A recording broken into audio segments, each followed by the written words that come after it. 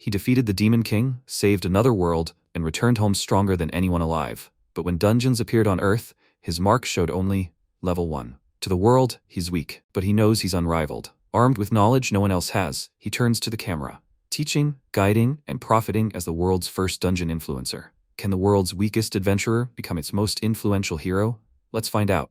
This story begins with the protagonist, Rioji Furuyari, thinking a dungeon had appeared out of nowhere. Why would a dungeon suddenly appear in modern-day Japan? It looked very similar to the one he'd seen in another world. He didn't like it. He'd seen this dungeon before. 2 weeks ago, during summer break before 9th grade, he fell into a pit that appeared beneath his feet. When he came to his senses, he realized that he entered another world. Before him sat the king on his throne, flanked by guards and an advisor. His Majesty addressed the protagonist and said that they had summoned him, a brave warrior, to this world to save it from extinction. The king asked the protagonist to defeat the demon lord and save their world. Ryoji, surprised, asked him, "What?" But he didn't want to and he couldn't. His Majesty exclaimed in bewilderment. What did he say? The protagonist explained to him that he had entrance exams next year and had to return to school in 2 weeks, so please let them return him to his world. At that moment, Princess Daenerys approached him and told him not to worry, he would return to his world. The king called his daughter by name and the advisor politely greeted her according to her rank. MC, looking at her, noted that she was a typical isekai princess. The girl continued, but the magic of moving between worlds requires a lot of mana stones, so first he would have to collect them. The protagonist asked her how long it would take. Daenerys said, since they used all their mana stones to summon him,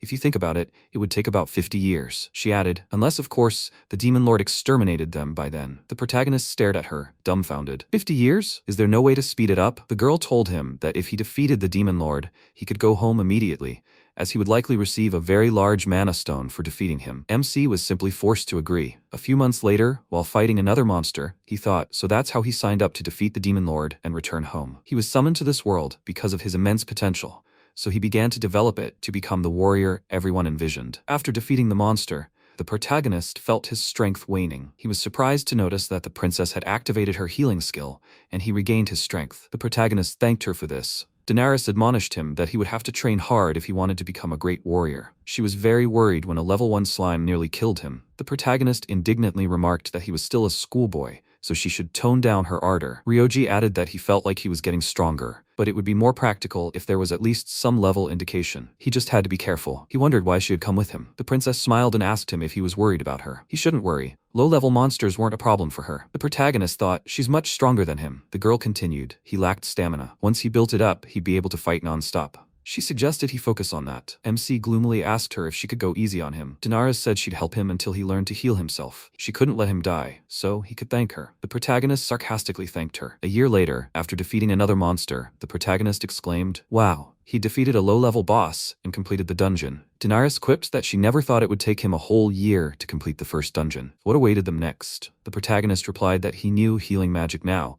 so he'd complete the next dungeon much faster. He knew how to heal himself now, didn't he? The girl asked him what he'd do when he ran out of mana. Had he even thought about that? The protagonist, puzzled, replied that he didn't know. The princess said she'd accompany him until he learned how to make potions. She added that relying on healing magic alone was foolish. The MC thanked her, wondering if she was a tsundere. 6 months later, after defeating another enemy, the protagonist exclaimed, excellent. The second dungeon is complete. Now he can make healing potions too. The princess advised him not to get too cocky. There were still plenty of dungeons left. The protagonist asked her in surprise, do they really have to go through them all? The main thing is defeating the Demon King. The rest isn't that important, right? Daenerys replied that the Demon Lord was incomparable to dungeon bosses. Until he cleared all dungeons, he shouldn't even think about Demon Lord. He remarked that it sounded hard. The girl said she didn't want him to die, so they should train harder. MC looked at her in confusion and asked if she really had to go with him. The princess remarked irritably, he doesn't understand, does he? What if he runs out of mana? Healing potions don't restore mana, so she'll accompany him until he learns how to make mana potions. The protagonist thought with resignation, she's definitely a tsundere. 5 years later, something unexpected happened. A monster in the form of a huge dragon almost attacked the princess. She froze in surprise. MC saw this, cursed, and rushed to Daenerys' aid. Having defeated the enemy, he remarked that it was close. It was good that he had done so in time. Moving on, the protagonist said they had already completed half the dungeons. If they continued like this, in his opinion, they could fight the Demon Lord in just 2 years. The princess thoughtfully called him by name and seemed to express that she had become a burden to him. The protagonist confessed to her that, with his current abilities, it was difficult for him to simultaneously fight monsters and protect her. Since he could now make mana potions, it would be better if she stayed home. The girl indignantly pushed him. The protagonist, perplexed, asked her what she was doing. The princess irritably remarked, "What did he just say?" The protagonist, perplexed, remarked that he would be glad if she stayed with him, for which he was very grateful. Daenerys giggled contentedly in response. She told him the people of this world couldn't defeat the Demon King, but she knew he could. The protagonist replied that he would try his best. He thought about it, but he really wanted to go home. The princess told him she would be waiting for him in her castle. Without going into unnecessary details, 10 years passed. The protagonist narrowly escaped death more than once, but he still managed to defeat the Demon Lord. He arrived at the king's castle, and His Majesty addressed him as the great warrior Rioji, declaring that he had saved them from the Demon Lord's oppression. He added that on behalf of all the inhabitants of this world, they thanked him heartily. The king gave him a meaningful look and continued, "But did he still wish to return to his world? As the king of this country, he would be very happy if he married his daughter and took the throne." Daenerys lowered her head in embarrassment, a blush blooming on her cheeks. The protagonist thanked His Majesty for his kind words and told him he very much wanted to return home and see his family again. The princess, saying goodbye to her hope, could not hold back her tears. The advisor placed his hand on her shoulder in support. The girl found the strength to activate the magic circle and cast the spell. The protagonist waved his hand at her and asked her to take care of herself. She irritably answered him to shut up already and go back to his world. A bright glow appeared, and the protagonist fell into emptiness. When he could see something, he realized he was standing on the street of his hometown, and so he returned to his world. Kyoko Mitsuhashi appeared next to him, asking if everything was all right. The protagonist exclaimed her name in surprise. He recognized her. They had known each other since first grade. In other words, she's his childhood friend. He told her she hasn't changed at all, but why is she still wearing her school uniform? The girl looked at him in amazement and asked him what he said. It turned out that in his world, the 10 years he spent in another world hadn't passed at all, and he hadn't aged a day. MC asked her for a mirror for a second. When he looked at his reflection, he thought the tsundere princess had brought him back in time when he was still an 8th grader. Well, that's not all that important. The main thing is that he returned home. The protagonist found his house with a sign. Sometime later, sitting at the table with his mother, he looked at her carefully. She asked him what was wrong. Was there food left on her lips? The protagonist answered with a smile that it wasn't so. It's just that so much time had passed. He had been in another world for so many years. His mother looked at him in surprise, then giggled in surprise, wondering what he was talking about. Was he having a bad dream? The protagonist thought he should have expected such a reaction. She mentioned, by the way, that he and his dad were going shopping, and that he should keep an eye on the house for now. MC agreed and wished them happy shopping. After his parents left, he decided to go to the store, buy some chips and a soda, and watch anime. Now he could enjoy life to his heart's content. Leaving the store, he leisurely walked home, thinking about how much he loved this world. He was so glad to be home. At that moment, Kyoko called out to him anxiously. She asked him if he was okay. His parents had been in an accident. For the protagonist, it was as if the world had turned upside down. Not believing her words, he asked her again what she said. His mom and dad had been in an accident. A short time later, he rushed to the hospital to identify the bodies. The doctors sadly told him that the car his parents were driving had collided with a truck. They had been killed instantly, and he regretted it. The protagonist was perplexed. How could this have happened? Why did it happen just as he returned? Was this some kind of joke? Suddenly, it dawned on him. It must be the Demon King's influence, or the price for defeating him. Those were the only reasons he could come up with. After the funeral, Kyoko brought his parents' ashes and said she would place this here. The protagonist thanked her for her concern and placed a second urn. Kyoko said she would bring everything else here too. The protagonist sadly looked at his parents' portraits and thought he had finally defeated the Demon King and returned here to them, but he hadn't had the chance to enjoy their family. Suddenly, there was a noise outside the door. A man's voice exclaimed indignantly. He'd already said they were his relatives. This was their family business, so they shouldn't get in their way. The door swung open, and the protagonist's aunt and uncle, along with his cousins, entered the room. The uncle greeted him and asked him how much he'd gotten from the insurance policy. It was a lot, wasn't it? MC wondered what the uncle was talking about on such a sad day. The aunt said, he knows, right? That all the insurance payments and inheritance belong to him and his uncle? Since he's still a child, he can't legally get any of it. The protagonist wondered, what on earth is that? The aunt continued that if he didn't give them the money, they would report the matter to the police. He doesn't want to end up in a juvenile detention center, does he? A stunned Kyoko peeked into the room and told MC she should probably go home. No one paid any attention to her. Her uncle said his father had an expensive watch, mind you. It'll be his. One of the cousins, Sima, said he'll take his father's signature suit then. He turned to his father and explained that he probably wouldn't fit into it, so he'll take it for himself. Rioji yelled at the protagonist. Why was he standing there? Let him give them the insurance money, and don't lie to them about him spending it on the funeral. Ryuni said the house will have to be transferred to them too. This isn't their whim. It's all legal. He can ask a lawyer. The aunt pestered the protagonist, asking where the jewelry is. Let him bring it to her. Sima rummaged through the closet, and MC thought irritably, well, there are relatives. What were they thinking when they barged in on him? What kind of joke is this?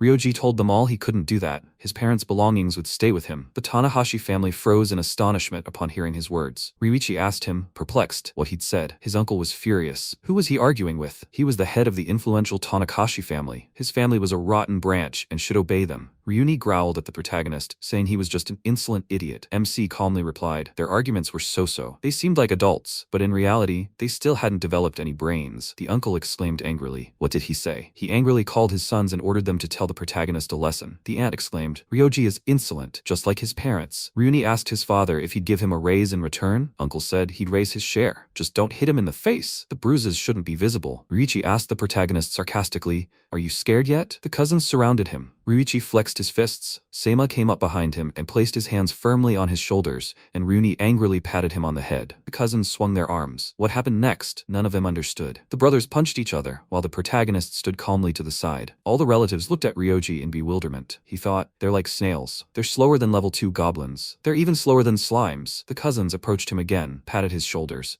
They exclaimed menacingly, what's he thinking? Hold still. The protagonist looked at them and wondered if they weren't ashamed to say such a thing. The brothers wanted to hit him again, but their fists hit the wall, and MC found himself on the sidelines again. The aunt shouted at her sons in bewilderment, asking what they were doing there. The uncle asked his offspring in amazement, is everything all right? The protagonist replied that he was fine, and that his uncle shouldn't worry about him. The man exclaimed angrily, what does this have to do with him? He and the aunt rushed to their sons. They rubbed their fists and complained to their parents that the protagonist looked like he was made of concrete. Rioji said, well, and stepped toward the aunt and uncle. He told them they wouldn't be able to move or speak. The protagonist activated his hypnosis skill and continued that they would only answer his questions and only the truth. He said, it seems like these two have pulled this kind of thing before. Are they extorting property by deceiving people? The uncle admitted it was true with a goofy smile. He remarked, that's very impressive, isn't it? He's very cunning. A fool wouldn't think of something like that. Did his nephew agree? The protagonist thought, yeah, he didn't expect such straightforwardness. MC said, in that case, they'll fulfill some of his conditions. The relatives listened attentively. After all this, the protagonist thought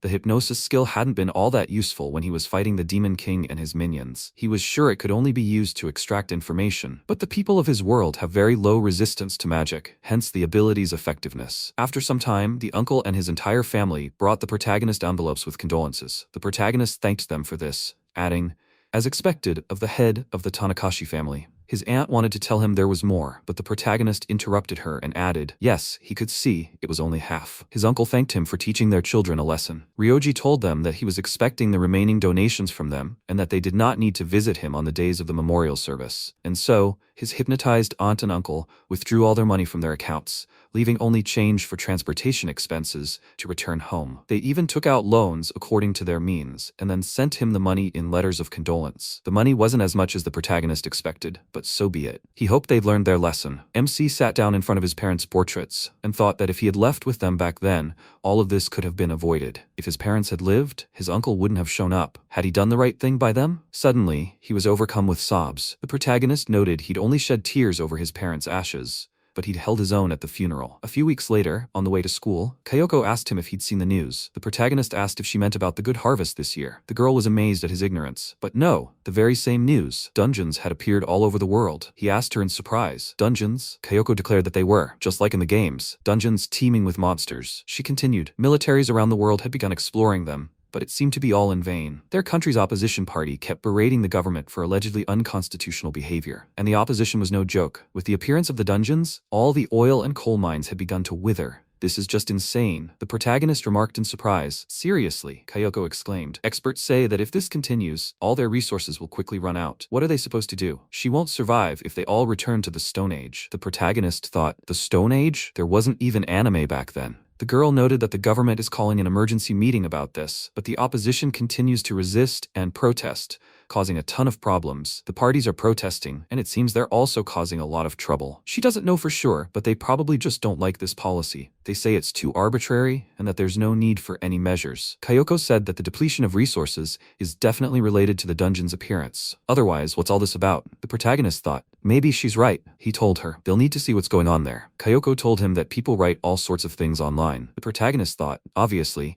he wasn't talking about the internet at all. After a while, he decided to scout out the situation. The dungeon was cordoned off by a squad of police. Walking around the dungeon, the protagonist thought, The security here is solid. Everyone is ready. It's good that he has a transparency spell, so it wasn't difficult for him to pass by the police unnoticed. But why did dungeons appear so suddenly? Approaching the door, he noted, strangely, the entrance was exactly the same as in the other world. Descending the stairs, the protagonist remarked he'd seen this dungeon before. Could it be from another world? If so, then he already had experience with them. There should be slimes on the first floor, goblins on the second. Descending further, he confirmed his suspicions were correct. This was definitely a dungeon from another world. He thought he should delve deeper. Having done so, the protagonist found himself lost in thought. Before him, one of the defeated monsters, a huge dragon. Everything was absolutely identical. He wondered if the monsters could be hunted the same way, extracting mana stones and ore from them. There was still hope. If they could hunt the monsters, which would likely reappear again and again, the resource problem could be solved. The fact that military exploration of the dungeons had been unsuccessful suggests that the weapons of this world are ineffective against dungeon monsters. So the only possible path left for them was to follow in the footsteps of the people from another world. In that world, resources could only be obtained in dungeons. Over time,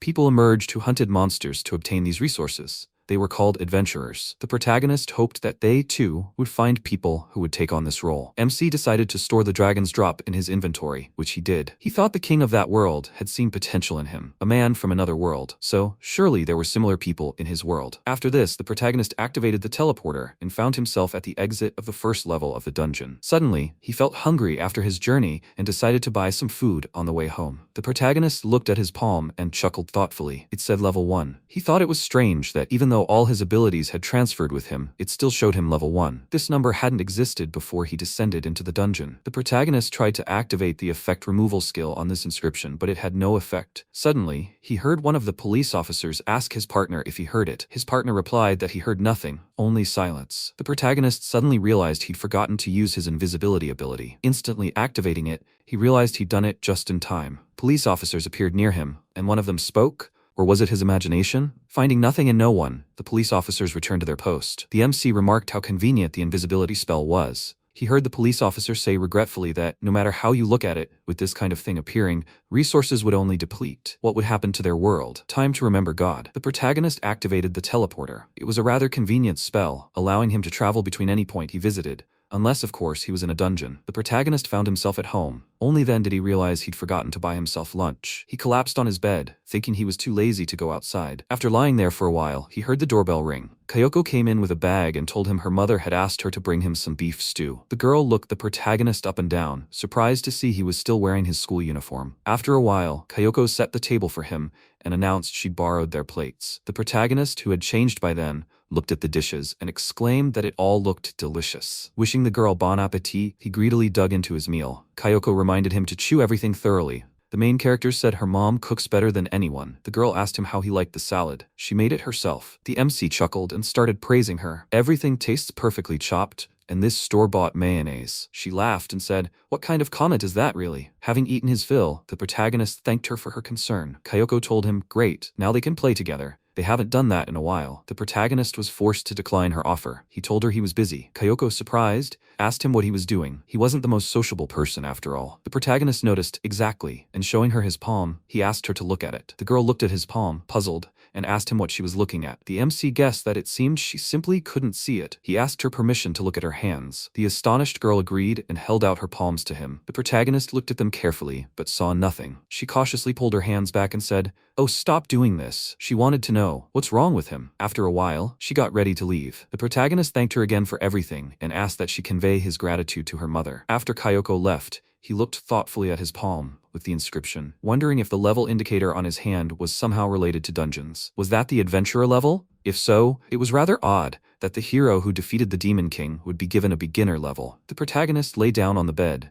stretched out on it with pleasure, and noted that there was too little information to give the overall picture. A long stay in the dungeon was so tiring. It was time for him to sleep, and tomorrow he could conquer the second dungeon in Ueno Park. With these thoughts, the protagonist fell into a deep sleep. The next day, a squad of police entered the dungeon. The captain told his subordinates to be on guard. They wouldn't be able to use electricity or gunpowder in the dungeon. Sato wondered, surprised, if he was exaggerating the dungeon or something, but but with so many people, nothing could stop them. At that moment, he heard a sound from above, but it was too late. A slime from the ceiling lowered its slime and enveloped Sato in it. A stir erupted among the police officers. The senior inspector ordered his subordinates not to expose themselves to danger from above. They must surround and attack the slime that had absorbed Sato. With incredible effort, the police slowed the monster and reported this to their superior. The captain replied that this was excellent news. Now, let them destroy the slime's core. The police took aim and pierced the monster's core. The slime deflated and spread across the floor. Everyone rejoiced. They had won. The captain ordered his subordinates to gather all the magic slime and mana stones, and let them not forget about the dropped items. He ordered Kaneko to monitor the perimeter. After some time, the captain asked his team if anyone had been caught. He was informed that policeman Sato had been crushed to death by a slime. They performed a farewell ritual for the brave policeman. The police asked the captain, "Are they moving on?" The senior officer thought, "They only have 17 mana stones." There were 12 people from the self-defense forces and 10 from the fire department. He ordered his men to retreat. Their operation was over. Have them carefully transport Sato's body. After some time, police officers came into the captain's office and reported that they had brought the person he had asked for. One of the officers stood before him,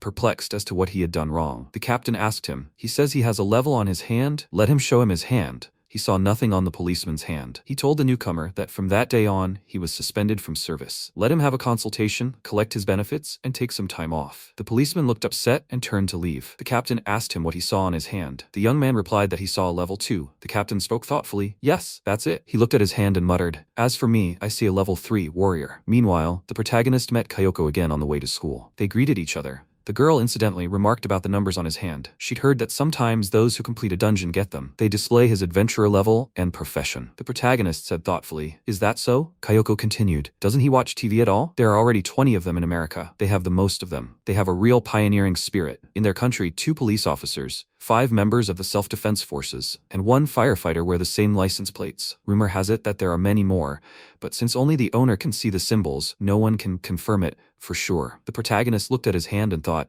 "So this really is the adventurer level?" Then there was an error in his level, and his profession wasn't displayed. Kayoko spoke up, admitting that she'd also been staring at her hands for a long time. "It would be great to become an adventurer." The protagonist looked at her in surprise. She continued, "A lot of people admire adventurers these days, and it's a profitable business. Isn't that cool?" MC answered, "Maybe she's right." When the protagonist entered the classroom, his classmates were chattering. He greeted Yamada, who greeted him back. The protagonist asked him what all the fuss was about. Yokoyama stood in the center, and all his classmates admired him. They told him, "Wow, he's a real man. And how many floors has he conquered already?" Yokoyama smugly told them he was on the 4th floor now, and the monsters there were pretty strong. They knew that. They shouldn't make a big deal out of it. He was doing it illegally. One of the boys exclaimed how cool it was, his classmate conquering a dungeon. Yamada told the protagonist that this guy had earned the adventurer's mark. The MC looked at his classmate in surprise. Yamada sadly said he'd like to go into a dungeon himself and test himself, but until he graduated from high school, it was illegal. The protagonist, looking at Yokoyama, said, "Such a law has already been enacted." The students' screams did not stop until the teacher told Yokoyama to go to the principal's office. He'd heard the police had visited them. The boy waved to his classmates and left the classroom. His classmates were saying, "He's so cool. Had he been discovered?" The protagonist wondered what this guy was hiding.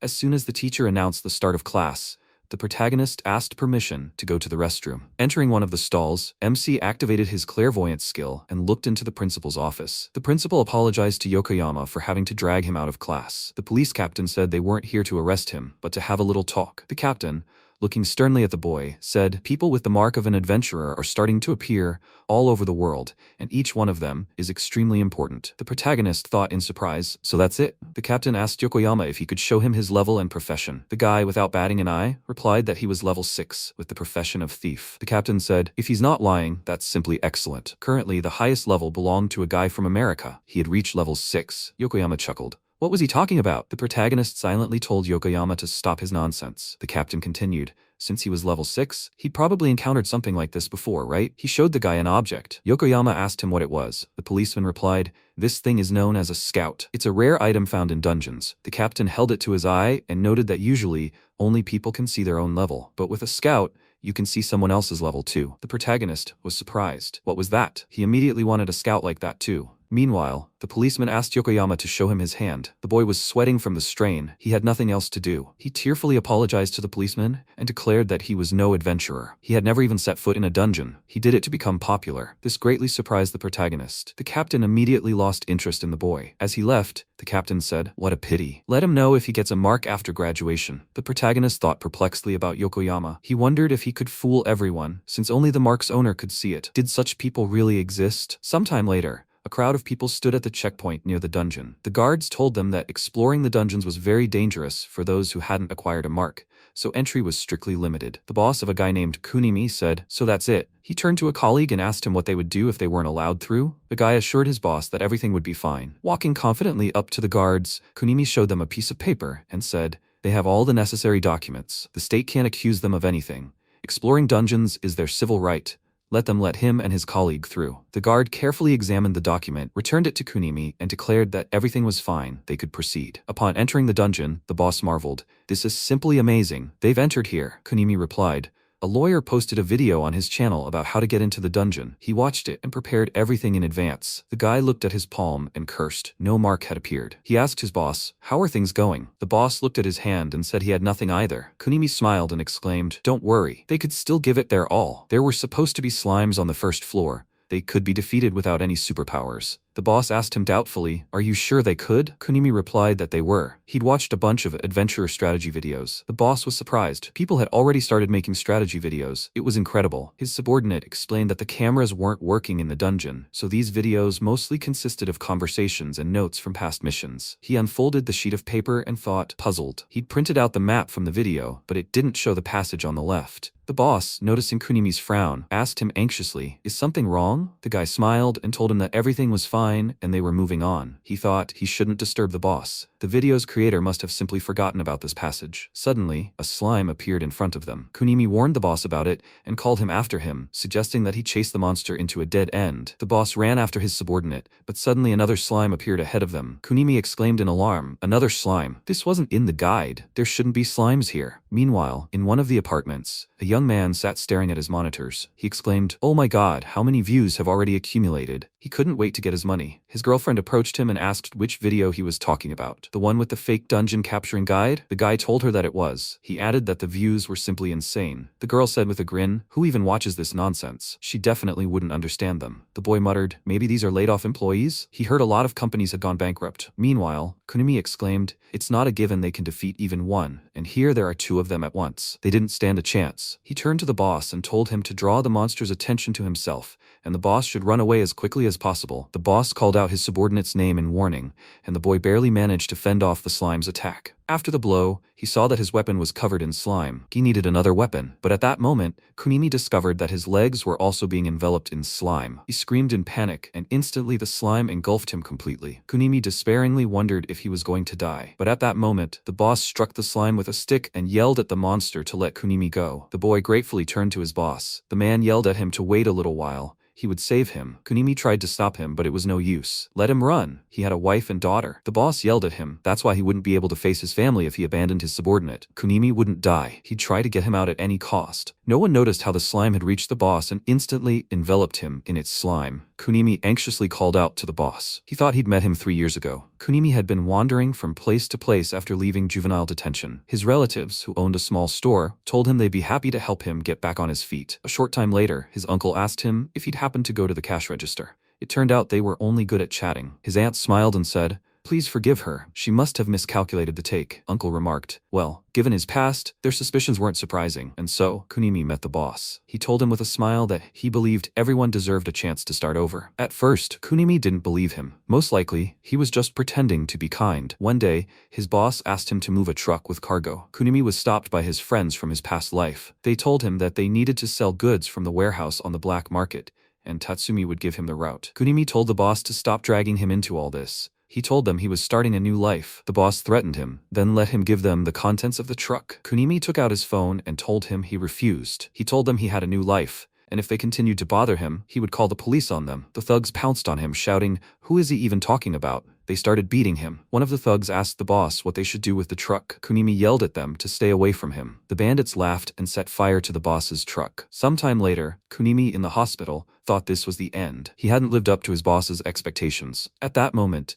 the door to the hospital room swung open, and the boss himself walked in. He turned to his subordinate and asked how his injuries were. Kunimi, in a downcast voice, apologized and added that his truck, loaded with goods, had been destroyed. The boss told him everything was fine and not to worry. Everything was insured, and he had savings for such emergencies. So next time, he shouldn't try to put out the fire himself. Kunimi looked at his boss in amazement and thought, he's a good man. The boss, with tears in his eyes, told him that he could buy a new truck, but no one would replace him. He should try to take better care of himself. And now Kunimi, himself in the slime, looked at his boss, who was also being absorbed by the slime, and thought it was all his fault because he believed that fake video. He closed his eyes and prayed, "Oh God, if you exist," he's begging him, please let him at least spare his boss's life. At that moment, something happened that confused Kunimi. The slime suddenly burst, freeing the boss and himself from the slime. The protagonist appeared before Kunimi's eyes. He adjusted his mask and declared that he had made it just in time. They both leaned over the boss. Kunimi gratefully told the protagonist that he had saved him. What about the boss? MC, activating his skill, told him that he would use healing magic and that he should make sure the boss didn't move. The protagonist added that they both could still be helped, so he shouldn't worry. Finally, the protagonist said, "Great, the boss is fine." Kunimi looked at the protagonist in surprise and thanked him for his help. He added that if MC hadn't come, they would have simply been killed. Kunimi thought his prayers had been answered. Rioji told him there was no need to thank him. He was just passing by. Kunimi asked him his name. He wanted to thank him properly. The protagonist said he preferred to remain anonymous. He added, by the way, that if they didn't change their equipment, they would die in obscurity. The protagonist said this floor belonged to slimes. If they planned to hunt them, they'd better catch them one by one in a space about 30 meters wide. And if they attacked, one of them should be the target, and the other should hit the monster, then take turns. Then the protagonist said he needed to go, because he still needed to find a scout. He left, and Kunimi, watching him go, thought in surprise, hunt, target, even the police and self-defense forces suffer a ton of casualties, and this guy took out slimes with a single blow. Who the hell is he? After some time, the protagonist's dream came true. He found the very item called the Scout. It was a rare drop from monsters, and it allowed him to see another person's level and profession. The government of the protagonist's country bought all the found copies from adventurers at an exorbitant price, but the protagonist found it himself. He tried on the item, and it made a beeping sound. The protagonist was surprised. Only 3 combat damage? It was just trash, but it looked good. At that moment, the doorbell rang. The protagonist shouted for them to come in, and Kayoko appeared on the threshold. The girl told him she had come to study with him. Seeing the amazing object on Ryoji's eye, she exclaimed in surprise, "Is this a scout?" But the protagonist had forgotten to take it off, and now looked embarrassed. Kayoko remarked, "It's a nice model. Where did he get it?" She's currently making costume number 29. It would go perfectly with the cosplay. The protagonist objected, saying it wouldn't suit her design. Kayoko insisted, waving her hand and saying, "No problem, this one will suit her." So where did he find it? The protagonist stared at her palm in surprise. The girl had a level 1 mark. She asked him, surprised, what's wrong with him? The MC wondered, she has an adventurer's mark? She hadn't entered the dungeon, and yet he could still see it? People with this mark have every chance of becoming adventurers. But if a newbie goes into a dungeon without an experienced guide, in another world, he has seen too often how this ends. Kayoko didn't understand what was happening to him. She called out to him again, and finally, she pulled him out of his thoughts. He told her she wouldn't buy it. It was a rare lottery prize. The girl said, "Upset, that's it." She added that she was very envious of him. The protagonist looked at his hand and thought, there was no point in dwelling on it now. He'd deal with problems as they came. His profession wasn't showing up. It was probably some kind of glitch. Besides, his level itself was strange. Kayoko remarked, "Well, they need to do their homework, so she'll go in to see him." After a while, Kayoko said that his knowledge had improved significantly over the holidays.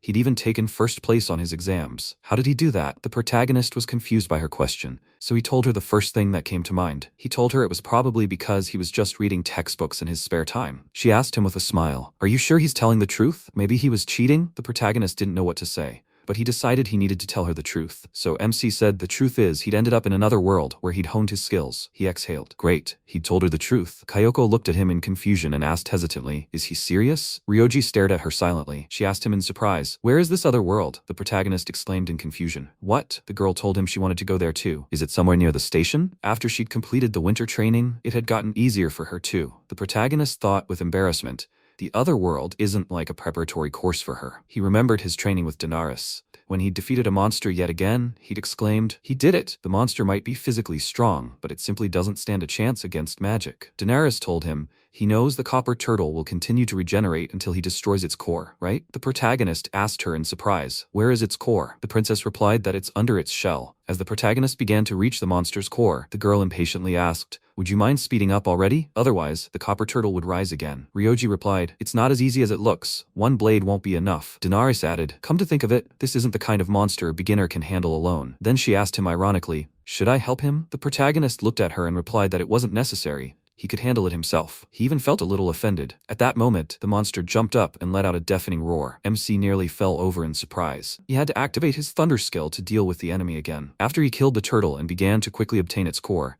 the princess remarked that they were probably going to be here for a while. While the protagonist dealt with the enemy, Daenerys activated the tea table and sat down to drink tea. After a short while, the protagonist exclaimed, finally, the copper turtle is finished. He reached the core and destroyed it. Ryoji straightened up and thought, that feeling again. His body felt lighter. His vision improved. The princess remarked, excellent work. As she could see, he'd leveled up. Now he could take a break. When the protagonist turned to her, he asked in surprise, where did the tea set come from in the dungeon? Daenerys replied that she'd brought it from her storage. She added that he should sit down and have some tea while she stored the materials and the copper turtle's loot in the storage. He told her he wanted the same skill. The protagonist continued, saying that, by the way, he hadn't seen his level displayed anywhere. Was there any way he could find it out? The princess replied that he could. After all, his level had just increased when he killed the copper turtle. The protagonist wondered if that feeling of lightness was actually leveling up. He asked her to tell him more about it. Daenerys looked puzzled. Hadn't she told him that? Ryoji said sadly, if only he remembered how many times he'd already leveled up. The princess remarked, don't be afraid, she remembers everything. The girl added, perhaps he should try some baked goods in the meantime? The protagonist asked her if she really remembered everything. Daenerys had told him that leveling up also increased his intelligence and all other stats. She only had to see something once, and she'd remember it in detail. MC asked her in surprise, so the more monsters he killed, the stronger he became. The princess noted, in general terms, yes. He thought, biting into the baked goods. If his skills carried over to the other world, then after killing the Demon King, he could become the smartest in his homeland. The princess asked him how it tasted. She was afraid he might not like it. Suddenly, another copper turtle interrupted their conversation. Daenerys exclaimed, how resilient. She continued, but the protagonist didn't hear her. He rushed forward to attack the monster. In a matter of seconds, he dispatched the enemy, slicing it in half and destroying the core. When it was all over, the protagonist didn't expect to destroy it so quickly. He wondered, surprised, what? He thought this monster would be just as difficult as the first one. But now he understood. It seemed to be the level up. All his stats had improved. MC looked at the princess. She stood with her head down, looking at the crumbled cookies. She said sadly, baked goods. He wondered if these were her favorite sweets, and that's why she was so upset. The protagonist began to review his victories. First, he killed 3 slimes, then the goblins from the second floor. Amazing, he actually managed to remember. However, increasing intelligence paired with leveling up was a bit much. He thought, at this point, he'd leveled up to 73. Perhaps now he could remember all his favorite anime lines. When he defeated the Demon King, his level was over 1400. Sometime later, during the 3rd general exam after the protagonist returned from another world, the teacher told them it was time to begin their exam. He warned his students not to cheat. The entire class sat quietly, completely silent. The protagonist looked at the test paper and happily thought he knew the answers to all the problems, and all it took was just reading the textbook once. All that work in that world wasn't in vain. Thank Daenerys, he didn't let her down. After some time, the teacher announced the exam results and announced that the protagonist had won first place, scoring 496 points in 5 subjects. The protagonist rejoiced at his grade.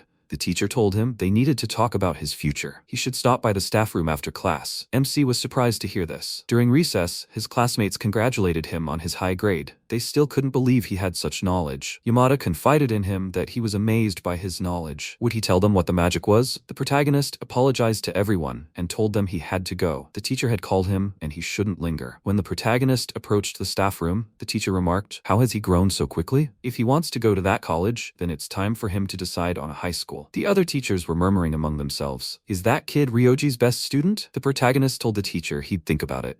He thought he was in trouble. Standing out from the crowd was too much of a hassle. Leaving the teacher's office, the protagonist thought this was child's play for him, but he'd better try to maintain an average level of knowledge. He wouldn't be able to dive into the dungeon with that kind of attention. Walking down the hallway, lost in his thoughts, MC didn't hear the other students asking each other, is that the guy who took first place, second year, Rioji? The protagonist continued his thoughts. He'd risked his life to defeat the Demon King, and he wasn't about to miss his chance at a peaceful life. And now, in the present, the protagonist told Kayoko, but that's the story. The girl said, well, that's not all. Maybe then he'd come up with another story about how she was reincarnated as a villain. MC looked at her in surprise. Did he even need to ask her to trust him? A little later, while doing her homework, she noticed she couldn't solve one problem. The protagonist, glancing at her difficulty, told the girl that she needed to use this equation. Kayoko exclaimed, "He really is a real hero from another world. So smart." After class, they decided to grab a snack. The protagonist remarked, "After class, your brain just craves something sweet, doesn't it?" Kayoko agreed and asked him if he wanted to go with her to have her level assessed. He seemed interested. "Level assessed?" the girl remarked. Had he heard about a high school for adventurers being built in the city center? Only those with the adventurer's mark were accepted there. Therefore, representatives of the Ministry of Culture decided to conduct an assessment of the third-year high school students using a scout. Naturally, theirs is a real one, unlike his. The protagonist said thoughtfully, "I see." She asked him if he wanted to know if he had the adventurer's mark. Let him even remember his story from another world. MC told her, to the girl's surprise, that he didn't want to find out. He thought that he already knew he had one. Kayoko's expression sank. Wasn't he the least bit interested? Rioji told her, not at all. He was too lazy to go there. She looked at him with distrust and said, "Really?" After a moment's hesitation, Kayoko admitted that she felt a bit awkward going alone. The protagonist thought, there it is, that sly look of hers.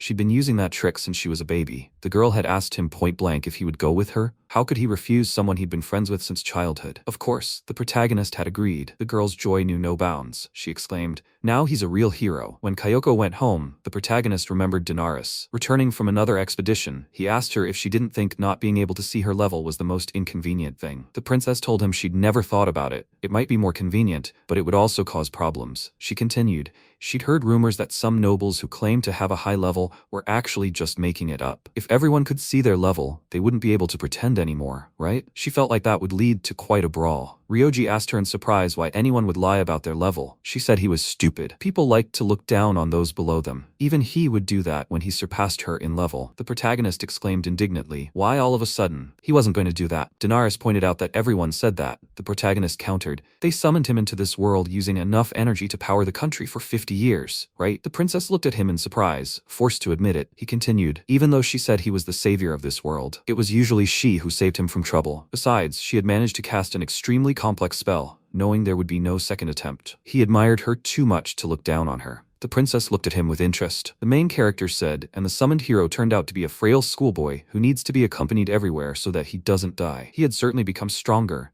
but she was constantly coddling him and couldn't spare a moment for herself. The protagonist added that if he were asked to do the same, he wouldn't be able to. He looked at her and declared that she is amazing. Therefore, even if he were level 1000, he would never be able to look down on her. Dinaris, looking at him with tears in her eyes, couldn't hold back and burst into tears. He was frightened. Had he offended her somehow? The girl asked him to simply shut up. At the princess's request, they temporarily stopped exploring the dungeon that day. In this world, a person can see their level and profession. Discrimination could arise based on this. Less popular and low-level professions would have a hard time. But he was a hero, so his level had exceeded 1400, so it didn't concern him. He looked at his palm, where the level 1 mark was, and thought he had a bad feeling about this. At City Hall, government officials were gathered for a meeting. One of the officials approached Chairman Takahashi and said that, according to their information, dungeon exploration was underway in all countries, including the United States. The chairman replied that when the existing resources were completely depleted, they would have to mine new ones from the dungeons. The official remarked that for the sake of their country,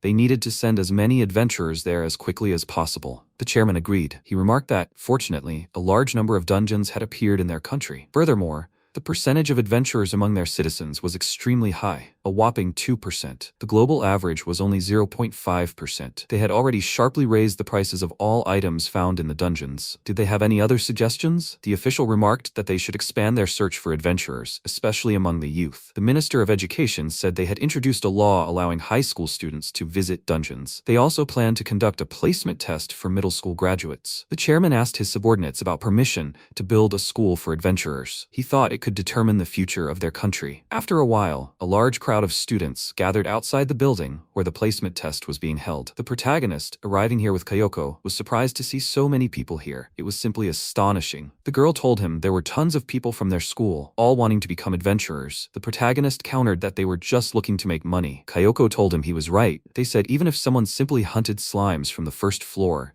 they could earn several times more in a month than an average office worker. A student from their school caught their attention. The boy exclaimed indignantly, "This is ridiculous. Let them check him again. He'll see the results himself." The inspector told him it wouldn't work. This was expensive equipment. If he broke it, he'd have to pay over 100 million yen. The protagonist remarked in surprise, taking this too seriously. Kayoko remarked that she understood his feelings, but this was going too far. Ryoji's sensitive hearing allowed him to hear the inspector quietly mutter about how difficult it was to deal with children. So many problematic moments. He was already itching to get home. The protagonist thought the inspector was at his wit's end. Kayoko was next on the list. A few minutes later, the inspector told her that, according to the scout, she was a level 1 warrior. Kayoko exclaimed delightedly, "How wonderful." Her classmates recognized her and asked each other in bewilderment, "Seriously, she's that level?" The protagonist, listening to their discussion, thought that it seemed the adventurer's mark wasn't that common. The inspector advised Kayoko to apply to an adventurer's academy. The girl happily assured him that she would do so. The protagonist was next on the list. Ryoji approached the inspector and showed his palm, confident of his success. The inspector looked at his hand through the scout very carefully and perplexedly. MC thought that after all, he wasn't the only one who couldn't see his profession. The inspector regretfully said that he didn't have a mark. At first, the protagonist didn't understand what the inspector was saying. Then he exclaimed in bewilderment, "How could this be?" He was asking the inspector to take another closer look. Kayoko approached him and told him to calm down. She understood he was upset, but he shouldn't embarrass himself. The protagonist exclaimed indignantly, "That's not the point. He definitely has an adventurer's mark." The inspector's assistant turned to him, surprised, and said, "This child definitely has a first-level adventurer's mark." The inspector gritted his teeth and told her not to blab. He didn't have a profession. It would be better if he forgot about becoming an adventurer. The protagonist asked him what he meant. The inspector thought irritably, "Another problem." Out loud, he answered the protagonist, "Is that what he really wants to know?" To conquer dungeons, people form parties of several people. If you go there alone, you can die even on the first floor. In a party, the balance is between attackers and those defending from the rear. A person's profession determines their special skills, spells, and bonus status points. Without a profession, their contribution to the party will be 0. To put it bluntly, they'll become dead weight for the group. The protagonist replied that his profession wasn't displayed only due to a random error. He really did have one. He could feel it. He had enough strength to venture into the dungeon even alone. The inspector was already struggling to contain his emotions. He exclaimed in irritation, "Enough! He's just a kid who's never even been there. No one would know it from looking at him, but he's a 6th-level mage who's been to the 5th floor. Does he understand that?" He couldn't understand how dangerous the dungeon can be. The protagonist chuckled to himself at his words, and he says this to the hero who's been to the 999th floor. The classmates anxiously tried to figure out what was going on between the inspector and the protagonist. Kayoko told him he was overreacting. He sheepishly remarked, "Really? He hadn't meant to push it that far." He bowed politely to the inspector, apologizing for arguing with him, even though he had never been in the dungeon before. He couldn't even imagine that he, the inspector, was fighting mad bees on the 5th floor. Kayoko called the protagonist to come with her. The inspector looked at the protagonist in surprise. Why had he even mentioned mad bees? Information about the 5th floor was still strictly classified. On the way home, Kayoko told him that he, surprisingly, had been so persistent. The protagonist replied that it was his fault. The girl remarked, but she was glad they both had the adventurer's mark. They should apply to that school together. The protagonist wasn't against it. At that moment, Kay called out to Kayoko. The girl recognized the guy as someone she knew and greeted him. MC was surprised, wondering who it was. Her classmate? Kay told Kayoko that they'd found his mark. He was a level 1 hunter. The girl exclaimed, "That's great." The protagonist, looking at them, thought with a smile, "They both look so happy. It's a joy to behold." Kay told her there would be a career training session nearby. Would she like to join? Kayoko said hesitantly, "I don't even know if I'll go." The guy was persistent. She had to listen to him. She should go. The girl finally decided to do it.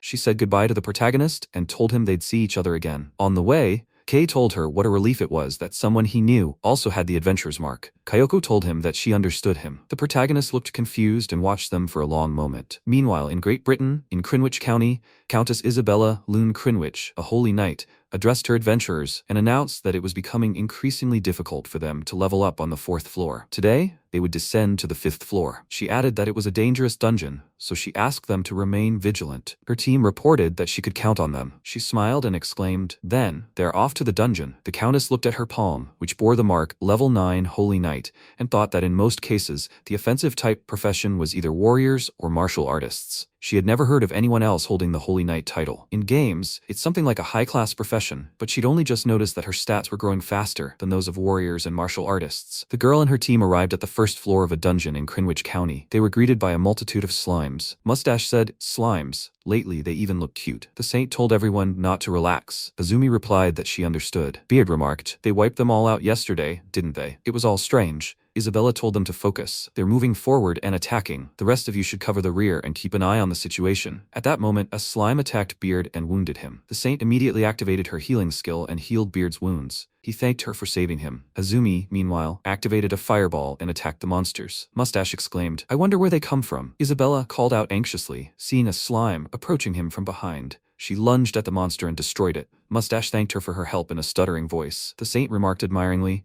"The Countess is so beautiful." Isabella remarked, "The monsters are most likely stuck in a time paradox, but given all their resources and experience, it's actually beneficial for them." The saint added, "And the location change. A real game." Mustache replied, "Professions, levels, and skill upgrades." Isabella agreed with her allies, adding that they were being careful. Unlike in the game, they could actually suffer here. The Countess declared that as soon as everyone was ready, they would begin their descent to the second floor. The saint spoke up, detesting goblins. Azumi remarked that they were always stalking female adventurers. At that very moment, one of the goblins placed its paw on her shoulder. The girl, unfazed, fought back, activating a fireball. The goblin was quickly destroyed. Isabella admiringly told her, "Amazing. She managed to defeat a goblin single-handedly. Her diligence in leveling up had not been in vain." The Countess added, "They have MP potions. Don't forget to use them." Azumi sheepishly replied that she understood. These potions were so expensive, and yet the Countess generously gave them to her adventurers. She was very grateful for everything. The saint spoke in bewilderment. And yet, in books, goblins are so small, but in reality, they're almost the size of a human.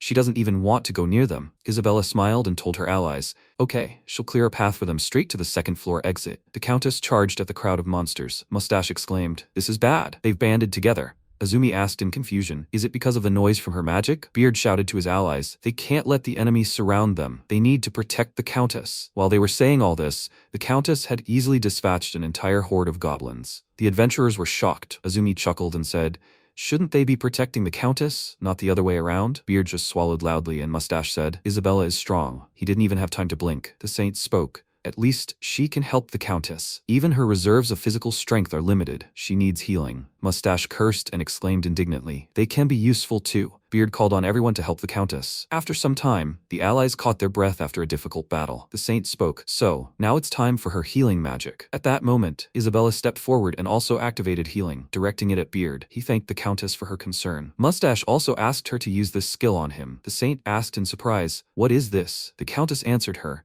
With her level up, she had gained the healing skill, and now she will assist her with healing. The saint laughed in bewilderment, while Azumi said, "Let her forget about it." Returning to the mansion, Isabella thanked her allies for all their efforts. They did well today. Having unloaded all the spoils from their raid, the Countess announced that this was the fruit of their expedition today. It contained magic and iron ore, loot, and even monster materials. The allies were amazed. So much stuff. The Countess's vault has incredible capacity. Isabella said she thought the government would buy it all for around 100,000 pounds sterling. It was a shame they hadn't found a scout. Then the sum would have risen to 1 million. After the sale and expenses, the remaining sum would be divided among all the party members. The allies joyfully thanked the Countess for this. Suddenly, Duke Grosvenor told them to wait. He turned to Isabella and asked if she had forgotten anything. Viscount Wyatt asked her why she was wearing such shameless gear. Isabella sarcastically asked them if they had decided to honor them with their attention. The Duke stated that House Crinwich was the sole owner of the dungeon, but this was only with the permission of House Grosvenor, the original owner. The Viscount added that in such gear she was only a disgrace to the family's honor, but he would have liked to have taken a closer look. The Countess replied that she understood everything, so what did they want? The Duke, with a nasty grin, replied, 50%. Isabella, taken aback, couldn't immediately find a reply. The Duke continued that if they gave him 50% of what they found in the dungeon, he would turn a blind eye to everything. Azumi exclaimed in bewilderment, "Half?" Isabella replied that she was willing to give him her own share, but he couldn't expect more. Each member of the party had risked their lives. They couldn't reduce their reward. Exhaling, she thought she'd managed to tell him that. She continued, "He knows the death toll in the dungeon has already surpassed 100,000? It's such a dangerous place that even she can't manage it on her own. She's already negotiating with the government about handing over control of the dungeon." The Duke exclaimed indignantly, "Doesn't she understand that a dungeon is a goose that lays golden eggs? She shouldn't dare hand it over to the state. She said it was dangerous? Then what good are their adventurer's marks? Let them level up and continue conquering the dungeon." The Viscount still couldn't shake the idea of getting to know the Countess's outfit better. Isabella firmly said, "But leveling up alone doesn't solve everything. Only if one's level is high enough to reach the very bottom of the dungeon alone." The Duke asked, puzzled, "The very bottom?" If he wasn't mistaken, the world record was currently the 8th floor, right? And there wasn't a single idiot in the world who would climb into a dungeon alone. She shouldn't be making up examples out of thin air. He thought the Countess was level 9, and her intellect had improved significantly. Perhaps she could see further than all of them. So how sensible was it to create a private company to manage the dungeon and wrest the monopoly from the state? He walked on, noting as he went that they were done for the day. Let her not forget to add his tip of £50,000. The Viscount turned to his grandfather in bewilderment. What about the clothing inspection? He had promised him that. The Countess looked after him with a detached expression. The allies looked at their leader with concern. Isabella, with tears in her eyes,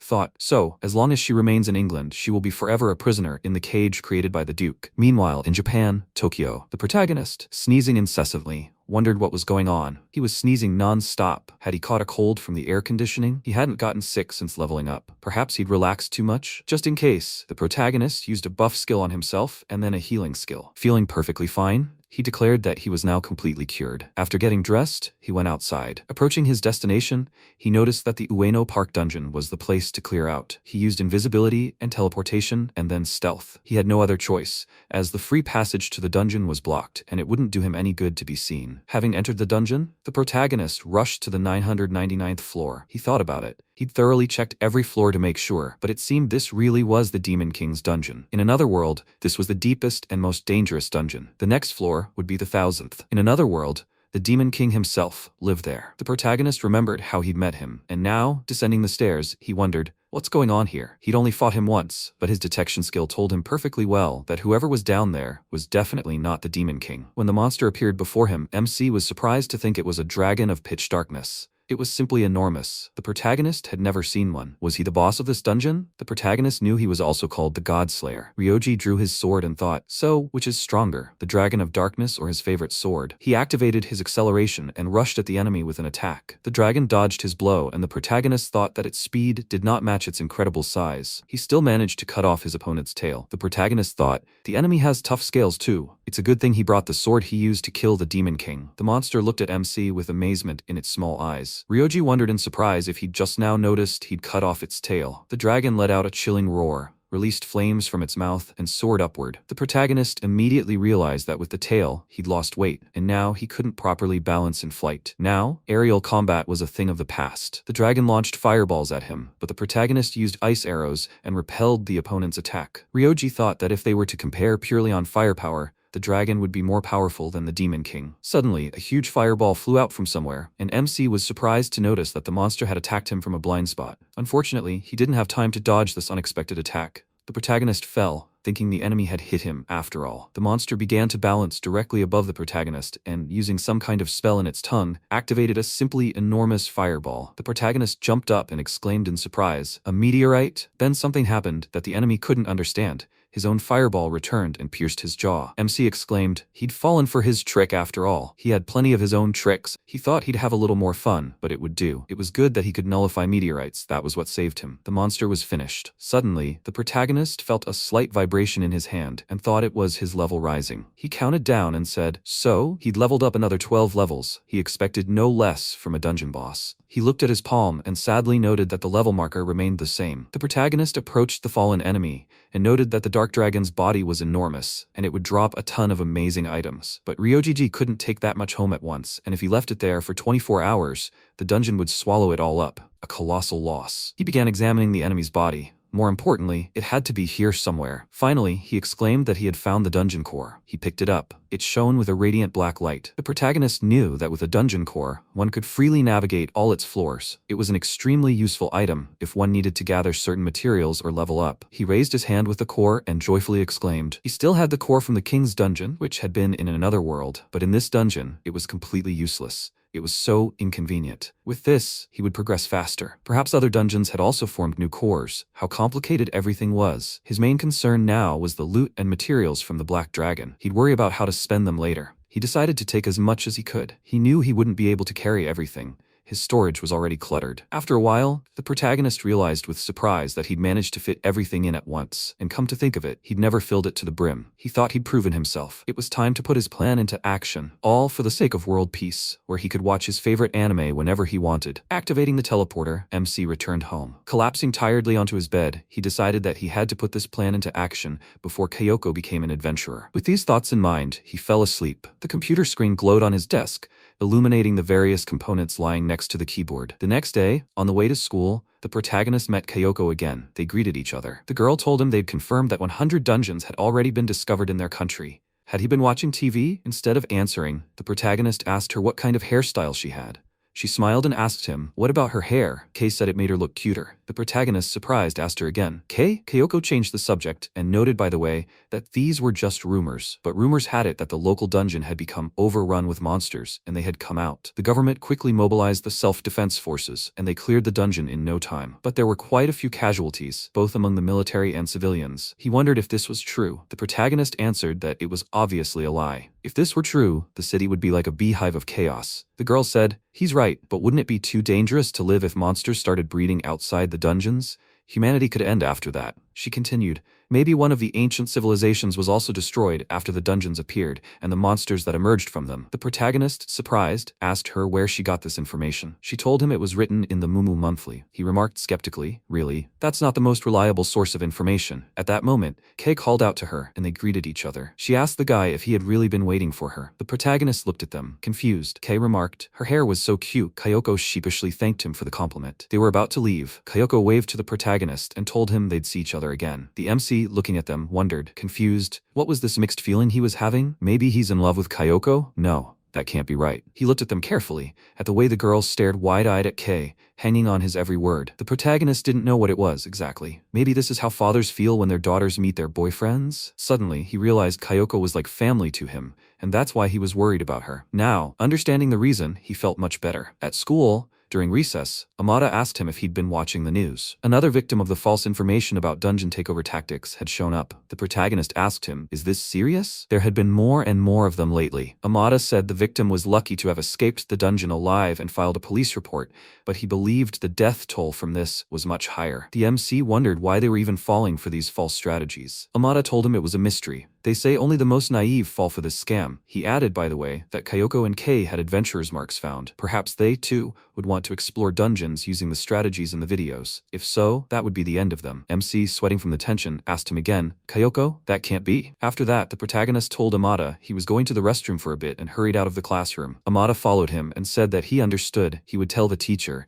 and Rioji can take his time. Once alone, the protagonist began to think. He, too, had been curious about these videos, so he'd watched them. But none of them had a shred of truth. He couldn't understand why the people who uploaded them would lie like that. He wouldn't say they had any particular motivation, but in any case, something had to be done about it. The protagonist activated the storage and pulled out a copy of himself. Looking at himself with satisfaction, MC said that even though they were one and the same, he was glad he was okay. He thought the dummy was a tool that absorbed enemy attacks. Naturally, it resembled him, the protagonist, so they were practically indistinguishable. It was a consumable item that lasted only one day, and it required a lot of resources, so in the other world, he didn't use it often. Yesterday, he made it for the first time in a long time. With such a resemblance, no one would notice if he started going to class in his stead, in theory. The protagonist turned to his copy and told it, well, he was counting on it. He would return at the end of classes and pick it up. The protagonist activated the teleporter and found himself home. He sat down at the computer, booked a ticket, chose a seat, and paid for it online. Then, MC approached the portraits of his parents. He mentally addressed them and apologized for having to use their money for more than just basic living expenses. After checking himself to make sure he had everything he needed,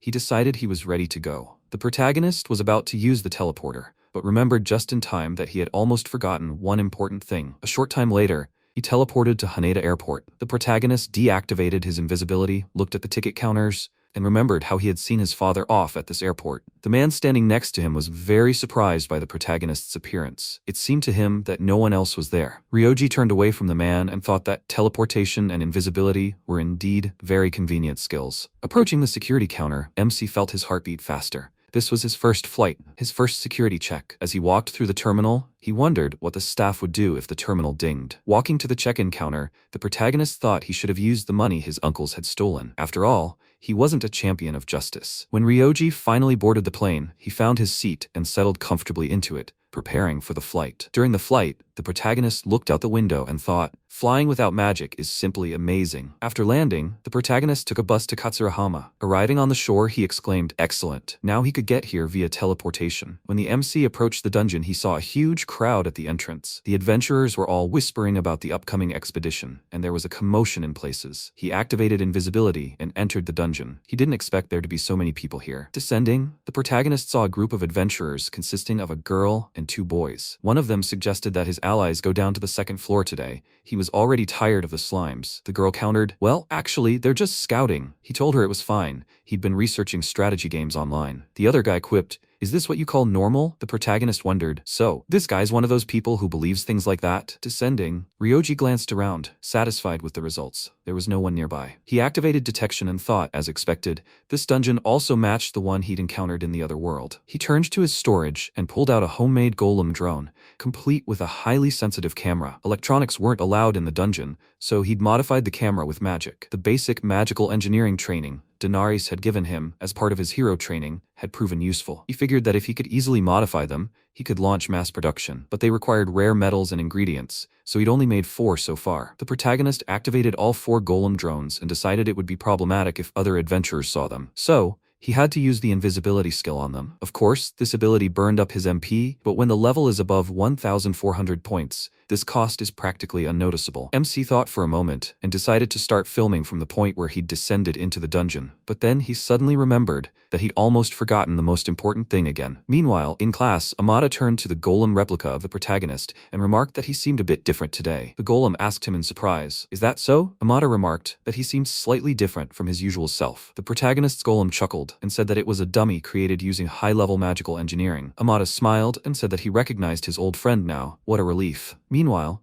the MC arrived at the 1st floor entrance, donned a special helmet that completely covered his head, and double-checked that his drones were in stealth mode. The protagonist connected the camera, cleared his throat, and greeted his viewers through the camera. He told them that the Dungeon Exploration channel was with them. The protagonist felt like he'd gotten it all wrong, so he decided to start over. He greeted his viewers again and informed them that the Dungeon Exploration channel was with them. Today, they would map the 1st and 2nd floors of the Katsurahama dungeon. He was extremely nervous. Fighting the Demon King was even less nerve-wracking. The MC added that in the next video, they'd develop anti-monster tactics, and they could figure out how to fight different types of monsters together. Ryoji thought excitedly. The more he tried to control himself, the more he stuttered. What was going on? An hour after filming, the protagonist said he'd leave a link to the preview file below the video, and he'd add similar notes in future videos, so please remember to check the description. Turning off the camera, the protagonist breathed a sigh of relief. He was finally done. It took him about 30 takes just for the opening sequence. Suddenly, the same group he'd met at the entrance appeared nearby. The girl asked her allies what was going on. The guy asked her to be quiet and advised his partners to keep their eyes open. The MC, meanwhile, reconnected the webcam and, walking around the floor, announced that they were now on the 1st floor. Right next to the entrance was a prime hunting ground, and right now, 3 groups of adventurers are already fighting slimes. He showed the audience a picture of adventurers fighting these monsters. The protagonist said that the more adventurers in a party, the less their personal earnings, but they can always count on the support of their comrades. In the afterlife, no one will need money, so always let his viewers prioritize their safety. The MC exhaled convulsively, thinking that he seemed to be getting used to this. He continued, he would recommend them hunting near this passage, but to be careful, as 2 slimes would be waiting for them along the way. He approached the chest and said that there was a treasure chest in a small room. It was easy to miss, so they should remember to look inside if they passed by this one. The protagonist suggested they open the chest. If there was a scout inside, they could quickly get rich. After peering inside, the protagonist pulled out a vial and said that a potion was inside. A scout is a rare item, usually found in purple chests. A new chest will appear in this location in 24 hours, so they should just be patient. Ryoji then showed the audience a piece of floor slab and said that stepping on it would activate a trap. It was a different color, so it was easy to spot. Suddenly, something hit him on the head,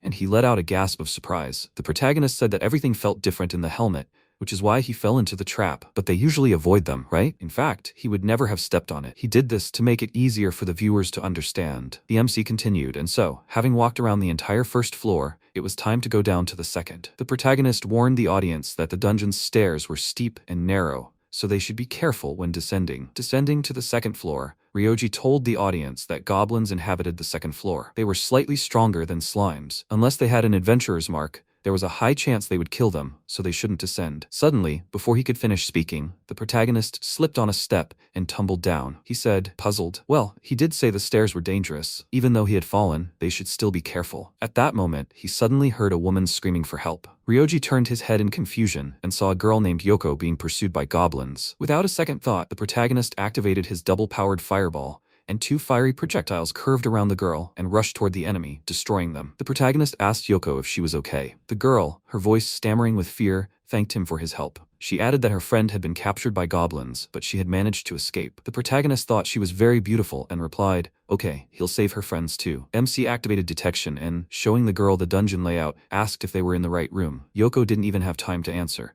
The protagonist rushed forward at the speed of sound. Yoko was surprised. It was so fast. When Ryoji ran into the room he needed and saw Ken tied up, he exclaimed that he had come to his aid. The boy joyfully praised the god and shouted for him to save him. The protagonist was a little confused. What? Yoko's friend was a man? And an old-looking one at that. He finally decided he didn't care about this dungeon couple. MC activated the fireball, and what happened next filled him with confusion and fear. While activating the skill, he imagined Kei inviting Kayoko to explore the dungeon together after graduation, to which she happily agreed. And now the protagonist realized he'd misjudged the force of the blow and nearly destroyed the entire second floor. He thought in amazement, oh my, he hadn't overdone it with a spell like that in 10 years. Quickly using detection, he was relieved to see that he hadn't hit any adventurers. Ken thanked him in surprise and asked him what kind of magic had just been used. He'd never seen such destructive potential before. The confused protagonist replied that it was a powerful version of a fireball, even considered a fire cannon. Ken looked at him apprehensively and remarked that he'd asked for help, but wasn't that a bit much? The protagonist stared at the boy in amazement. He hadn't expected such a reaction. Ken continued. He understood that they wanted to practice powerful magic, but what would they do if the ceiling collapsed? He asked Ryoji to untie him quickly. The protagonist wondered why this sounded so preachy. He told the meticulous boy that he hadn't hurt anyone,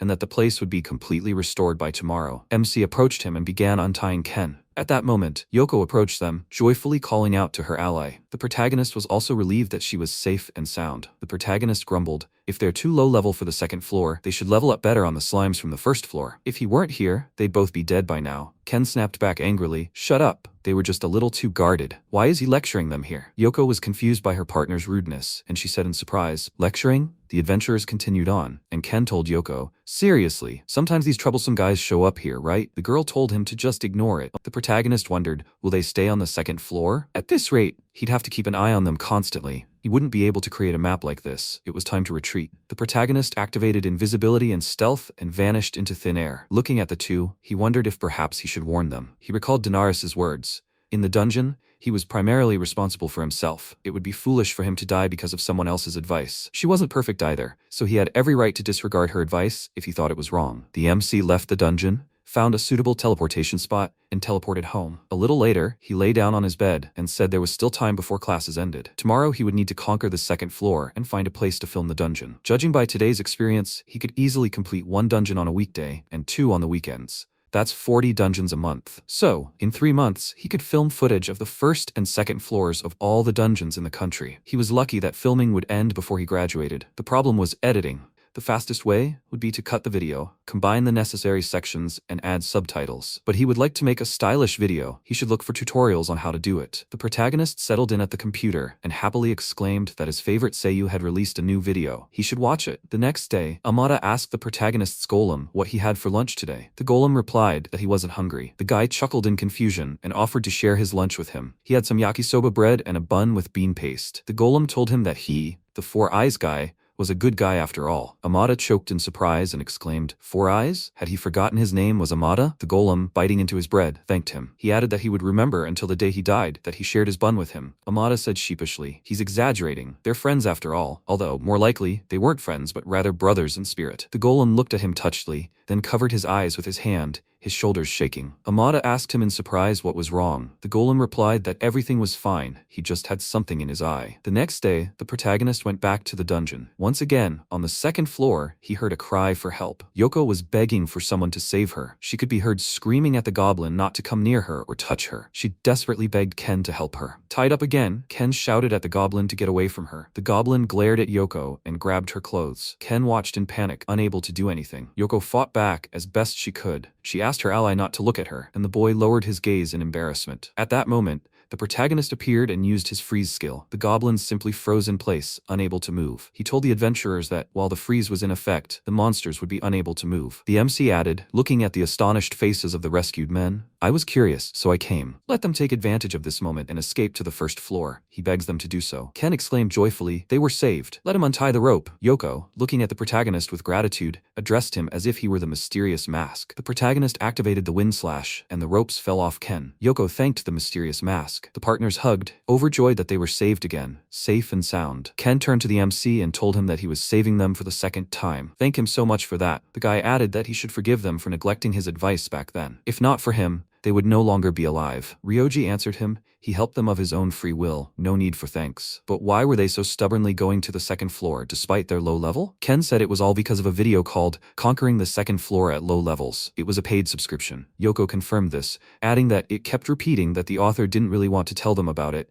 that only a select few knew, and so on. But it seemed it was all a lie. The protagonist looked at them with surprise and understanding. The protagonist leaned over his device and said, "His faithful servant, Proto-1, rise." The device responded, making a sound. He said, "Excellent. Everything worked." He had built a magical device into it that lightened the weight so there would be no sudden movements. MC asked the device, did he understand? The golem made a sound, and as it stood up, it hit the protagonist in the forehead. Ryoji, rubbing his forehead, exclaimed indignantly, "Why did he stand up so abruptly? If it had been anyone else, he would have completely smashed his head in." Proto-1 answered him. He thought this was a normal custom. The protagonist asked in bewilderment, "Who taught him this? He did it himself, right?" The golem said his body felt so light. Ryoji told him, he'd already said it, that he'd lightened his weight. He added that he shouldn't turn off the device, or it would break through the floor. Did he understand? The golem answered him. He understood. He would break through the floor immediately. The protagonist exclaimed, "No." He explained everything briefly to the device. He, the main character, had defeated the Demon King and returned to his original world. Now they were in the world he came from. Dungeons from another world had begun to appear here, and the world's resources had run out, so they had to descend into the dungeons to find new ones. Meanwhile, many adventurers had already fallen victim to false information about the dungeons. Proto-1 listened attentively to his creator. Ryoji continued, "Therefore, he wants to record his videos with accurate information and eradicate lies. If their civilization deteriorates, he won't be able to watch anime in peace." Did he agree with that? The golem asked him what his job was. Help hunt monsters in the dungeons? The protagonist said he wanted him to help edit the videos. He would never take him into the dungeons with him. Proto-1 wondered if it was because he was useless in the dungeon. The protagonist countered that it wasn't. He was an excellent assistant on the upper floors. The golem stared at him in confusion, as if asking what was the reason. Then MC spoke, "But that doesn't mean he won't take him with him. If anyone sees him, they could be in trouble. In this world, no one knows about golems yet." Proto-1 fell silent meaningfully, his whole appearance showing his offense. Ryoji thought he won't take him along even if he makes a sad face at him. It would be sad if he were broken by mistake. After a while, the protagonist said he'd edited the first video. Let Proto-1 use it as a template for the next ones. The golem replied that it obeyed him. How to edit videos? The protagonist told him to try searching online. He'd learned that himself. He'll teach him how to use a computer. The golem asked him again, "A computer? It's like a golem specializing in information gathering." MC confirmed his guess and showed him where the mouse and keyboard were. He added that he mainly needed to learn how to use them. The golem replied that he understood. The protagonist also told him never to open that folder he'd specially allocated. Did he understand? The golem said he understood. It was already late evening, and the protagonist wanted to sleep. He deactivated the golem and went to rest. The next morning, MC activated the golem's rise. Proto-1 told him it seemed to have had a random shutdown. The protagonist reassured him not to worry, that he'd temporarily disabled it. Ryoji told him he'd used teleportation to buy a laptop in Akihabara. All the files had already been transferred there, and he could use it freely. As the golem began to familiarize itself with the laptop,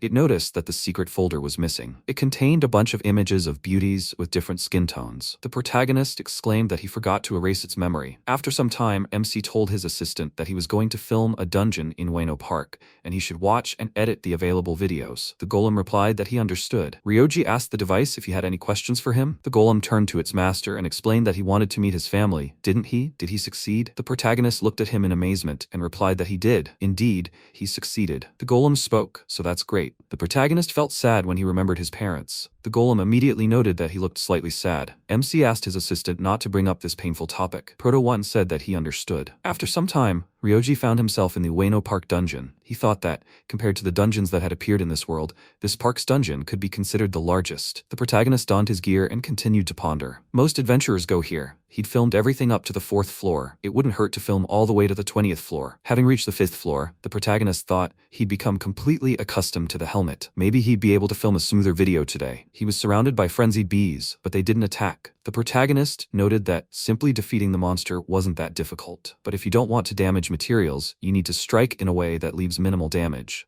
And to do that, you need to know all the monster's weaknesses and strike precisely. The protagonist shouted at the monsters that they wouldn't succeed and activated a wind slash, intensifying it sixfold. He knew that mad bees had weak joints, easily cut. In a matter of seconds, he easily dealt with his opponents. MC said, "The problem is solved. Now all that remains is to record an explanatory video and create a map." He wondered how his assistant was doing. Proto 1 was the first golem he had created in this world. Usually, after masters improve their skills, they destroy old golems and begin creating new ones. But he believed that the sentimentality inherent in the Japanese had gotten the better of him. So he spent all his free time improving Proto 1. And thanks to its improvements, it became more human. Proto 1 is so versatile that he could trust it with most of his chores. In another world, the golem was responsible for all the household chores. They had lived together for so long that he had long since become attached to it. In a sense, it had become his comrade, if not a member of the family. He awakened Proto 1 in this world to help him with video editing. But it's not just that. He took him into this world so he wouldn't be alone. Taking off his helmet, the protagonist activated the teleporter and found himself at home. He informed the golem that he had returned and asked him how the editing was going. The golem replied that 18 videos were ready. He would like the master to check everything himself. MC exclaimed in surprise, 18 videos? It would take about 15 minutes to process one video. How long did it take him? Hearing the answer from his assistant, the protagonist was even more surprised. 4.5 hours? Although, at double speed, it would take over 2 hours. Proto 1 replied that he had nothing to do while he waited for the processing. He wanted editing equipment. The protagonist replied that if they could make money from these videos, he would buy it for him. While watching the videos, the protagonist asked him why there were so many bad takes. The golem said that he did it on purpose. According to his research, this would help him get closer to the audience, humanizing his image. MC said that everything was fine as is. Let him just leave the parts where he looked cool. The golem asked him in surprise, "Cool?" Then he added that he understood. Rioji was indignant. Let him not react as if he was not cool at all. The protagonist thought Proto 1 was much more fun. The month of February had arrived, and this month was the day of the entrance exams to the adventurer school. The protagonist went to pick up Kyoko, but her mother told him that she had already left. MC was surprised, really? The girl's mother continued. She thought they had agreed to go together. Did they happen to have a fight with her? She wished him a safe journey and good luck on the exam. Ryoji arrived at the Adventurer High School, walked to the exam venue, and sat down at a desk. He thought, at first he wasn't very eager to enroll here, but when he found out that this school allows skipping classes to delve into dungeons, he became more motivated. He needs to take these exams seriously and pass them. After the exam, Kei told Kyoko to stop communicating with the protagonist. The girl asked him, perplexed, why this? The guy answered her, she couldn't refuse him if he asked to join their party, could she? He continued, he didn't have a profession, so he couldn't contribute anything to the party. They were already risking their lives, and he didn't want the protagonist to cling to them like a parasite, and also cut into their share of the raids. Besides, if he was with them, they would never compare to other parties. Kyoko was upset by this, but she said that he seemed to be right. Ryoji was a nice guy, but this was too risky. An MC was passing by them. He thought with resentment. As his level increased, his hearing also improved, and he could hear their whispers too. And yet, these two had never even been to a dungeon, and already they were discriminating against people based on their profession. He heard Kei ask Kyoko, is she going home later? The girl answered him that it was so. The protagonist looked at his palm and noted that his level and lack of profession were a simple mistake, but he was too lazy to explain it. Kyoko saw him, she greeted him, and asked him how his exam was. He showed her a finger sign indicating that everything was fine. She was happy for him. Kei called her by name with irritation. She understood him, and told the protagonist that she would go to school with Kei, and that they would see each other again. The protagonist answered her, okay. He thought that all the misunderstandings would soon be cleared up anyway. He watched for a while as the two walked to school, hand in hand. MC decided he should also look around and go home. He wanted to find a convenient place to teleport. Sometime later, in March, the graduation ceremony took place. The protagonist felt a little sad. Amada told him goodbye, that they would remain friends forever. Ryoji wasn't at all opposed to this. The protagonist recalled his teacher's words about how, by law, they weren't allowed to enter the dungeon until they graduated from high school. He thought that, for the same reason, many would rush to the dungeons immediately after graduation. Kyoko would go there with this Kei. There was no doubt about it. He didn't want his best friend to die because of false information. Even though they had already had the graduation ceremony, they would officially remain middle school students until March 31st. MC stared at the clock, waiting for midnight. He figured there were 15 seconds left until the ban was lifted. When midnight struck exactly, the protagonist turned to Proto 1 and told him to upload the video. The golem replied that he was obeying his master's orders. He pressed the start button and announced that the dungeon exploration channel had begun. At the end of March, near the Ueno Park dungeon, adventurers were arguing among themselves. One of them shouted that it was their prey. Another man exclaimed claimed that he knew nothing. Whoever noticed it first would get it. He shouted furiously. Who would follow such a stupid rule? The boss called out to Kunimi and noted that it looked like this hunting ground was also overcrowded. He nervously remarked that they wouldn't make a penny at this rate. The guy asked what they should do. Kunimi replied that he suggested they leave and come back another time. Now, the dungeons weren't just frequented by laid-off employees like themselves or those who quit without leave, but also by young people who couldn't find work due to the labor shortage. The boss pointed out that it was possible to kill a slime even without an adventurer's mark, and the earnings would be higher than those of a regular office worker. He replied with a smile that with this influx, they wouldn't be able to earn as much as before. The guy asked if there weren't any good hunting grounds deeper in the floors. Kunimi replied that no one knew. It would be great if they had reliable information about the dungeons, but alas, only false information was circulating on the internet these days. He thinks many people still believe these fakes, which is why they're getting hurt. The boss, upset, said it was true. Many of them never returned from the dungeons. Meanwhile, Sarah and Tara were exploring the labyrinth. She, shining a flashlight, asked if this was the passage they'd mentioned in the video. Suddenly, a girl called out to her and warned her that there was an enemy behind her. Sarah was attacked by a slime, which began sucking her in. She screamed in horror for her to save her. Tara started running away and said it wouldn't work. After a while, she wrote online, saying this was no longer a joke. People should stop spreading false videos. Sarah died because of them. She filed a police report. Meanwhile, the worker and his colleague were reading the comments. She noticed that the negative comments had only been increasing lately. He replied that they all irritated him and that he needed to delete them all. Sometime later, at the central police station, Detective Yama furiously shouted that because of people like him and their videos, people were dying in droves. What was he even thinking? The worker, perplexed, asked if he was really to blame. It was stated everywhere that the information obtained was used at one's own risk. The lawyer told him to please ask him all questions first. Did he have proof that his client was the one spreading false information? Had he at least compared the video with the actual layout of the dungeon before jumping to conclusions? If he didn't stop this lawlessness, they would sue him for slander. The detective thought nervously, if only he had video footage of the dungeon. Sometime later, at the Takanasu TV building, the boss said that if they got video footage of the dungeon from the inside, it would be a gold mine. Let the cameramen film anything. Even the smallest fragment will do. The guy nervously replied that that was impossible. Electronics don't work inside dungeons. He asked with displeasure, was he really thinking of disobeying his superiors? It was their job, so shouldn't they solve the problem? No video, no contract renewal. After that, the cameramen went on the subway. One of them exclaimed with displeasure that this was complete nonsense. He just found an excuse to break their contract. He replied that in such a desperate situation, they had only one choice. The guy asked if he thought this was a shady approach. The cameraman replied that they would go broke one way or another. He hoped to make a fortune. They would sell the footage to the studio that offered the highest price. After some time, they went down to the first floor of the Ueno Park dungeon. One of the cameramen asked if the camera was working. He replied that nothing was working. And this is a dungeon camera developed by the most popular company? The guy excitedly pointed out that he had told him so. And how much did he pay for it? He nervously replied that 1,000,000 yen. He even took out a loan for this camera. This is bad. They didn't even give him severance pay. The assistant said they could sell the camera to someone else. Sometime later, on April 1st at 12 midnight, Proto One announced that the dungeon exploration channel was starting. The protagonist exclaimed in delight that this was amazing. They had posted over 100 videos with just one press of the enter key. The robot replied that this wasn't quite true. He had installed a scheduling program on the video hosting service, and the videos had been posted without any intervention. He noted in shock that he had posted the videos in advance. Does it matter? Wasn't he excited about the event itself? Proto One played a video in which the protagonist greeted everyone and announced that viewers had found their way to the dungeon exploration channel. He happily thought that this was the true beginning of his channel. Sometime later at Takashi's video studio,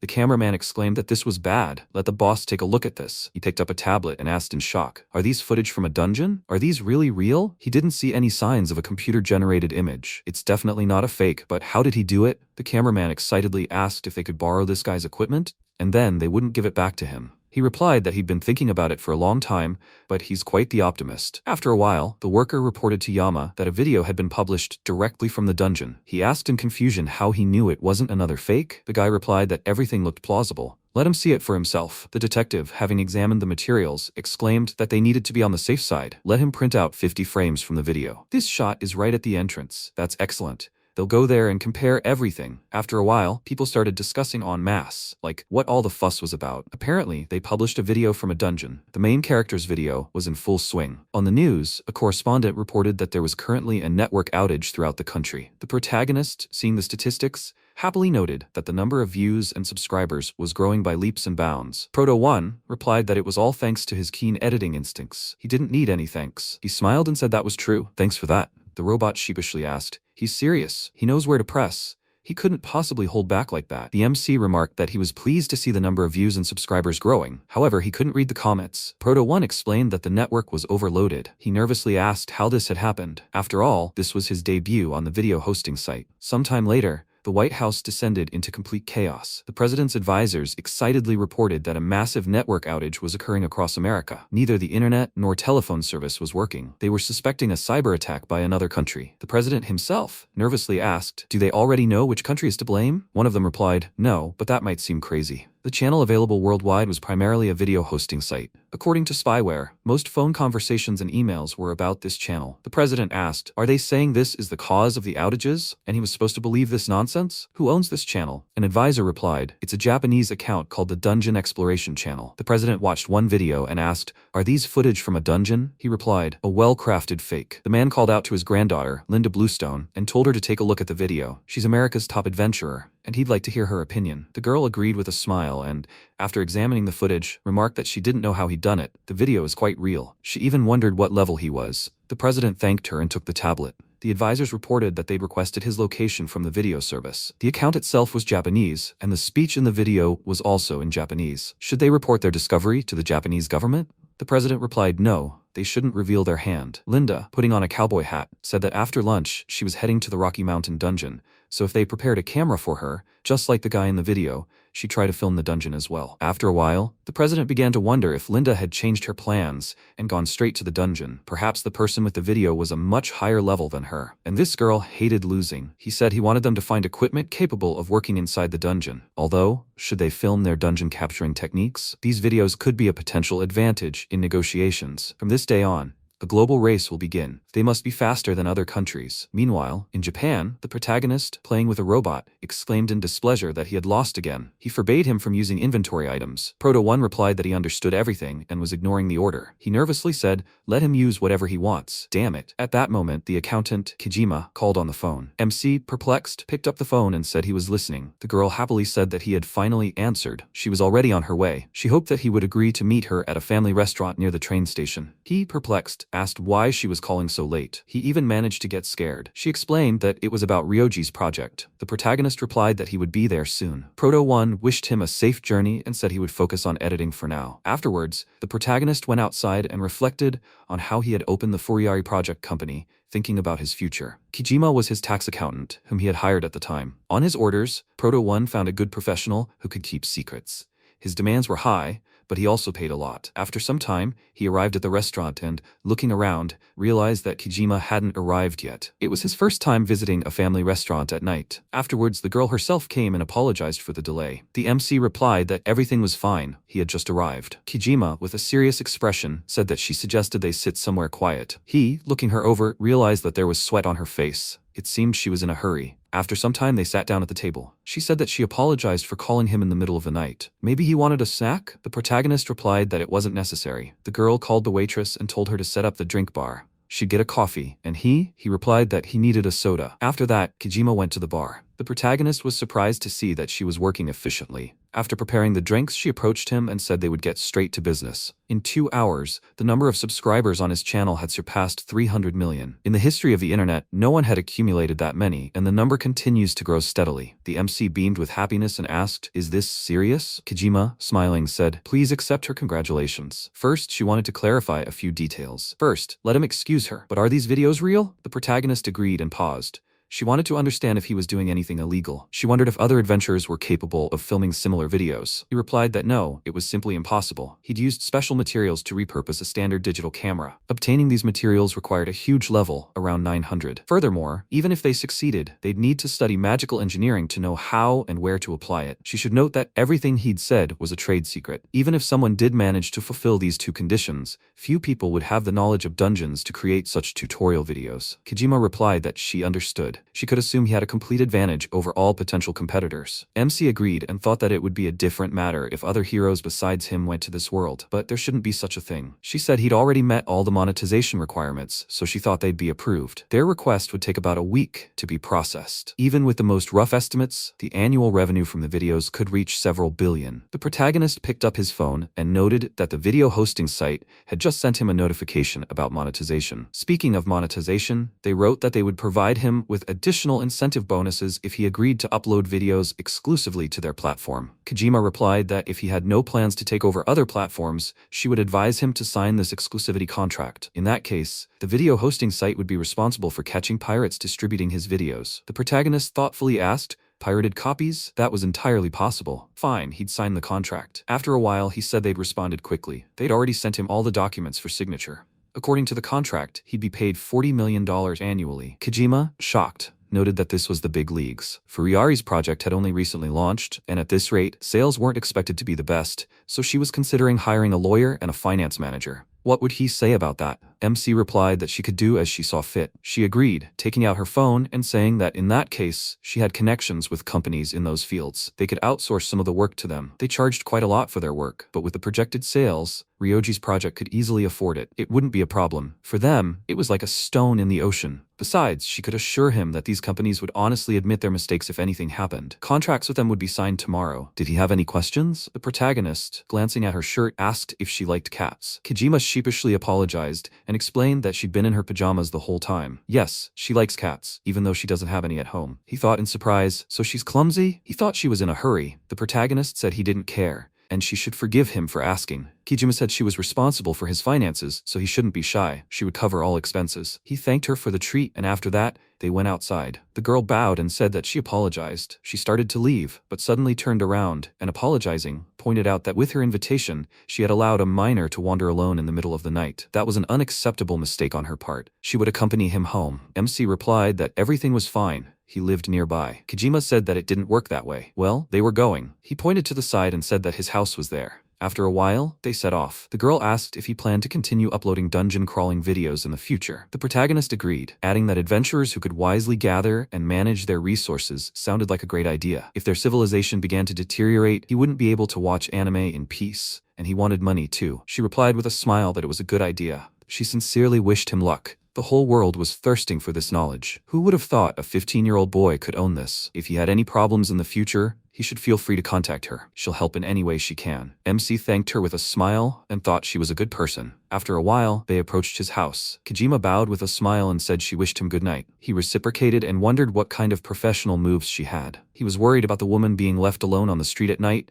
so he used invisibility and stood next to Kojima until her taxi arrived. The next day, the protagonist woke up and wished the robot good morning. Proto-1 reported that the comment section was getting out of control. He wished he could handle it himself. He asked with a smile, "What's going on?" A bunch of comments expressing gratitude and support. The robot replied that most of the complimentary comments were from abroad. The comments from Japanese users were half negative. The most common comments are that it's fake, followed by, "He tried the strategy and it worked," and lastly, "He must be a freak behind the mask." The protagonist asked in confusion, What do they have here? Are they really praising him? Where is all this? He started reading the negative comments and shocked, wondered, what the hell is that? Proto-1 noted that there were also grateful comments, so he shouldn't be sad. MC replied that he was fine. He'd expected something like that. The robot said he thought he should look at the little tsundere's comment, and then he'd perk up. He replied that he was feeling great as is. The girl herself said that he shouldn't focus only on filming videos. It's not as important as him, right? There's nothing good about that at all. The protagonist, in complete shock, asked, is she an angel? Proto-1 replied that he should be praised more often. He remarked that something similar had happened in another world. The robot said he was right. The anonymous ads there were simply terrible. The protagonist replied that it wasn't so much. He should not respond to comments. He reflected on how, when he had just debuted as a hero, there had been a battle between the multinational army and the demon army. MC remembered Daenerys saying that he had done an excellent job. Thanks to him taking on the main forces, the allied army was able to achieve a crushing victory. Now the whole world knew he was a hero. He asked if he really needed this recognition. Wasn't defeating the Demon King enough? She replied with a smile that he had a lot to do for that, including gaining recognition. Well, it was time for her to go to the council meeting. The protagonist agreed with a smile and thought that he wasn't sure he completely understood her. But the main thing was that she was happy. Sometime later, during the council, the king said that she had been through a lot in that battle. Ryoji's success was amazing, but all of this was too strange. Didn't the Demon King's army fall too quickly? Perhaps he conspired with the Demon King. They suspect he's just pretending to be a hero. In that case, isn't she involved too? First of all, it should be noted that transporting people from other worlds is simply impossible. Daenerys excitedly exclaimed that there was nothing strange about that. The reason was that Ryoji's level was incredibly high. His limits were different from theirs. Besides, she received the gift of summoning a hero from the goddess Lunameria herself. The people in the hall asked that if that were true, then why didn't she summon another hero right then and there? Let her admit that the hero was just a figment of her imagination to boost her standing in the International Alliance, right? The boy's name is Rioji, right? Frankly, that boy scares them. The girl tearfully replied that she didn't care if they were going to insult her, but she asked them not to slander Rioji. He was their savior, risking himself for this world. The advisors began to mutter among themselves that it was all women. Some thought it was too strange, while others believed her. They had no proof yet. After a while, MC began to think about how Daenerys had been silent the entire way back to the kingdom, and when they finally returned, she'd locked herself in her room, and the plan to conquer the Demon King began to slow down. He knocked on the door and, calling out to her, said he'd finished all the dungeons in her plan. Could he choose the next dungeon himself? Daenerys replied that she didn't mind. She needed to talk to her family and the nobles, otherwise a lot of problems would arise. He should forgive her for causing him problems. The protagonist, perplexed, asked again, "Problems? Did she mean he hadn't understood anything lately?" The girl smiled and said she thought that if she put in the effort to save the world, everyone would support her, but it seemed that wasn't the case. He asked in surprise, "Seriously, what happened?" Daenerys replied with a smile that it was nothing. She didn't know why she was sad. She loved this world too much, so she would continue to fight the Demon King to the end. Well, let him try his best, too. The protagonist thought he couldn't do anything about it. In the present, he explained that he had learned about it a little later. Proto 1 said he remembered something similar. The princess brought back memories. MC wondered if Daenerys had felt the same way back then as he did now. He wondered, so what were they talking about? The robot asked mockingly. Had he gone crazy? The protagonist asked. They were talking about the comments under the video, right? Proto 1 said there were too many for him to control. Let him deal with it himself. Did he want to leave things as they were or close the comments section? If he closed the section, there would be no more worries. On the other hand, they wouldn't be able to see their subscribers' opinions. He replied that everything was clear to him. Then he should leave it alone. Proto 1 noted that if he left things as is, he wouldn't have to work extra hard. On the other hand, he'd have to constantly see negative comments. The MC, perplexed, asked why he kept explaining. The robot irritably replied that he needed to finish the job. Note, truly terrible comments are blocked by the platform itself as a security measure. He replied with a smile that everything was perfectly clear to him. He was doing a good job. He should leave the comments alone. Proto 1 happily remarked that he felt very refreshed. The protagonist said he was going to go film a video. The robot wished him a safe journey and added that they were running out of material, so he should film as much as he could. Sometime later, on the 27th floor of the Ueno Park dungeon, the protagonist, having donned his gear and started recording, noticed that the 27th floor was a regular labyrinth. The main monsters on this floor were black scorpions. Wait, he forgot his helmet. Damn, he'd have to refilm everything. He thought about it. He didn't want to do anything. He'd take the day off today. After a while, MC returned home and, lying on his bed, asked if Keiko had watched those videos. Proto 1 asked if she was his childhood friend. His videos were so popular that it would be strange if she hadn't watched them yet. Confused, he asked, "Is it really that big of a deal?" The robot happily replied that they were talking about him on TV, in newspapers, radio, magazines, and even on anonymous blogs. The Dungeon Exploration channel had become the hottest topic everywhere. A special news broadcast was about to start on TV. The protagonist said he should check it out. After a while, he turned on the news. The presenter said that about a year ago, dungeons began to form all over the world. At the same time, the Earth's natural resources were rapidly depleted. Electricity supplies also began to decline. There were attempts to use nuclear and wind power, but they couldn't handle the required loads. Acute problems with logistics and the manufacturing industry arose. Furthermore, due to the depletion of natural resources, infrastructure development came to a standstill. Many companies went bankrupt, leading to a deteriorating economy. Some began to predict the inevitable fall of humanity. But it turned out that mana stones obtained from monsters could be processed into fuel. This changed the situation dramatically. Moreover, all minerals could also be mined in dungeons. Dungeon exploration became humanity's new hope. Proto 1 mentioned that, speaking of which, the Iwaki Industries company was making great strides in processing mana stones. He would like to buy their shares. The protagonist remarked that he'd learned some strange things. If he was sure he wouldn't end up in the red, he wouldn't mind. After all, they'd gotten paid for the video hosting contract. The host explained that defeating the slimes on the first floor didn't even require an adventurer's mark. So many had flocked to the dungeons to earn money. Surviving on the second floor and below required a mark and a high level. Modern weapons are practically useless against the monsters from the dungeons. Electrical devices don't work there at all. This slowed the speed of exploration, as without modern technology, exploration was practically impossible. The monsters themselves are powerful, which has led to a large number of deaths and seriously injured researchers. Currently, the death toll is approximately 10 million. Proto1 noted that they don't talk about their channel at all. The host said that the viewers are watching an interview with a dungeon expert, Professor Shinohara. The man said that, unfortunately, no one knows as much about dungeons as he does, and they underestimate the danger of these places. According to his assessment, even with the resources extracted from the dungeons, human civilization faces inevitable degradation. They can only slow this process. And yet, despite all these circumstances, a major platform recently posted videos with correct strategies for exploring dungeons. The video source is the Dungeon Exploration Channel, also known as DEC. The host added with a smile that this channel already has all the information about the first floors of more than 100 dungeons in Japan. Detailed information about monsters, accurate maps. This channel was the first to record video from inside a dungeon. How did they do it? They managed to interview DIC himself. The protagonist, perplexed, asked again. An interview? Proto1, surprised, asked when he had managed to give an interview. He replied that he hadn't done anything. An actor dressed as the protagonist appeared on camera.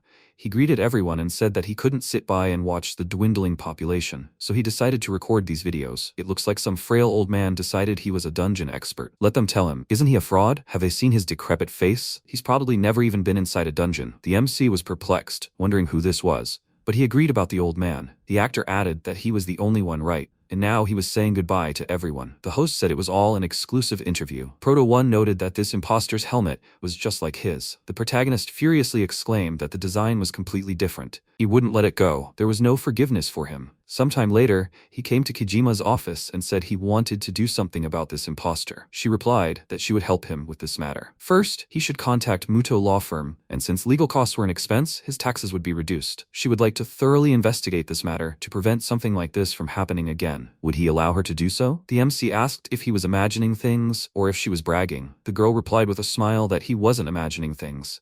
She wouldn't leave them a chance. He said that then he would leave everything to her. Kijima added that before he left, she'd like to consult with him about one thing. Had he seen those popular videos yet? Confused, the protagonist asked, which videos? She showed him footage of a woman claiming to be the mother of the author of DEC. Let them forgive her for causing them so much trouble. Another man said he was DC's older brother. Let people forgive him for causing them so much trouble. Another guy introduced himself as DC's former classmate and said he'd tell them about his student life. Kijima added that there were other self-proclaimed relatives and friends. Let him clarify. He doesn't know any of them, right? MC agreed, adding that he'd only revealed his true identity to her, so he had no idea who they were. The girl became embarrassed and said she'd then ensure no one dared imitate him. They'd need to organize a group to address this issue from all angles. The protagonist happily reflected that he could always rely on her. She asked if it was possible. Could he record a video formally filing a lawsuit for slander? She wanted to hammer it into the heads of anyone still thinking of profiting from him. He agreed with a smile and said he'd film and upload it today. Kijima thanked him and apologized for wasting his time. The protagonist replied that he should be thanking her. She asked if the research videos were going well. He turned around and, perplexed, agreed. Kijima smiled and said that she actually rewatched his videos very often. It was very exciting. She hadn't acquired the adventurer's mark, but watching his videos made her feel like one. It made her incredibly happy, and everyone around her seemed happy too. They said his videos were helping their fellow adventurers. She was eagerly awaiting his new videos. After some time, MC happily returned home. Proto1 noticed that he seemed pleased. Had something good happened? He replied with a smile that everything was fine. He would go and film the video that Kijima asked him to make. The robot happily wished him a safe journey. Sometime later, at the entrance to the dungeon, the protagonist noticed adventurers and thought about how crowded it seemed. He wanted to record a video in a place where no one was. Maybe there weren't so many people in the depths. He used the detection skill and, noticing people, wondered how crowded even the deepest hunting grounds were. Could it be because of his video? Suddenly, the protagonist noticed Keiko and the guy next to her and wondered in surprise, was it her and Kei with her? But their party only consisted of 2 people. He used the invisibility and stealth skills and approached them. At this point, Keiko asked fearfully, is he sure everything will be okay? Kei replied with a smile that he was sure. After all, they had watched the Dungeon Exploration Channel's videos and bought equipment from Iwaki, and if anything bad happened, he would protect her. They both became embarrassed and held hands. MC, peeking at them, wondered if he had seen something inappropriate. Let them forgive him. They both had adventurer's marks, and they had watched his videos. Therefore, nothing serious should happen. He would leave them alone. After a while, Proto 1 showed him footage of the protagonist in a suit, saying he planned to sue the imposters pretending to be him and his acquaintances. That would be the only announcement today. Let them wait for the next Dungeon Exploration Channel videos. He noted with displeasure that he had used bad takes again. The robot replied that it was all because it was fun. Sometime later, his house rang. The MC walked out, wondering who it could be. He opened the door and saw Keiko. She wished him good morning and remarked that they hadn't seen each other in a while. Maybe they should go together to find out their results. The protagonist, perplexed, agreed and asked why she wasn't with Kei. The girl nervously told him that he had cheated on her, which is why she had dumped him. He, shocked, thought about how he had been so sweet to her. After a while, they boarded the bus and hit the road. Keiko asked if he knew adventurers were so popular. Even at the exit of the dungeon, a ton of fans were already waiting for them. He hadn't been to the dungeon yet, had he? The protagonist replied that he was there every day. He wondered if he was the only one who entered using invisibility. The girl asked if he had contacted his former classmates. He would have invited someone to meet. The MC replied that he and Yamada communicated through Messenger. She noticed something odd about him. He didn't seem like the adventurers she knew. He didn't even have a profession. He replied that his profession wasn't showing up. It could be a simple bug. Keiko smiled and said, "Just keep your cool." The protagonist replied that he wasn't sad, and there was no need to cheer him up. He didn't like it. Did she understand? He thought about how this girl hadn't changed. He was glad she was doing well. Keiko smiled and asked if he'd seen the new issue of Delta. She really liked their handiwork. The protagonist replied that he hadn't decided between print and digital. After a while, they approached the adventurer's school. Seeing a multitude of cameramen, the girl asked in surprise, "What's that?" Suddenly, a reporter approached her and said with a smile that they were from a local channel. Would she give them a minute? She could tell from their uniforms that they were students at the adventurer school. Right? Could they tell them their level and job? Keiko replied with a smile that she was a level 2 warrior. The reporter asked, "What about him?" MC replied with a smile that he had reached level 1500 yesterday. Raising that from level 1490 was a difficult task. Even the Dark Dragon barely helped. His job was hero. The woman remarked in surprise that this was creepy. They were thanking them for their time. Keiko said he was as usual. The protagonist, perplexed, thought that he told the truth. After a while, they entered the school. The girl noticed that they were sorting students into classes based on their grades. Those with the highest scores were sent to Class A, while those with the worst grades were sent to Class E. He replied that then he should be in Class A. The protagonist began reading the list, perplexed, wondering what he should make of this. His name wasn't in Class A. As his level increased, so did his intelligence. He had prepared seriously for these exams, so he should be among the top passers. Could there have been some mistake? Keiko, also studying the list, nervously noticed that Kei was in Class A. How that made her angry. MC wondered if this guy was in deep trouble. She found her name and said she was in Class B, a class lower than this liar. He asked, "That's one of the top classes, right?" He was congratulating her on it. Keiko noticed that she didn't see his name there. The protagonist turned around and replied that he was supposed to be in Class A, but apparently they didn't put him in because of a mistake. He needed to go and ask in the staff room. Suddenly, the girl said she found it. He was in Class E. He was in complete shock and thought that he didn't understand anything. 10 years had passed since he was kidnapped and summoned to another world. All these years, he risked his life and fought monsters as a hero. He defeated the Demon King, saved the entire world, reached level 1500. But he ended up in Class E, one of the worst? MC, completely shocked, said that everything was clear to him. E must mean extra class, right? Amazing. He had a good feeling about this class. Keiko replied that that was not the case. It was the usual order A, B, C, D, E. His class was the worst. Was he okay? He just turned a little pale. He asked, perplexed, "Is it that bad?" "Fine, he'll go to his class." After a while, the protagonist entered the classroom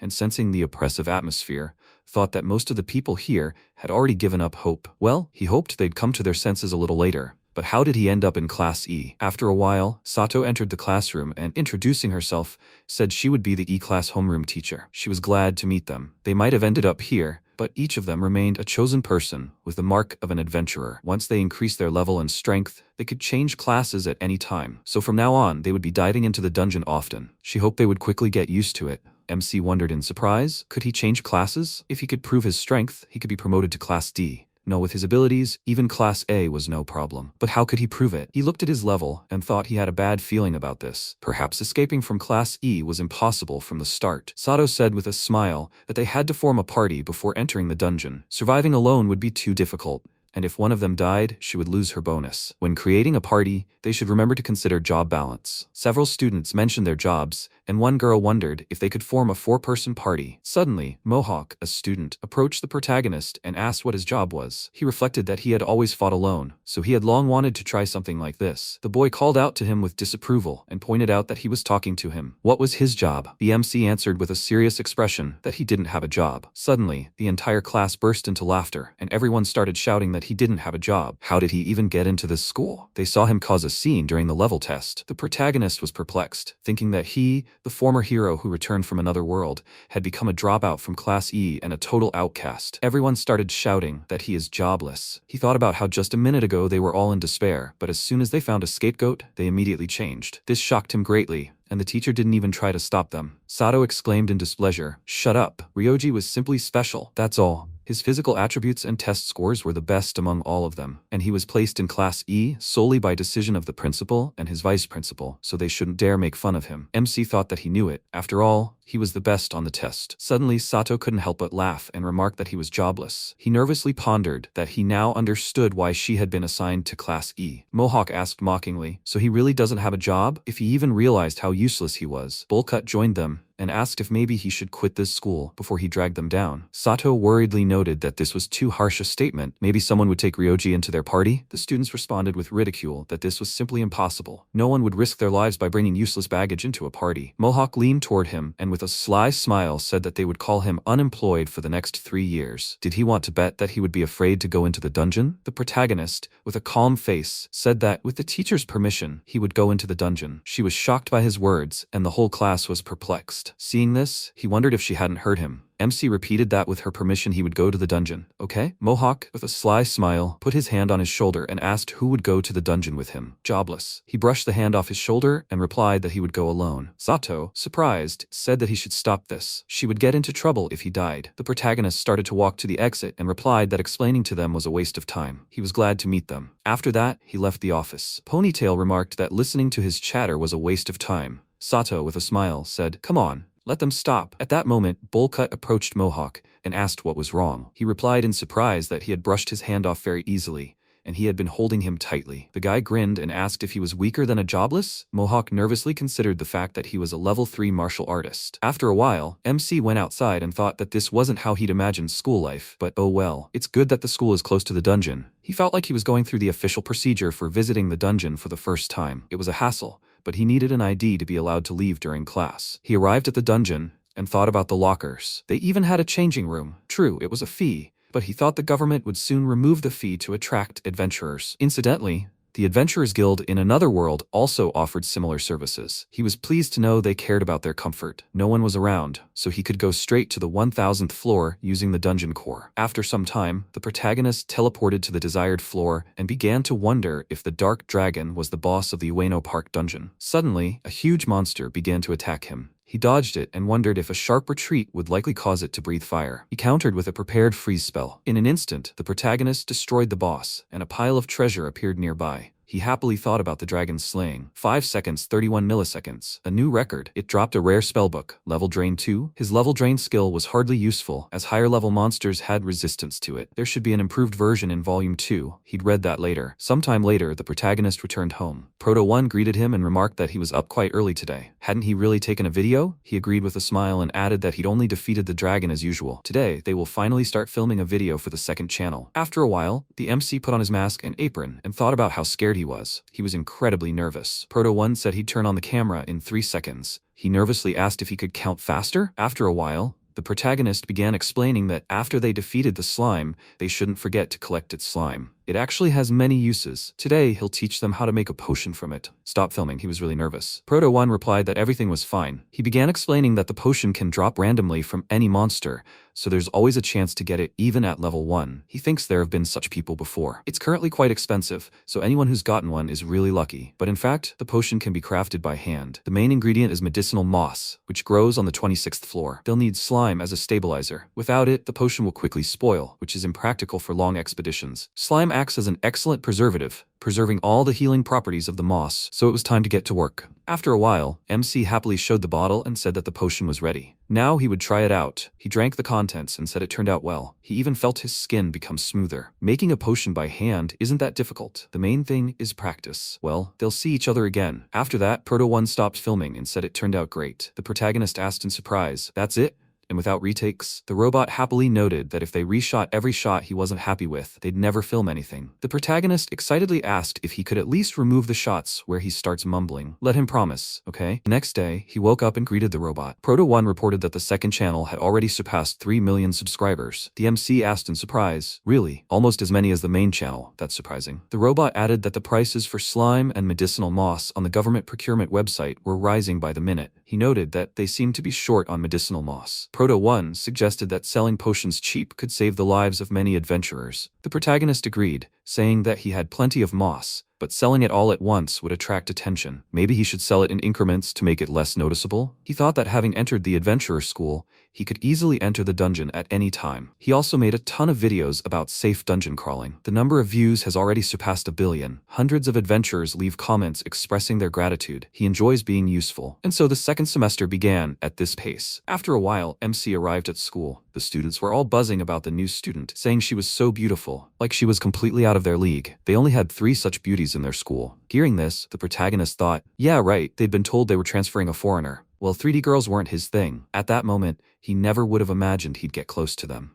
Earlier in the government building, the president looked at his tablet and said Rioji was just an ordinary, average high school student. Linda asked if he really owned the Dungeon Exploration channel. He didn't look strong. The president said that was her concern too. No one would have thought a sweet angel like her could be the best adventurer in the US, level 34. Linda awkwardly asked him not to talk like that in public. Why was he always looking at the camera? The man remarked that they were trying to film covertly, but he kept turning around every time they wanted to take a photo, even though the best team was doing the surveillance. The girl said he probably had detection skills. Linda looked at the protagonist sheepishly, and the president said that he was obviously aware of the US surveillance, so they stopped the operation. But his reaction to the filming, not every high school student has such courage. The president said he needed her opinion. What are the chances that another country might recruit him for dungeon exploration? Linda replied that none of them mattered. She'd seen him conquer the 100th floor of the Ueno Park dungeon, and it was simply breathtaking. The military didn't stand a chance against him. To force him, they'd need an adventurer of a higher level. She didn't know Ryoji's level, but he was definitely over 100. The president said that he still wants him to become part of the US adventurers. Could she win his heart? It was, of course, for the sake of national interests, but there was more to it than that. As her grandfather, he thought he was the perfect candidate for her, and his courage had helped save the world from many losses. Perplexed, Linda asked him not to joke like that. Had he forgotten that she was only 16? He replied that it wasn't a joke. Ryoji was 16 too. Linda thought that after such words, only one thing came to mind. He seemed like an ordinary guy, but in reality, he was the owner of Desi, the greatest adventurer and the dream of all female adventurers. The very same protagonist and her? The president asked what was going on with the Japanese government. His aide replied that they hadn't taken any action yet, only considering the idea of introducing a special tax for streamers. His project, Furuya, he believed the government was waiting for the annual financial results to be released. It's difficult to hide your information from the Japanese tax service. So many details of his secrets would be revealed at that point. The president remarked that Ryoji's peaceful life would last another couple of months at best. In the present, a schoolboy called out to the protagonist and asked angrily how he'd ended up in E-class. Was he planning on enrolling in B-class in the second semester? Like him, E-class is for the lowest of the low. MC, perplexed, thought this was the same guy who'd pestered him on the day he'd entered. The schoolboy added that he understood it would be difficult for an unemployed person to join the team, but sitting in E-class was a waste of time. Did he understand? He thought, waste of time, what is he talking about? The student turned to leave and asked to be lifted up, so he would wait for him in Class B. Ryoji watched him go, admiringly, and thought about how he wished he could be like him. The student asked sarcastically if they had seen what just happened. The girl asked, will he wait? Aren't you ashamed of him for saying such things? A classmate remarked, embarrassed simply because she had overheard him speak. Perhaps that was what constitutes shame. After a while he came to the classroom, and Sato joyfully announced, he's alive! If a corpse remains in the dungeon for more than 24 hours, the dungeon itself will absorb it. If he wanders the dungeon alone, he could die and be absorbed, since there will be no one to carry his body away. The protagonist looked at her with displeasure and thought, the teacher doesn't change. She came to her senses and exclaimed, she almost forgot. Director Iwaki had called him, and he had to go see him immediately. He asked, Principal, what does he want from him? Sato told him to remember to tell him she was a wonderful teacher. MC walked down the hallway, thinking, wonderful teacher? You couldn't tell from her. And then there was the principal's office. Suddenly, he noticed Isabella coming out of the office. She looked straight at him and bowed in greeting. He thought about how she was looking right at him. Isabella passed him and he thought, this girl is just like the main character of this season's popular anime, 9 Men. The protagonist knocked on the principal's office door and, upon entering, said that he was Rioji from Class E, so he was coming in. Tanaka suddenly appeared behind him, but he grabbed his arm and pinned him to the floor. Tanaka exclaimed in displeasure, "That's impossible. He's a level 25 assassin. And yet, he was grabbed by a level 1 jobless guy?" MC looked at him and thought, there are assassins targeting him in this world too. Could this really be the principal? Iwaki emerged from the shadows and apologized to him. Tanaka attacked him on his orders, then asked him not to hold a grudge. Rioji inquired who he was. Iwaki introduced himself as the current principal of this school. He thought, a principal, but that seemed hard to believe. Iwaki smiled and asked, "He doesn't look like a director, does he?" He was an engineer by training, and they'd called him in specifically to check him out again. He apologized again. That's their job. Tanaka called out to Iwaki and reminded him about the check. He noted that he would ask directly, "Is he a former hero who returned from another world?" MC awkwardly asked where he'd gotten that idea from. Iwaki replied that he was one himself, and it wasn't a lie. He took out a scout from his pocket and asked to look at him, and Tanaka threw it. The protagonist wondered why he needed it now. He used it and saw that Tanaka's palm had level 25 written on it. He thought he'd only shown it to the principal. Iwaki showed his palm, and suddenly it said level 1. Would he believe him? They'd been drawn into different worlds, though unlike him he hadn't defeated the Demon King with his bare hands. He'd simply assisted the local hero with his knowledge of magical engineering, and so, it all came to a point where he was using his acquired knowledge to create tools for adventurers. He'd also founded this school. Iwaki invited him to sit down and talk about everything. They sat down on the couch, and Iwaki asked where they should start.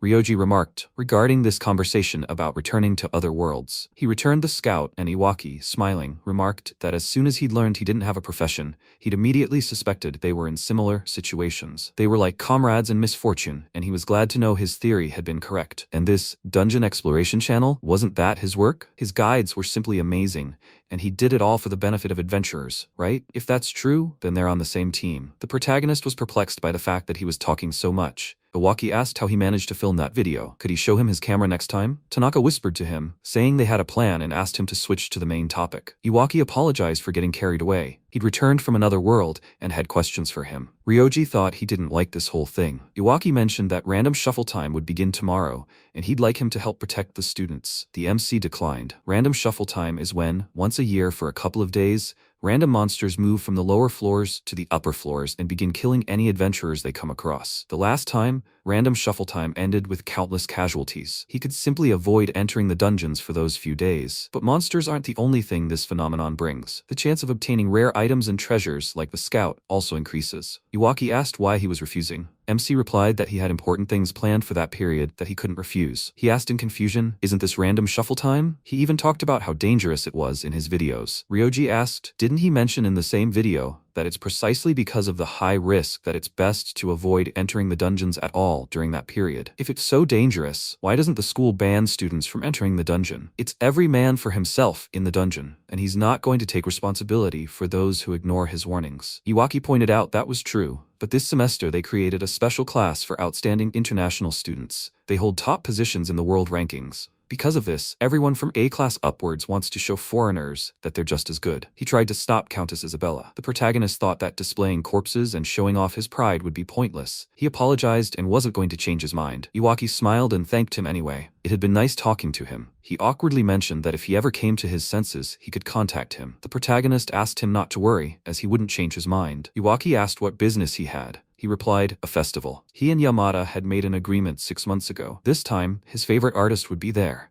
and participants would be given limited edition figures of the heroine's 7 men. The artist would be arriving on the 3rd day, but on the 1st day, he wanted to receive that very figure and buy some official merchandise. The famous master Umatani worked on the prototype. Iwaki apologized awkwardly. He spoke so quickly that he missed it. MC remarked that back in middle school, he didn't have enough money to attend such events. He could only cry, but this time, nothing would stand between him and the festival. Did he know the festival was a real battlefield? He was so excited he could stay up all night, but out of respect for the event's rules, he'd arrive exactly at the opening. Iwaki, perplexed, asked, so he was going to some limited edition anime convention? Rioji confirmed and asked not to be rude about it, as he might get angry. He replied that he had plenty of money, and even if he didn't receive the figurine that day, he could always buy it at an auction or resale. The protagonist glared at him, and he apologized fearfully for saying too much. The protagonist walked down the hallway and thought he was surprised, not realizing anyone else had visited another world. He would have talked to him more, but that was impossible until RST was over. If they did become friends, he felt it would only add to his problems. He'd better focus on the 3 days of the festival ahead of him, because it would be a real battle. Meanwhile, the first day of random shuffle time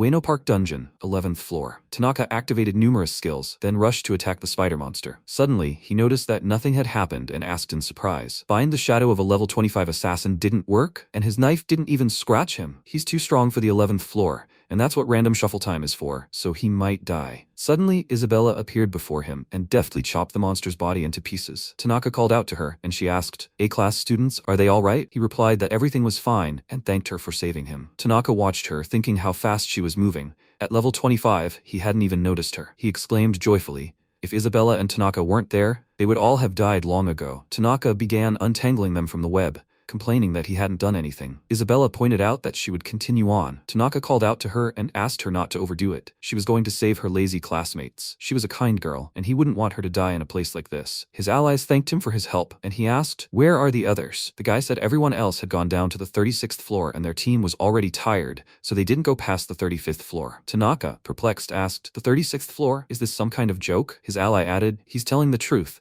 Ayano and Ue were with them, so the exploration had proceeded without any problems." He was startled and came to his senses. The 36th floor. This is bad. The day before random shuffle time, the robot said he was in a good mood. Ryoji smiled. Tomorrow was that day, after all. He opened the door and asked in surprise, "Tanaka? A level 25 assassin?" He apologized for coming uninvited. Suddenly, the protagonist closed the door in his face and said he had to get up early tomorrow and said goodbye. Tanaka began to ring the doorbell, disgruntled, when suddenly the protagonist stuck his head out of the house and told him to be quiet. He said it was urgent. MC came out of the house and asked him to say what he wanted. Tanaka glanced around awkwardly and said this wasn't casual conversation. A few seconds later, he was standing in the doorway of the house, and MC asked if he was going to go any further. Tanaka replied that everything was fine here too. The principal had been summoned to a meeting with the prime minister and would likely be reprimanded for the situation with RST. Ryoji asked why the prime minister would do such a thing. Tanaka replied that unlike normal schools, theirs specializes exclusively in adventurers. How did he think they got permission for this program so quickly? The protagonist said he had no idea, since he wasn't the one building the school. He replied that they had received help from people higher up. The prime minister considered their project an excellent investment. The protagonist impatiently asked if they were going to talk for a long time, if he couldn't wait until tomorrow. Tanaka awkwardly asked for 3 minutes to speak. Some politicians were criticizing the school and demanding its closure. They said they were sending young people to their deaths in dangerous dungeons, but the public supported the prime minister because resources were incredibly important. So if too many people die at RST, the public will agree that the school should be closed, and that they must protect the students. The prime minister will not risk his rating and will certainly close the school. The principal has been worried about this for a long time. The protagonist looked at his phone and asked him to wait 2 minutes. Tanaka was surprised and thought, what stubbornness. Countess Isabella, Ayano, and Ue, the 3 main beauties of their school and their pride. MC added that he was happy for them. He thought in surprise, he doesn't care about beauties. What is he made of? Ryoji remarked that he has 25 figurines of beauties at home. He worries too much. He released a warning video after all. Tanaka thought, I'd like to believe it. With 3 level 40 adventurers, how far down is it safe to go? The protagonist replied, no lower than 36, otherwise everyone will die on the 37th floor. Tanaka considered this. No one would go down that deep. He should trust him. Continuing to talk to him would only worsen his relationship with them. The protagonist asked, explain why the 37th floor is so dangerous. It would only take 10 seconds. He replied that it was fine, and then thanked him. MC thought the RST monsters were extremely strong. Maybe he was being too immature. Currently, Ueno Park Dungeon, 36th floor. A monster appeared right in front of the guys. Ue called out to Ayano, who used iceberg, releasing ice from her staff straight at the enemy. The monster deftly dodged the attack, and Monica exclaimed how fast it was. Ayano hit the monster with the ice. Ue jumped up and kicked the frozen part of the monster's body, defeating it. The other guys began to cheer joyfully. So many rare materials. That's what they have RST for. I wonder how much they'll get for all this. He can buy himself an apartment in a high-rise building. They'll become celebrities and live luxuriously. They'll improve their lives and collapse the economy. You can buy so many things, and strength really does matter. I wonder how much more they'll earn. The guy said contentedly that it didn't even feel like RST now. His teammates smiled and agreed. It was an easy victory. Ue exclaimed with displeasure. What are they talking about? This isn't a joke. Without her and Ayano, they would have all died long ago. The guy noted that it really helped them that they joined them. Ue said they didn't join. She and Ayano were there to stop them, and they helped because they were in danger. The guy happily thought about Ue's magnificent legs. The girl admiringly thought that when she gets angry, her Japanese gets worse. It's so cute. Ue added that it's very selfish of them to throw themselves into danger like that. It only ruins the reputation of their adventurer school. The adventurers, perplexed, began repeating one after the other. She doesn't care if they die. "So that's what she's like?" She thought they were friends. Wei awkwardly exclaimed that she hadn't said that. The boy happily said that he knew it. She did care about her classmates after all, so they could go down to the next floor. The boys began to leave and thanked her for her help. Wei, confused, asked what was wrong with them. She asked Ayano for help. She stepped forward and hesitantly called out to everyone. The previous battle had been so dangerous, and next time they could get hurt. The other boys looked at her in surprise and unanimously noted that Ayano had spoken. A real princess comes from the noble Sanzane family, and besides, her breasts are second in size only to Isabella's. The boy thought she usually only speaks to Ue. The girl called out to the boys with displeasure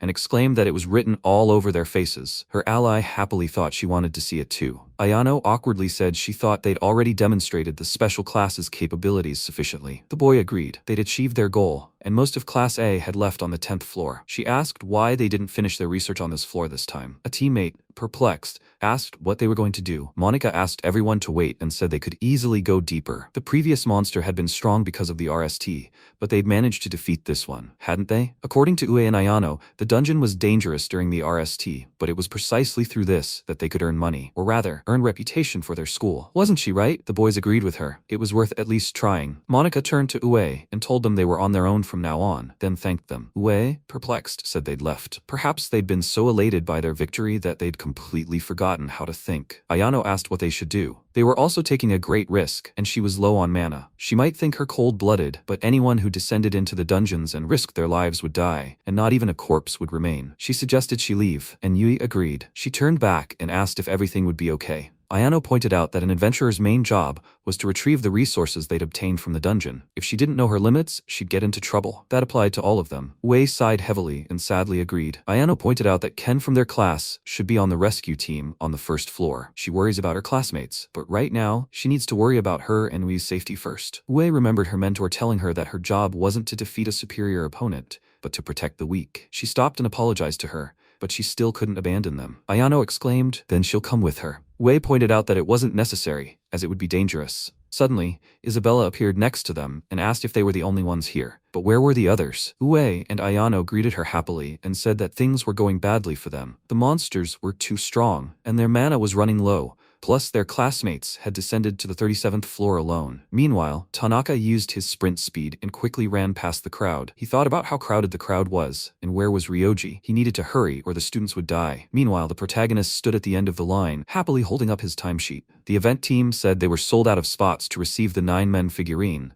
so they didn't have to line up. He asked them to remember that the figurine was only sold at the designated counter. Yamada exclaimed joyfully, he made it just in time, and can consider that he already has the official figurine. The protagonist said he'd caught the very first train, but still barely made it. The 9 men were too popular. A few seconds later, Tanaka found him and asked why he was there. He apologized, but he was urgently needed in the Ueno Park underground. They'd managed to recall almost all the students, but the special class had descended to the 36th floor, and they were most likely already on their way down to the 37th. Yamada called out to the protagonist and noticed that the line was already moving. The MC, with tears in his eyes, handed him his report card and asked Tanaka to take his figurine, and Yamada would explain everything. He so wanted to do this himself. Tanaka thought in surprise. Tears? He was so sad. He's in his debt, and he can leave the souvenirs with him. Ryoji turned to Yamada and said he'd explain everything later. He started running, and suddenly the event team admonished him, asking him not to run in the building, as it was dangerous. Meanwhile, Isabella confidently walked towards the 37th floor and exclaimed that she couldn't believe they'd gone any further, especially during RST, so they had to hurry. Wei said that if they just showed up, they'd only anger them, and that was too dangerous. It would be better for them to hide and observe the situation. Isabella said she couldn't just hide and watch. Wei asked in surprise, so she's one of those people? Ayano smiled, noticing how honest and open she was. She asked, is she the same? That's what they're nobles for. All they can do is complicate things. Meanwhile, near the 37th floor, Monica and the others stood near the entrance to the dungeon. She thought about how she'd been ridiculed as a simple thief, but she'd managed to level up to become a good adventurer. She even knew perfectly well that they couldn't escape this, so they'd die here. The monster opened its eyes, and suddenly Isabella's instinct struck. She ran and said she'd go ahead. Meanwhile, the protagonist stood in line and thought in disbelief that he'd wanted to teleport straight to Ueno Park, but the restroom was simply overflowing. Isabella remembered passing by the protagonist and thinking about the student she'd encountered yesterday, who was at least level 50. He kept popping into her head, but right now she had to focus on something else, getting to the 37th floor as quickly as possible. Meanwhile, in the festival area, The MC looked around and thought about how he needed to hurry, otherwise the entire special class might die. But if someone saw him using teleportation, it could only get worse, and using magic outside the dungeons was forbidden. He spotted the festival team's room and went inside. A man noticed and abruptly burst into the room, saying that outsiders weren't allowed. Suddenly, he noticed no one was on the stairwell and was surprised. A few seconds later, Rioji found himself near the dungeon and, peeking around the corner, was surprised. A crowd of adventurers was asking for help. He asked, "What's this?" He'd warned them so many times, and they all ignored him. He didn't have time to help everyone. He needed to hurry to the 37th floor. He used his invisibility skill and walked past them. Looking around, he thought it was an emergency, then used super heal. In an instant, all the wounded were healed, all wounds healed, and nothing hurt. The protagonist asked if there were others who could already use super heal. Ken angrily ordered everyone to stop their thanks. They were so blinded by greed that they barely made it to floor 10. The crowd begged them to stay with them a little longer. His arm was still broken. He angrily asked them to shut up, as healing was first come, first served. The protagonist entered the dungeon and considered leaving the healing to him, so they needed to hurry. Meanwhile, on the 37th floor, a monster emerged from the shadows, and Monica exclaimed that she'd seen it on the deck channel. It was the dragon's child from floor 100. The crowd of adventurers looked at the monster in bewilderment, and she thought, after all, she was the one who convinced everyone to come here, and she should bear the responsibility. She was buying them some time to escape. The man asked her not to talk nonsense. Weren't they all a special class? The mage said that thanks to Ue and Ayano, she still had plenty of mana. They all raised their swords together and shouted that they would finish it off. Suddenly, the dragon quickly attacked them, and Monica found herself without an arm. She looked at the defeated crowd in surprise and asked, "What happened?" Monica turned her head, but suddenly she saw the monster in front of her. The difference in levels was too great. She needed to stop the bleeding with magic, but what was the point? She'd be killed soon anyway. Suddenly, Ayano used her iceberg skill and said she knew it. Ice enveloped the monster's paws, and Monica wondered in surprise, "Are they saved?" Wei swung her leg and attacked the enemy, creating a huge column of dust. Monica looked at it in surprise and wondered if that was Ue's strike. Ue noticed there wasn't a scratch on it. The dragon opened its mouth and was about to attack Monica when Isabella suddenly struck it with her shield and threw it against the wall. She thought in disbelief. She threw it against the wall without even using her sword. Isn't she #1 in the world rankings? Isabella held her sword in front of her and asked the goddess to grant her strength. She considered the possibility that she couldn't pierce it, then used the goddess's embrace, restraining the monster's paws and head. Monica smiled and remarked that even she couldn't defeat it. Isabella ordered everyone to leave quickly, as she couldn't hold it for long. The goddess's embrace had used up all her mana, and she wouldn't be able to restrain the monster a second time. Ayano used super heal, and her classmates immediately thanked her. Ue turned to Monica and said they would buy themselves some time, and then they would catch up, and Ken was waiting upstairs. She thought in surprise, they don't even hope to kill it? Wei ordered everyone to run faster, as they wouldn't last long, and those who could walk should help the others. Isabella opened her inventory and took a potion from it, thinking it was her last mana potion. She noticed Ayano, exhausted, and threw it, hitting her squarely in the forehead. Ue handed her the potion and said she was a full mage and shouldn't throw things like that. Ayano remarked that it wasn't that bad. Isabella apologized guiltily. She hadn't meant to throw it like that.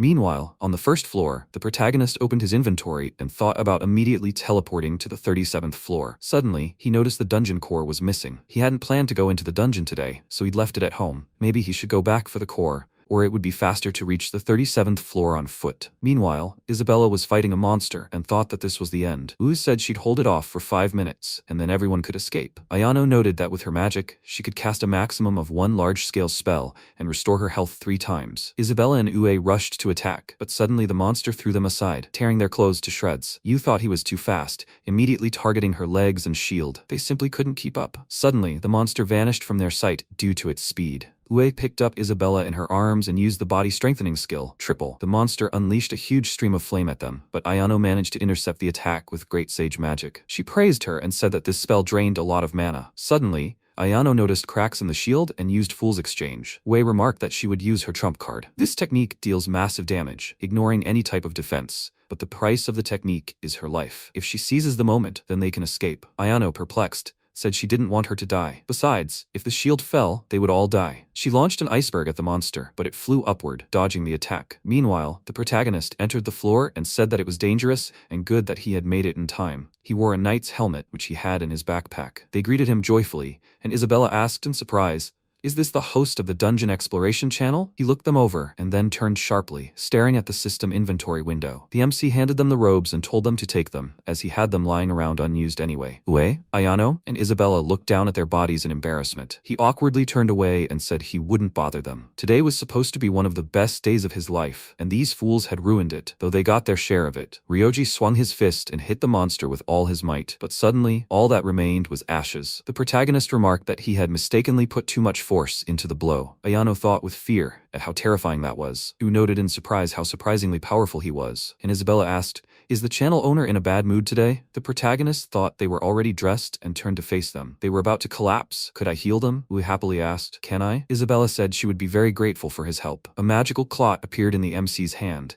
He thought it should be enough to heal 3 level 40 adventurers. The dust scattered throughout the dungeon, and Yu, surprised, said it was amazing. All the wounds had healed so quickly. Isabella thought it was the first time she'd seen such powerful healing magic. They couldn't express how grateful they were to him for saving them. How could they repay him later? Ryoji said he didn't need any payment from them. He helped because he wanted to. Ayano peeked out from behind Ue and sheepishly thanked him. The protagonist noted that Tanaka had told him what had happened. After all, they had sacrificed themselves to buy time for the others, hadn't they? He ran into their class on the way here. You asked in surprise. Is he talking about that Tanaka? It's surprising they knew each other. The protagonist pointed at the monster and said they would split the items 4 ways, even though it was his fault some of the materials were destroyed. Wei asked, "They didn't do anything, so why is he dividing the loot 4 ways?" Isabella pointed out that he was the one who saved them. She simply had no right to demand a share from a dragon. MC said he came here in the middle of a fight, so the loot should be divided among everyone. If they had escaped, he wouldn't have been so generous. During their heroic days,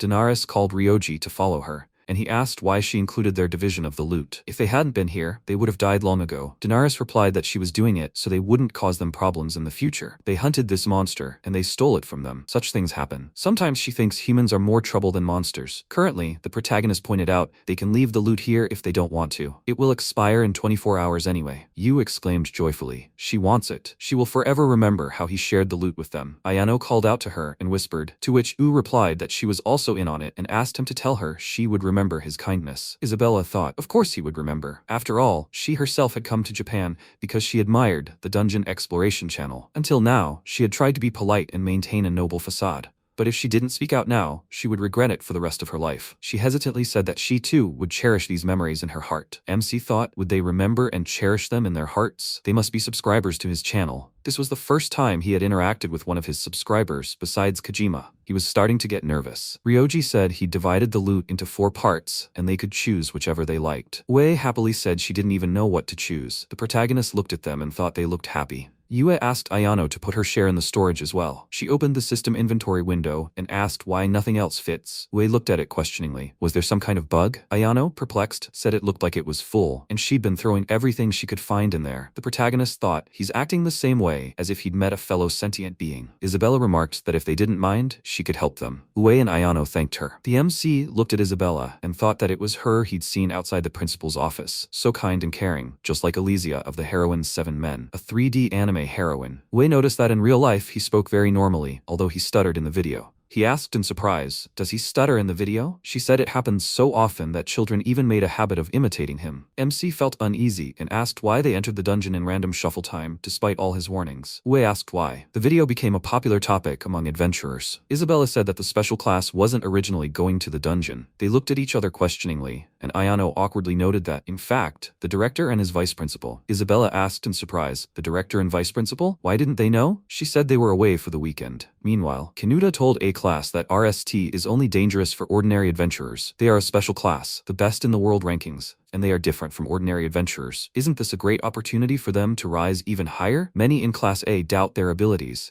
and now they'll be able to demonstrate their full strength. They'll be able to collect many rare items in RST, and naturally, good results will also reflect in their grades. A special class, the chosen ones. So why not try their hand at random shuffle time? You asked in surprise. So was the principal provoking them? Ayano added, and Class A was also egged on by his vice principal. She asked if she knew anyone in Class A. Ryoji wondered if that was the only thing surprising to her. Ayano said she'd overheard a conversation between the students in that class. He wondered if he somehow felt a kinship with this Ayano. Isabella asked why the principal and his vice principal would create conflict between the 2 classes. She awkwardly asked, perhaps because of factional fighting? Principal Kinuda received orders from the Ministry of Culture and Education, and Vice Principal Tsunegi from the Ministry of Land and Infrastructure. Ayano asked in surprise, "Does she know that much?" Isabella also noted with surprise that she'd expected nothing less from the Sanzine family. Wei asked, unsure if she fully understood, but apparently they pitted two classes against each other because of interministerial rivalry. Isabella said it was hard to believe. MC considered this. Usually the most incredible stories are true. Even in another world, where everyone was on the brink of extinction, there was a struggle for power. He thanked Ayano for telling him about it, and was pleased to know that his video had ultimately had the desired effect,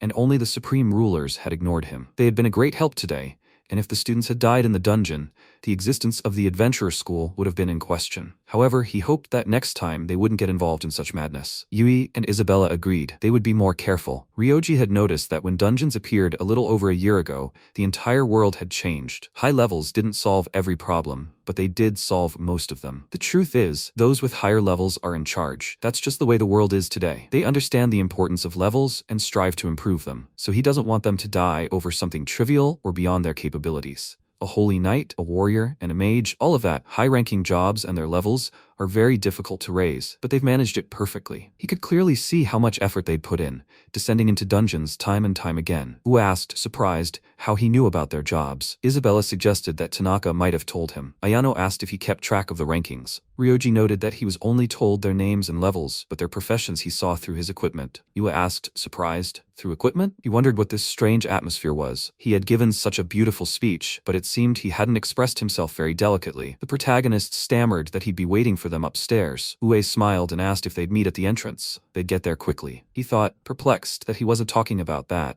It was a complete failure. Sometime later, the protagonist came home. He said he'd run home, embarrassed, and hid under the covers. He'd met the audience and felt like giving a motivational speech. It couldn't be worse. He wanted to erase every memory of it. While he was telling Proto 1 this story, all he could do was smile. That night, Tanaka came and brought him a poster and a limited edition figurine. He said he'd investigate the story with the director and the vice principal, and he'd spend the rest of the days happily enjoying himself at the festival. The protagonist smiled and said the festival was the best. Yamada agreed. All their trophies could be sent home by courier. Sometime later they were sitting in a cafe. He said that in fact, he is a level 1501 hero, and they asked him to save the schoolchildren. Yamada remarked that he'd heard of a game where he transforms into a villain. MC said that Yamada easily accepted his story and seemed to take it as a joke, but he was still a good guy. 3 days later, the festival ended, and that same day, random shuffle time happened. The protagonist also thought about how the students who entered the dungeon in random shuffle time had received a severe reprimand and suspension, something like house arrest for a week. For some reason, the protagonist had also been suspended, so he devoted himself entirely to watching anime and reading books. Proto 1 told him that it was best not to record videos on additional channels for now as a precaution. A week later, Monica was testing her prosthetic. It was controlled by mana, and she needed to get used to it. Ui exclaimed in surprise. Her arm hadn't been reattached. Monica turned to the girl and thanked her for saving them during RST. She added that if she hadn't been there, they would all have been killed. Wei told her to thank the protagonist.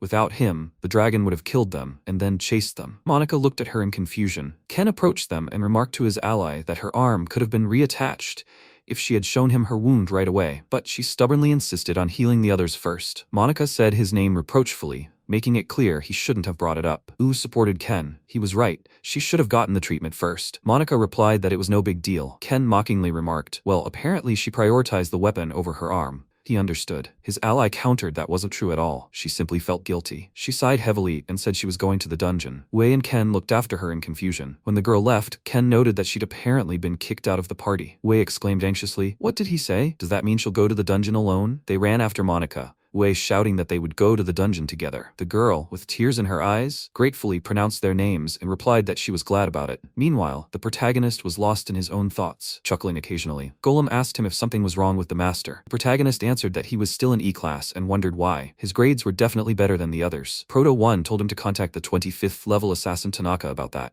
Tell him to call him. MC exclaimed. Exactly. He owed him, and they exchanged numbers during RST. Tanaka answered his call in a sleepy voice. Assassin asked, what Sir Rioji need at such an hour? The protagonist asked him not to call him Sir. He asked Tanaka to tell him how they decide who can and can't transfer to another class. Tanaka replied that they looked at grades and dungeon exploration progress. Progress is determined by profit from dropped loot and its rarity. They receive data from official retailers from the Ministry of Land and Infrastructure. The protagonist was surprised at Tanaka's words.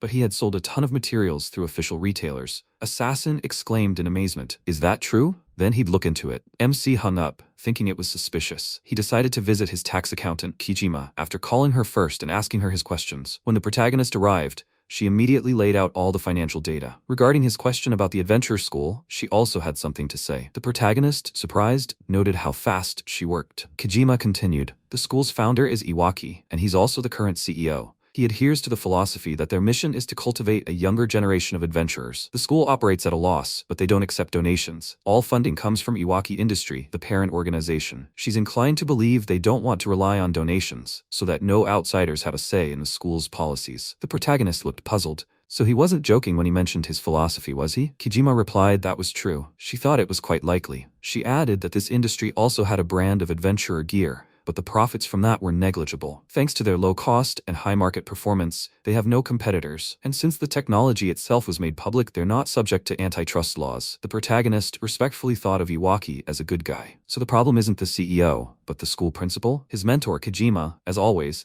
approached the matter thoroughly and researched the matter thoroughly. Proto 1 was strong at finding information, but he had his limitations. The accountant continued, this industrial company's main source of income was mana stone processing and the sale of processing equipment. They were number one in the global market. Ryoji was surprised. Really? He thought. After all, he, Iwaki, was an engineer from another world. The protagonist shook Kijima's hand, and she thanked him for his cooperation. The protagonist told her with a smile that he was always happy to do business with her. Walking down the street, MC thought, Mentor Kijima is a reliable person. Meanwhile, the accountant looked at her hand, which the protagonist had shaken.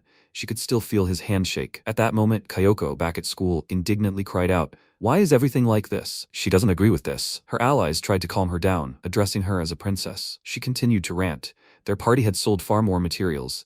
They'd even given away a few rare items. Why were they being promoted to Class A, and they were still in B? Her ally asked the princess to speak a little quieter. Kyoko yelled at him to shut up and stop telling her what to do. Her partner told her that their leader is the daughter of the president of a large company, so it's not that simple. Kyoko angrily shouted, what is this? How it infuriated her. She can't stand people who take advantage of her. People like them make all their efforts seem like a joke. The protagonist, passing by, asked her in bewilderment, what happened? She was making so much noise that she could be heard from far away. Kyoko asked him what class he was in now. D, C. The protagonist glanced at her and noticed how short her skirt was. The girl, paying no attention, continued, he's not in Class E, is he? MC replied that she was right, as long as he was in that class. Kyoko exclaimed angrily, he's an idiot. What is he doing there? The protagonist couldn't believe his ears. She insulted him like that. Her allies began to reprimand him. So he, a small fry, was in Class E? The princess was in a bad mood right now. So he should get lost, and he should forgive them for their harshness. The protagonist went on his way, thinking that this somehow felt wrong. Since the last time they saw Kyoko, she had changed a lot. At that moment, Tanaka called out to him, again addressing him as sir, and he waved his hand in greeting. MC irritably noted that he had asked him not to use the word sir. The assassin, ignoring his remark, spoke up. The CEO wanted to thank him for his help. He asked Ryoji if he could go with him now. The protagonist replied that he would only go if he promised not to make any new offers. Tanaka agreed to this.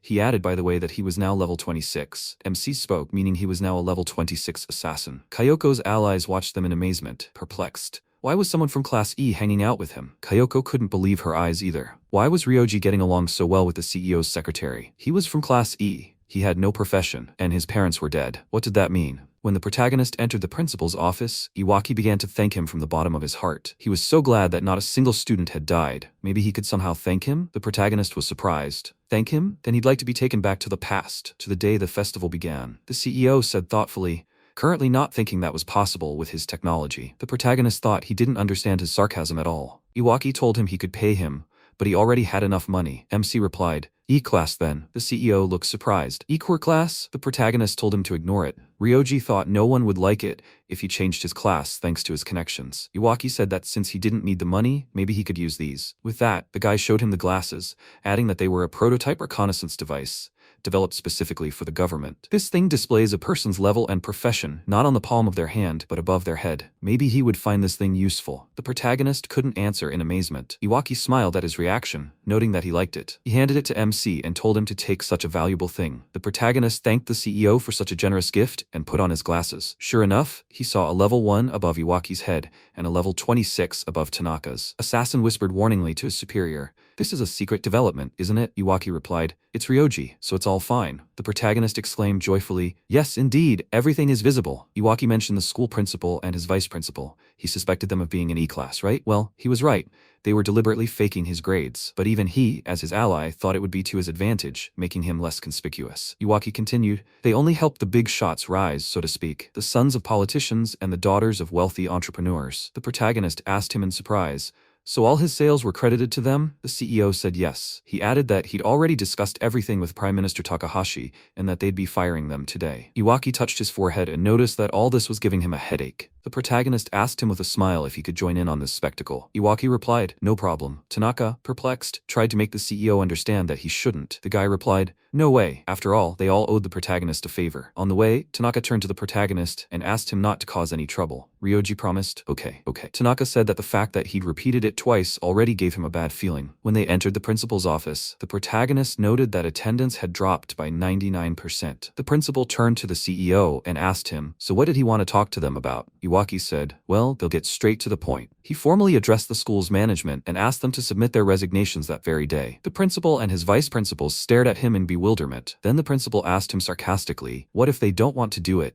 Iwaki said decisively, then he'll fire them himself. The principal was indignant. He seemed to be missing something. How much longer did he think his school would last if 2 ministers became his enemies? Iwaki was surprised. So they were threatening to close the school? He didn't even know what to say to that. The vice principal replied that whether it was a threat or not was entirely up to him. The principal laughed sarcastically. At that moment, the protagonist apologized to everyone and asked if he could intervene in their conversation. The vice principal asked him contemptuously, who the hell is he? The principal exclaimed in bewilderment, what is a schoolboy doing here? The protagonist blurted out that this was all a waste of time, that they needed to have a frank conversation. The protagonist activated his hypnosis skill. The ministers looked at him with dog-like devotion. Iwaki and Tanaka reacted with bewilderment to what Ryoji had said. The protagonist, unfazed by the looks from his allies, turned to the director and vice president. He asked them what they were trying to achieve. Did they really need money that much? The vice president chuckled obnoxiously and declared him an idiot, saying they had more money than they needed. The director told MC they were planning to turn the adventurer school into a place to raise the next generation of slaves. Tanaka stared at the ministers in amazement. Iwaki, incredulous, repeated, slaves? The vice president said that the adventurers would essentially become their slaves, gathering resources for them. The director added, and of course, they, the elite, would become their masters. Ryoji himself didn't expect to hear that. The principal said, well, you can't openly call them slaves, or the lower class will resent it. It will be easier for the public to accept it if the high school students are the future generation of adventurers. It would be enough to simply advertise it in the media. The vice principal said, that's why students must graduate only with the highest grades. This will increase their market value. Do they understand that? In any case, the lower class has always been and always will be slaves. After these words, he giggled disgustingly. Iwaki exclaimed in amazement, oh my god, he created this school for adventurers. Tanaka pointed out, adventurers risk their lives, and they want to turn them into a cheap source of resources. The protagonist told the ministers that to control slaves, you need to understand how they think. He advises them to go down into the dungeon and experience everything for themselves. The vice principal said, that's right. The principal said, they simply must go down into the dungeon. The protagonist told them, before that, let them write their resignations and prepare their equipment. As he left the office, he made a remark. Let them correct all the falsified data. The ministers obediently replied that they would do as he said. Ryoji thought, he's no fighter for justice, and he doesn't know whether he's lower class or elite, but he knows he needs his data back. After some time, the ministers, as they promised the protagonist under hypnosis, descended into the dungeon and began fighting the slimes. The director exclaimed, why are common slimes so hard to kill? His deputy replied, even adventurers can't kill them, can they? Suddenly, the director screamed, and the monsters surrounded them. The ministers began waving the monsters away, shouting at them to stay away. The deputy screamed, he doesn't want to die. The slimes began to devour them, and at that moment, Monica, Ken, and Wei arrived to the minister's aid. Ken activated double healing and freed them from the monsters. Then all three attacked the monsters, destroying them all in a matter of minutes. The ministers, drenched in slime, thanked their saviors. Wei exclaimed, it's dangerous to enter a dungeon in such gear. They should arm themselves better and come back down. Ken was indignant. A dungeon wasn't a playground for them. The deputy bowed to the adventurers, thanked them again, and remarked that they wouldn't forget. The director continued to thank them. Ken irritably replied, there's no need to thank them. They should get out of here quickly. They were only getting on their nerves. Monica thought, puzzled. They looked exactly like the principal and vice principal, though they would never go down into the dungeon. Sometime later, the protagonist and his golem were watching the news. The newscaster reported that the former principal of the adventurers' school and his vice principal had been injured in the Ueno Park dungeon. They were taken to the nearest hospital. Fortunately, their injuries were minor, and they were quickly discharged. Apparently, neither of them were adventurers. Proto 1 spoke up, calling an ambulance for minor injuries. The protagonist suggested they should have been encouraged to bring better equipment. The golem replied that it wouldn't have helped. The protagonist agreed with him. The ministers were grossly underestimating the dungeon. Meanwhile, Iwaki, having watched the same news, noted that the principal and vice principal had submitted their resignations, but he barely remembered how the conversation went. Tanaka said he didn't remember either. Sometime later, the protagonist arrived at Kyoko's house. Her mother came out to greet him. MC greeted her back and said he'd come to return the manga she'd lent him. He noted that the girl's mother had lost weight. The woman took the bag containing the book from him and said it must have been heavy for him to carry, right? The protagonist told her that it wasn't. The woman looked toward the windows of her house, then apologized to him and said, perplexed, that her daughter didn't want to see anyone, and she locked herself in her room. Ryoji wondered if Kyoko had deliberately given up her social life, but that wasn't his concern. He told the girl's mother that he had to go. The woman called out to him and said that her daughter wasn't as smart as he was sometimes, and that he should forgive her if she was causing him trouble. The protagonist looked at her in surprise. The girl's mother continued, selfishly asking for such a thing, but she wanted him and Kyoko to remain friends forever. When MC came home, he told the golem everything. Proto 1 said, and of course he caved. The protagonist responded indignantly, nothing funny. He went there with the goal of forever severing all ties with Kyoko. The golem noted that her mother had keen intuition. Now he and the girl were friends forever. The protagonist expressed bewilderment. It was simply creepy. He hates being yelled at, and on top of that, they call him an idiot. He asked the golem if he understood what Ryoji was trying to say. Proto 1 answered, but isn't she the embodiment of an anime tsundere? MC countered, anime is different. When Ryoji lay down on the bed, he yawned and said, Kyoko used to be completely different. The golem spoke up, it's simple. She may have the mark of an adventurer, but this role proved beyond her capabilities. The protagonist asked him in surprise, beyond her capabilities? He thought, come to think of it, Kyoko had begun to change after she'd received the mark. The golem noted that even in another world,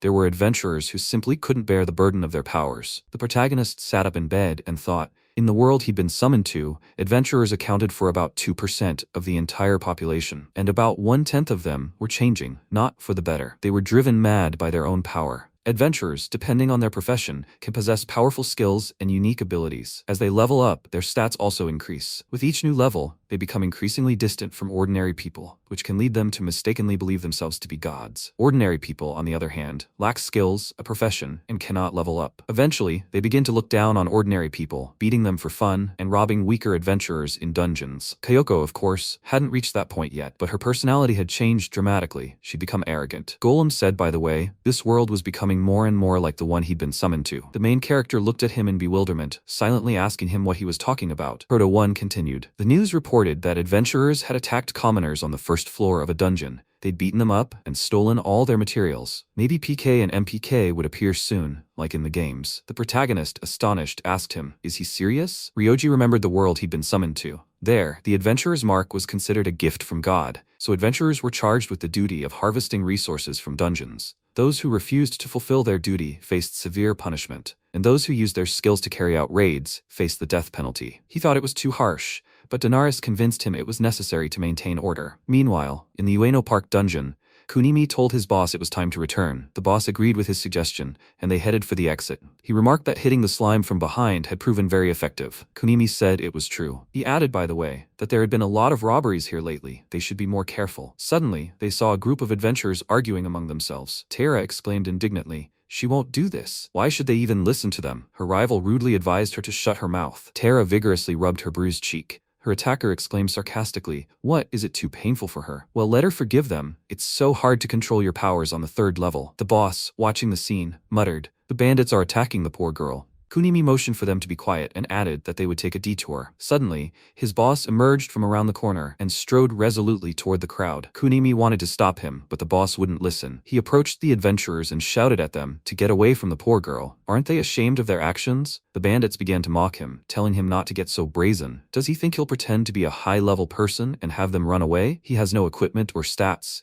so he should leave his things here and get out of here. One of the bandits grabbed the boss by the collar, but the man didn't give in, exclaiming, why should he give them his loot? They can kill slimes themselves. At that moment, Kunimi shouted at the bandit to get his hands off his boss. The bandits shouted angrily, are the worms planning a riot here? They pounced on Kunimi and his boss and began beating them. The leader told his partners not to overdo it. If they died, they'd get into serious trouble. The bandits rejoiced. Beating up old men was so much fun. They told the boss one last time to try harder. Next time, he'd be more obedient. When the gang left, Kunimi helped the boss up. He asked him if his benefactor was okay. The boss, clutching his head, replied that he was fine, but he should better check on the girl. Kunimi approached Tara and asked her if she was okay. The girl replied that she was fine. She added regretfully, she spent so much effort on the materials. The boss told her that the main thing was that she was safe and sound. Tara thanked them for standing up for her. The boss told her there was no need to thank them. They hadn't really helped. He yelped in pain, finding it hard to speak. Kunimi said irritably, she shouldn't thank them. Just be more careful next time. Tara said, offended. She wasn't thanking him, but the guy with glasses. Kunimi exclaimed in amazement. What did she say? What about him? He helped too. The girl angrily replied that he'd ignored her, and besides, he'd even tried to run away. Kunimi exclaimed indignantly, he's only 22 years old. The boss stepped between them and spoke conciliatorily. They're all safe, and that's good. They should go home for today. As she walked, Tara irritably remarked how idiots like the ones who attacked her infuriated her. What were the police doing? Kunimi told her not to be stupid.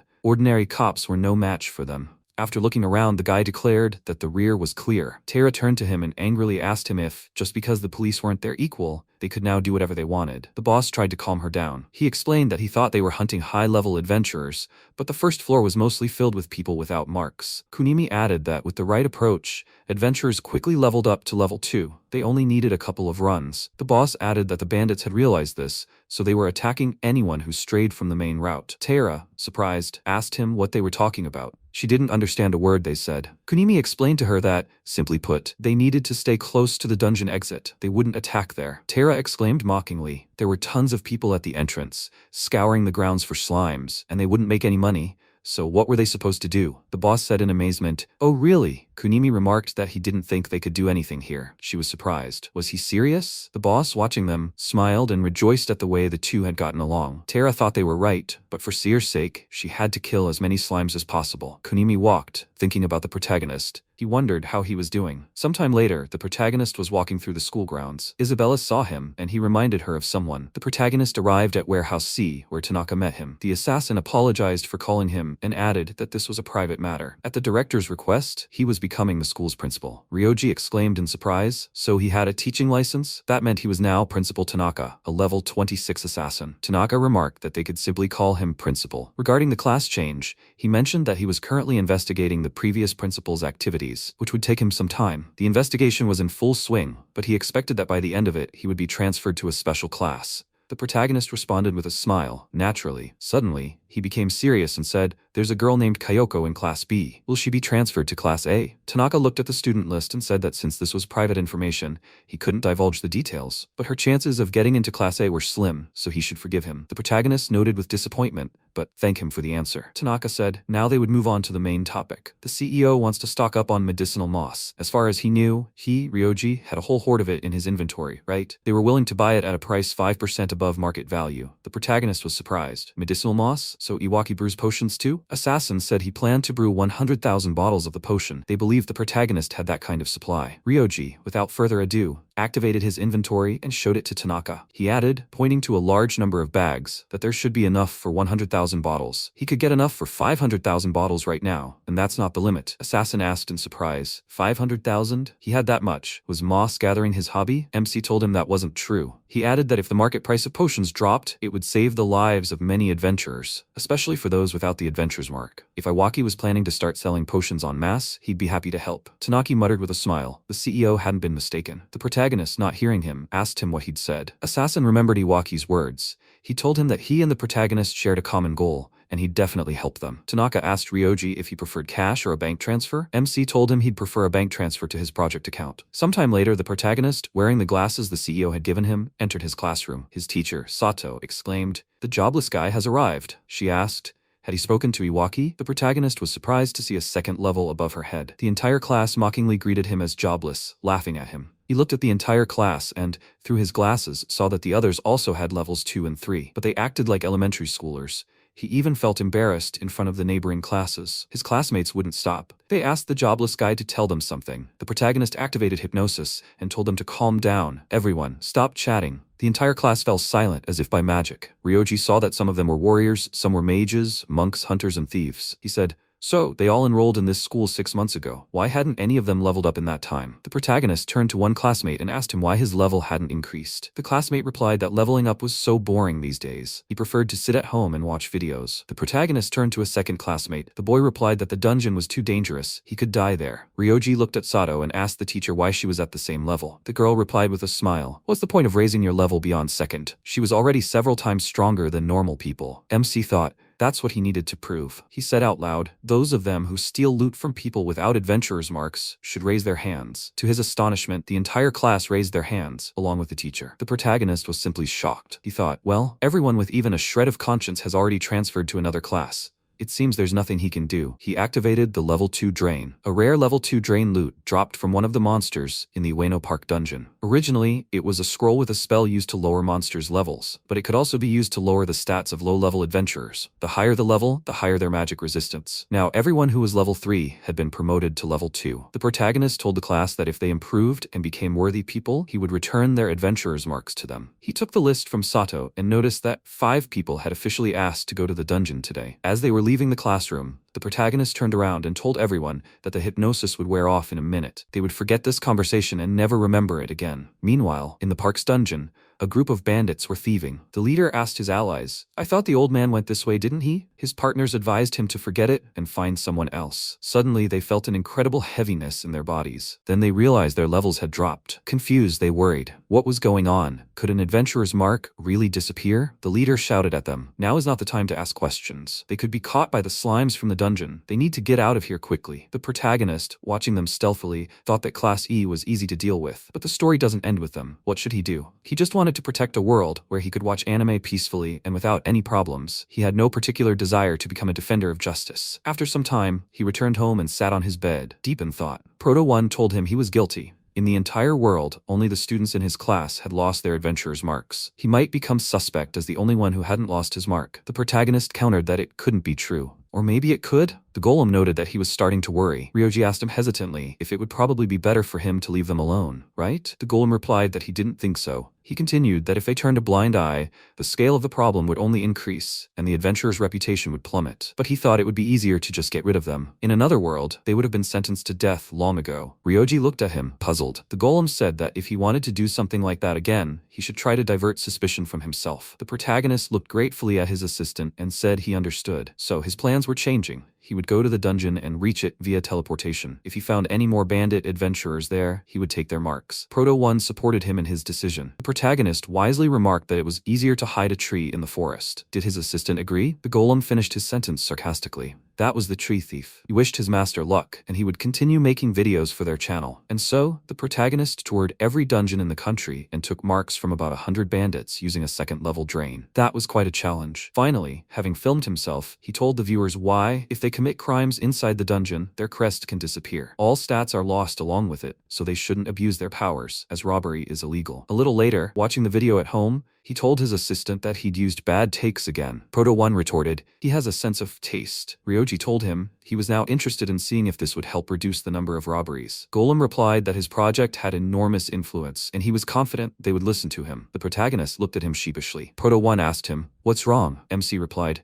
he understands they're doing wrong, but he still feels guilty for taking their crests. He's also trying to cover up his crimes with this video. Golem paused, perplexed, and then said, if he feels guilty, then let him just not upload the video to the channel, and let him return all the tags to their owners. The protagonist said, on the other hand, that if he did that, the world could fall into chaos. The golem, almost crying, remarked that he could stop caring about the world. He, his creation, wanted his master to be happy. He didn't have to do what he didn't want. The MC looked at him in surprise and told him he'd be out for a bit. Let him upload the video to the channel in the meantime. The golem replied that he understood and wished his master luck. The protagonist warmly thanked his invention and thought that he would try to give it his all again. The protagonist went to Iwaki and apologized for distracting him from his work. The CEO replied that they would always have time for him, and he was eternally grateful for the medicinal moss. Iwaki asked him what he wanted to talk about. Rioji said, they've already broadcast this on the news. He wanted to talk to him about adventurers robbing instead of leveling up. Iwaki sounded puzzled, so that's what he was talking about. He added that if they didn't find a solution to this problem quickly, it could be catastrophic for them. A decline in the adventurer's reputation would be just the beginning. Only high-level adventurers could solve this problem, but they had plenty to deal with on the other floors as well. They needed a long-term security system. Iwaki asked him if he could make cameras that worked inside the dungeon, right? The protagonist replied, that wasn't an option. He considered suggesting that high-level adventurers patrol the lower floors, but how would he get them to cooperate?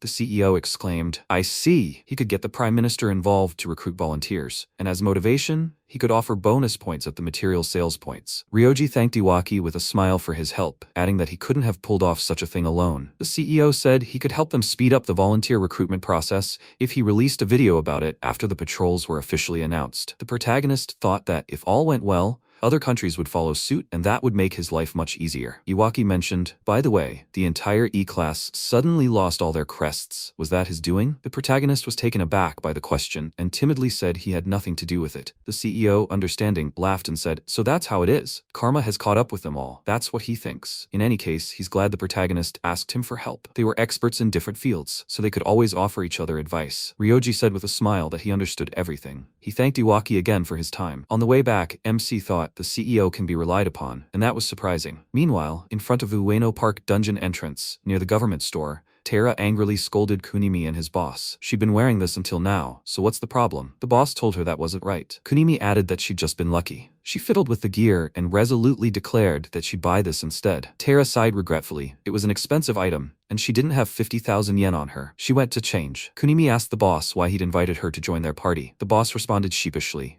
In their day, it was dangerous for a girl to wander alone through the dungeon. The boy protested. That's no reason. At that moment, Tara appeared, saying she had already changed and was ready to continue. She suggested they hurry inside the dungeon. Kunimi stared at the girl. The boss, noticing his glance, told her that the outfit suited her very well. He turned to Kunimi and remarked, didn't he think so too? The boy looked embarrassed and hesitantly said yes. Entering the dungeon, Tara exclaimed, excellent. So it's time for them to start hunting slimes. When they encountered the monsters, the boss shouted to the girl that he and Kunimi would attract the slime's attention, and she could attack it from behind. Working together like this, they quickly dispatched all the monsters. Kunimi remarked, that's all for today? The boss told them that they had both worked hard today. Tara was surprised. It was already so late. Returning back, Kunimi sheepishly apologized to the girl for walking past her last time. Tara looked at him carefully, and she told him she didn't blame him, so he shouldn't worry about it. The girl thought she herself had abandoned Seer.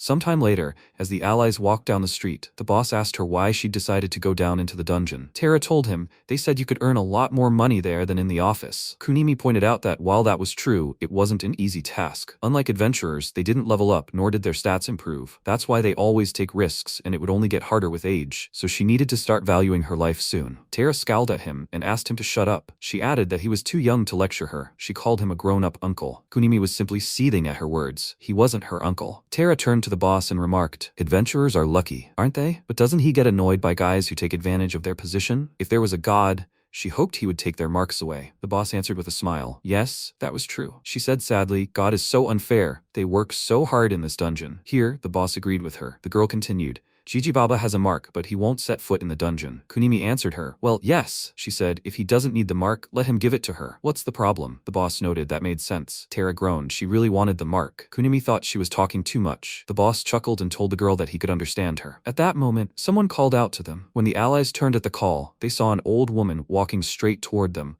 holding a magic ball. Approaching them, the old woman giggled and asked if they wanted the adventurer's mark. In fact, it was the protagonist, disguised as an old woman, out scouting. But the adventurer team didn't know this. They thought it was truly an elderly person. Tara asked her in confusion, is she lost? Kunimi suggested, perhaps she was a stray, the boss added, or a fortune teller. The old woman sharply told them to listen carefully. She wouldn't repeat it again. The adventurer's mark. Do they want it or not? What would their answer be? Kunimi wondered, wondering who this old woman was. The boss remarked, with the adventurer's mark, they could hunt more than just slimes. Tara suddenly announced that she wanted the mark. Kunimi was more in favor than against. The old woman laughed nastily and told them it would cost 100,000 yen. Would they agree to that? The allies exclaimed in surprise. It was cheap, suspicious, and dubious. The old woman looked at them in surprise. A few hours earlier at the adventurer's high school, Ayano had asked Ue if she'd seen that video on the Dungeon Exploration channel. Her ally had replied that she'd watched every single one of his videos, from start to finish. Which video exactly was she talking about? Ayano said sadly about the disappearance of the adventurer's mark. If that happened to them, what would they do? Ue remarked,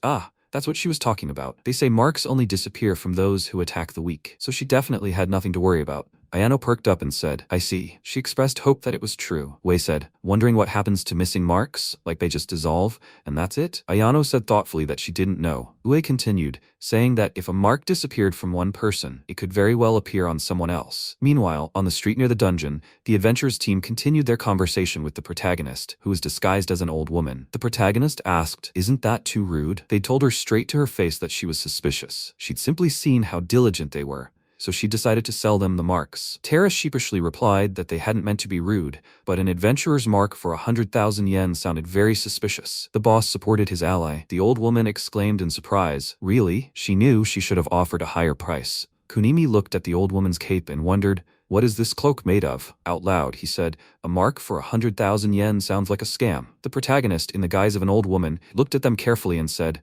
then they'll do it. What if the price for the mark were 100 million? Although even that wouldn't be enough. Kunimi thought, of course, the mark would be worth much more. Tara suggested that it was a lot. The boss thoughtfully remarked that even if he wanted to take the risk, he simply didn't have that kind of money. The old woman smiled and said, do they understand now? That's why she's only asking for 100,000 yen. Despite her appearance, she's still a messenger of God. Her goal is to bestow adventurers' marks on those who truly deserve them. Kunimi thought in amazement. Now it became even more suspicious. Tara asked her in surprise, she's a messenger of God? The boss was perplexed. Why not give the marks away for free then? The old woman, glaring at them, told them it was impossible. How would people prove their resolve if they didn't have to sacrifice anything for the mark? The full significance of her gift would be devalued, and then people wouldn't take it seriously. Kunimi thought it was clear she was taking the adventurer's marks and those who would receive them seriously, but that didn't make her any less suspicious. The old woman, seeing their hesitation, said she was giving them 5 seconds to think. They needed to make a decision. She raised her hand, held up one finger, and began counting. Kunimi turned to the boss, who told him it was an obvious scam. He'd never heard of such marks being sold like merchandise. Tara thoughtfully asked him, does he think so? The boss agreed with his subordinate's words. He noted, frankly, that he too found the whole thing suspicious. But if someone had told him 2 years ago that resource-rich dungeons would appear all over the world, he wouldn't have believed it either. Nothing is impossible in this world now. The old woman, meanwhile, said the number 2. The boss asked Tara what she thought about it. She thought for a moment and then said that if it turned out to be a scam, she would be seething with anger. So she thought it would be wiser not to buy it. But if it turns out the old woman was telling the truth, she'll be even angrier and regret not buying this mark. MC, in the guise of the old woman, said the number 3. The boss exclaimed that he couldn't make decisions in such a hurry. Kunimi insistently told him it was a scam. They should just leave and forget about it. Slime prices keep falling. They can't throw away such sums. The boss, dubiously, answered that it was true. The old woman counted out the number 4. The allies were in deep thought.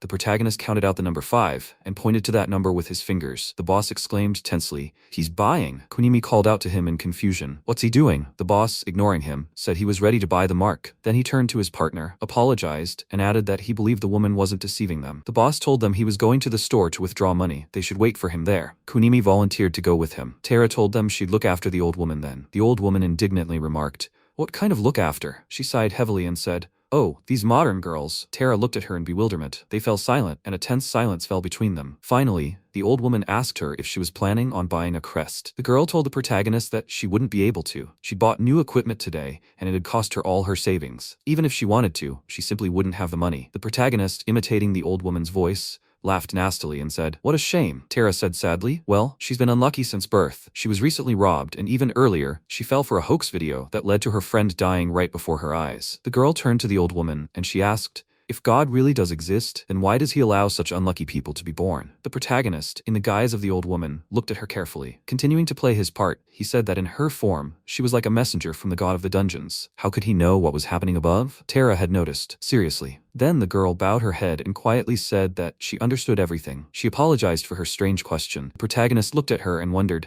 was that really what she was asking about herself? A difficult story. This wasn't how he'd imagined it all. Why did it all turn out this way? He was similar to her in terms of bad luck. He'd been taken to another world where he'd been forced to fight the Demon King. He couldn't even remember how many times he'd been on the brink of death.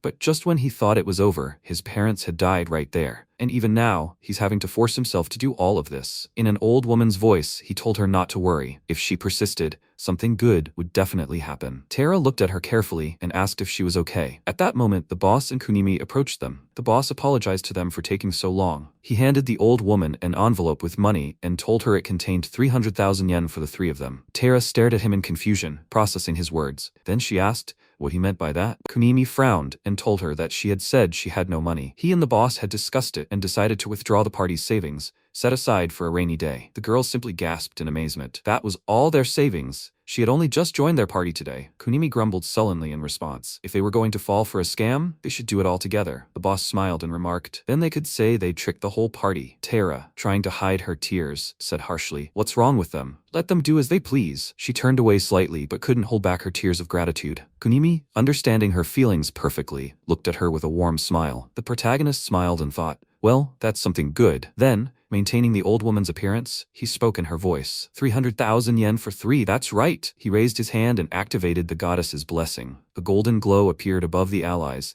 and they noticed with great surprise that they had acquired marks. Kunimi received a level 1 mark for the warrior job. The boss received a level 1 mark for the monk job, and Tara exclaimed in surprise that she was now level 1 for the mage job. She added in amazement that she couldn't even believe it. Kunimi wondered if it was a trick. In theory, only he could see the level. He turned to the boss, showed him his palm, and asked if he saw anything. The boss looked at his palm and said he didn't see anything on it. Kunimi, examining the mark, wondered if it wasn't an inscription or a sticker. So was it all true? No, not everything had been verified yet. He looked questioningly at his allies. Tara understood his gaze and said, she knows a spell. She wondered with interest if she could create fire. Opening her palm, she activated a small flame. Kunimi, still doubtful, wondered if this was really true. The boss countered, saying they would only use their skills inside the dungeon. The protagonist gave them a few words of advice before leaving. They should take care of their marks, since they had worked so hard to earn them. If they don't value them, they'll disappear. He added that no one should know about this meeting. Suddenly, the old woman seemed to vanish into thin air. Kunimi exclaimed in surprise. She was gone. Tara remarked in surprise. Was she really a messenger from God? Kunimi thought she looked too simple for a messenger. The boss smiled happily. Meanwhile, the protagonist informed his assistant that he was home. Proto One congratulated him on his return. The protagonist told him that he'd sold about 50 tags and deposited the proceeds into his account. The golem praised him. He'd done a good job. MC stretched out contentedly on the bed and asked his golem to transfer the money to the Adventure Support Fund as an anonymous donation. Proto One replied that he would do everything to the letter. He would transfer the donation to the Iwaki project and do it in installments so as not to attract unnecessary attention. Rioji noted his business acumen. The golem continued saying, by the way, that it seemed he'd never heard of the goddess's blessing spell. The protagonist smiled and replied that it was true. He created it himself, based on a second-level drain. Proto One noted, immediately reminded of Lunamaria, the goddess of another world. What nostalgia washed over him. The protagonist spoke, her name itself a spell, and only the pure of heart can activate one like him, and he was pure. Suddenly, he remembered, he'd forgotten to record his favorite anime, the golem remarked, and now he'd switched over. Sometime later, in Warehouse C at the Adventurers High School, Tanaka mentioned that he needed 100,000 bags of medicinal moss. Would payment by bank transfer be okay? The protagonist thoughtfully agreed. The boy asked if something was wrong. He replied that he was curious about the E-class members. He'd been very busy lately, so he took a break. Tanaka said he understood everything. His curiosity was understandable. They were his classmates after all. They all suddenly lost their adventurer's marks. The MC asked if the adventurer's mark was the main criterion for admission to the school, right? Now they were going to be expelled? He replied that no, he'd spoken to the CEO about it. The disappearance of the mark wasn't their fault, so they weren't in danger of being expelled. Of course, they'd have to adjust their training program. From now on, they'll train like regular adventurers without adventurer's marks. When they were told they would now be hunting slimes on the first floor of the Ueno Park dungeon, they all turned very pale for some reason. Immediately afterward, the entire class decided to voluntarily leave the school. Even their homeroom teacher resigned. The protagonist wondered if the entire E-class had been robbing the first floor. Perhaps they were afraid to face their victims? Tanaka said the transfer had been completed. The CEO had asked him to convey his gratitude. He thought it was good that he had managed to clear up this story. MC replied that the money had arrived. He should tell Iwaki his regards. Tanaka called out to him and said he was being transferred to a special class. When he returned to class, he should first stop by the principal's office, where he would be given a key card. He should forgive him for taking so long. He was the first person to be transferred to a special class. The protagonist smiled and replied that it was expected. The boy smiled as he thought about Rioji being a hero who had returned from another world. And yet, he still found joy in such trivial things. Sometime later, the protagonist returned home and told him that he had been transferred to a special class, even though he hadn't wanted to stand out. Proto One noticed that his expression showed it all. He congratulated him and was glad that he had finally been recognized. He joyfully thanked him and thought that today had been a good day. Suddenly, Keiko started calling his phone. The protagonist became nervous and said that she was calling him. Proto One happily remarked that he was a softie. He replied that he shouldn't force a smile. MC picked up the phone and said that he was listening. Keiko hysterically said that her mother had suddenly fainted. What should she do with her? Maybe she should call an ambulance? He worriedly replied that she should calm down. Everything will be fine. He would be there soon. The protagonist used the teleport and transparency skills and arrived at her house in an instant. He then entered and asked with a serious expression, "Is Auntie in the bedroom?" Keiko, in complete shock, called out to him and agreed. They entered the room where the woman lay. MC, seeing her, wondered if she was in cardiac arrest. He used the hear skill and began listening to her heartbeat. Keiko, frightened, said she had given her a potion, but it hadn't worked. He thought it wouldn't have worked anyway. The protagonist said they would use a high-level potion. He gave the woman the liquid and wondered if it was actually an elixir. A moment later, she woke up. Keiko, tearful and joyful, called out to her. The protagonist said she would be fine. So what happened here? She nervously replied that she was tired of her lectures. She simply asked her to shut up,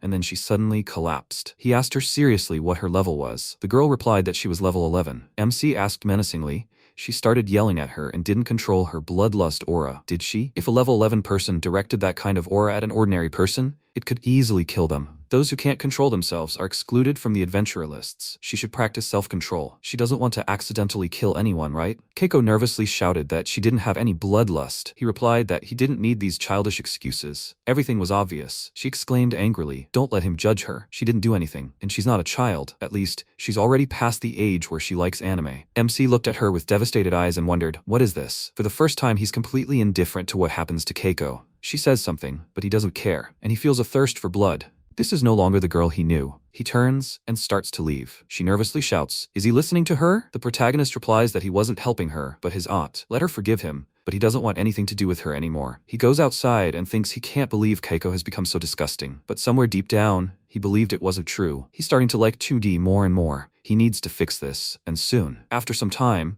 MC reaches the 200th floor of the dungeon, and sitting on a column and watching the monsters, thinks that this calms him down. These guys are cuter than Keiko. He's always held back his bloodlust. But what if he lets it out? Will they be scared? He used his skill, and in an instant, all the monsters were dead. The protagonist was perplexed, wondering what had happened. Were they all dead? He used the locator skill, and wondered if they were all dead. His level 1503 bloodlust frightened him. He shouldn't worry about Keiko now, but rather about not letting this bloodlust out. Sometime later, school started. The protagonist went to the principal and greeted him. Tanaka apologized and said that he couldn't accompany him due to urgent matters. He handed him an item and pointed out that it was his keycard, so he shouldn't lose it. He should ask his classmates how to use it. MC happily thought, that's cool. The assassin principal is always busy. He approached the special door and wondered, what the hell is this? A magical security door? How do you use it? Do you have to hold the card to the scanner? The protagonist placed the card in the designated area and wondered, perplexed, why it wouldn't open. Was the door broken? You approached him and asked with a smile, what's wrong? He couldn't open the door. He should let her see it. Seeing his card,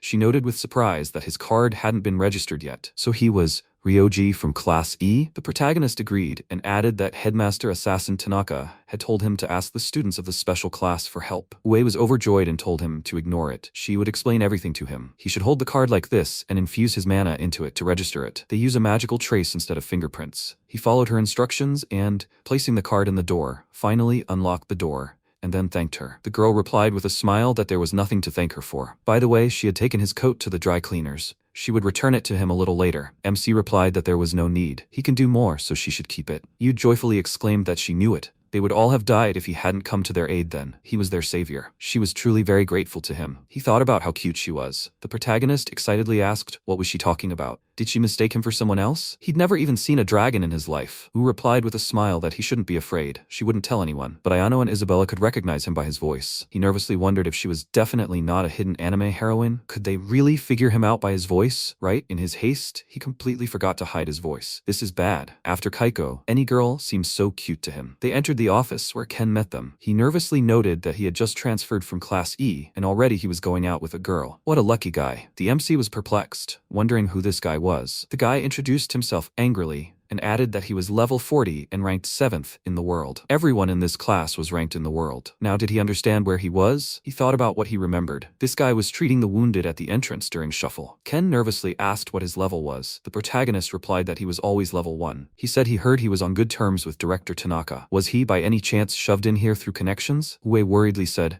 let him finish. This is no longer funny. The guy replied, let her forgive him, but she can't get involved in this. There was a showdown between men. The protagonist, with a serious face, replied that he got here honestly, not through connections. Ken said that everyone is good at talking, let him prove it with his strength. He agreed and asked how he could do that. The guy told him to direct his bloodlust at him. That way, they'd see what he was capable of. Seeing MC standing there silently, he asked him if he was scared. The protagonist replied that, come to think of it, the school had assigned him to this class, so why did he need to prove anything to it? The boy frowned and asked him irritably, was he serious? If he was a man, then he'd better stop being such a coward, otherwise it might even become a habit. Or maybe it already was. He always backed down if he didn't like something. MC smiled, looking at him. Ken continued to provoke him, but it was written on his forehead that he'd never been to a dungeon. Enough of being an eyesore at school, let him stay home and watch his stupid anime. The protagonist didn't like Ken's words. The other classmates, watching them, noticed the creepy atmosphere surrounding the two. The protagonist thought discontentedly. Stupid anime? He said to Ken. Fine, but if he dies then you shouldn't complain, okay? Ken thought gloomily.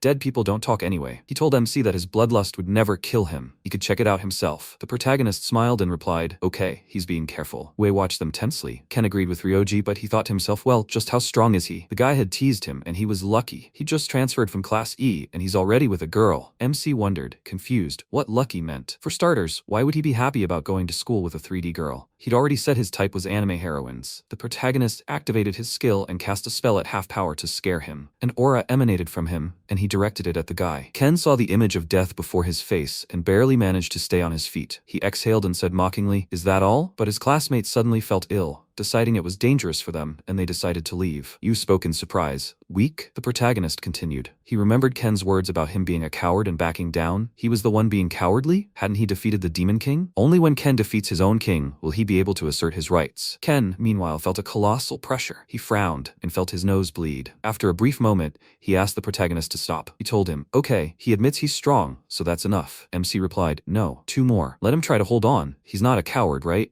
Rioji continued. He remembered the guy's words about never having been to a dungeon. The protagonist thought, what does he know? He'd only been in a dungeon for a year and a half, and he already thinks he's the center of the universe? And what about 10 years? He'd spent 10 years in another world. Day after day, he explored dungeons, practically living in them. Even now, he has to go there. He makes videos for them, the newbies, so they don't die in vain. He doesn't do this for himself. It's simply his duty as a former hero. The tension and strength emanating from the protagonist with each new thought stunned Ken. He could barely stand, blood streaming from his nose. Rioji said gloomily, his words still angering him. So they weren't finished yet. Wei intervened, asking the protagonist to stop, telling him that everything was fine. But MC didn't hear her. He said, stupid anime? He said, stupid anime? Wei fearfully thought he was furious. Suddenly, she approached Rioji, hugged him, and told him that everything was fine. He didn't have to continue anymore.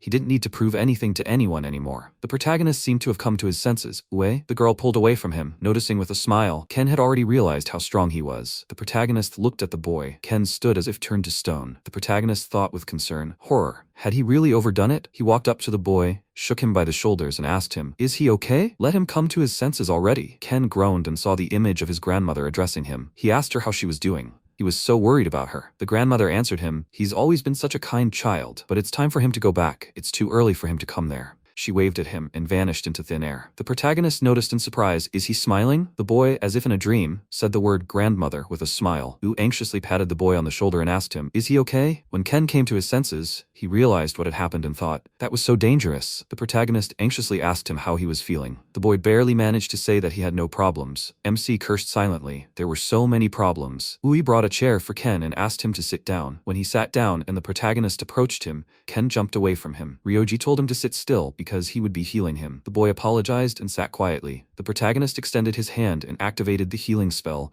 projecting it onto the injured Ken. The classmate noted in amazement. Healing? He healed him in an instant? It wasn't the healing spell he knew, and he almost killed him. He has a truly terrifying talent. Ken turned to the protagonist and apologized. He admitted that he had deliberately provoked him to see what he was capable of.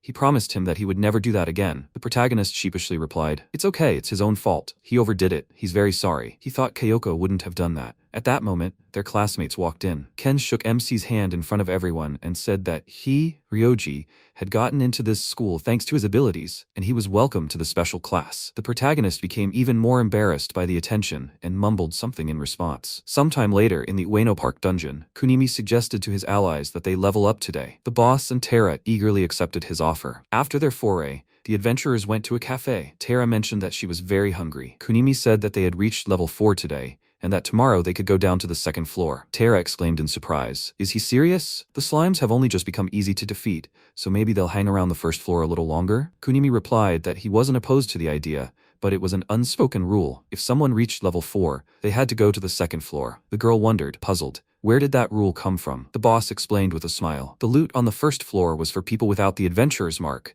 and for adventurers from levels 1 to 3. Thanks to this, they could level up without any problems. Terra chuckled.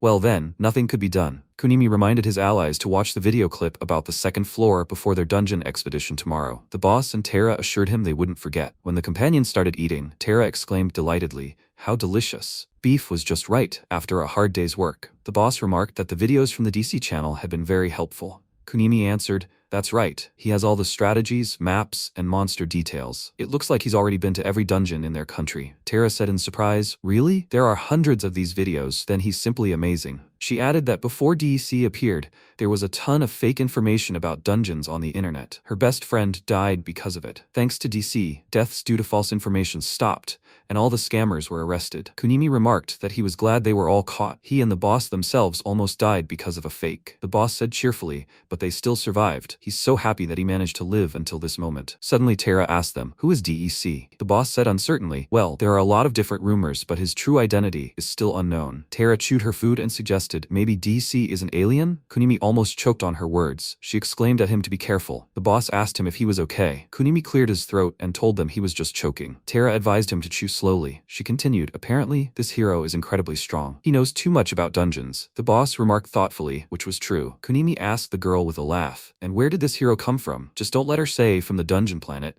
Terra said with a smile. "Who knows? But the dungeon planet sounds plausible. Do they agree with her?" Kunimi was surprised. Was she serious? The boss chuckled and said, "Come to think of it, he has an unusual helmet, somewhat reminiscent of a ranger." Kunimi wondered if the boss really believed it. "No, he's not an alien, although how true could that theory be?" Terra said, "He's probably disguising himself as a human, like a high school student. In the video, he looks very young. She's willing to bet there's a high school student under the mask." The boss answered her, "Exactly. There's a theory that he's one of the students from the adventurer school." The girl asked him in surprise, "Adventurer school?" The boss confirmed that it was. "They say he studies at the adventurer school attached to the Ueno Park dungeon. Most of his videos are about that dungeon." The boss turned to Kunimi and asked him if that school had a special class where adventurers from all over the world were gathered, right? The boy answered that it was. All the members of that class are in the world adventurer rankings. Terra addressed her allies by name in surprise, astonished, noticing how much they knew. Are they crazy about adventurers? Kunimi thought in surprise. Did she call him by name? She's clearly younger than him. How old is she exactly? Would it be rude if he asked her directly? The girl continued.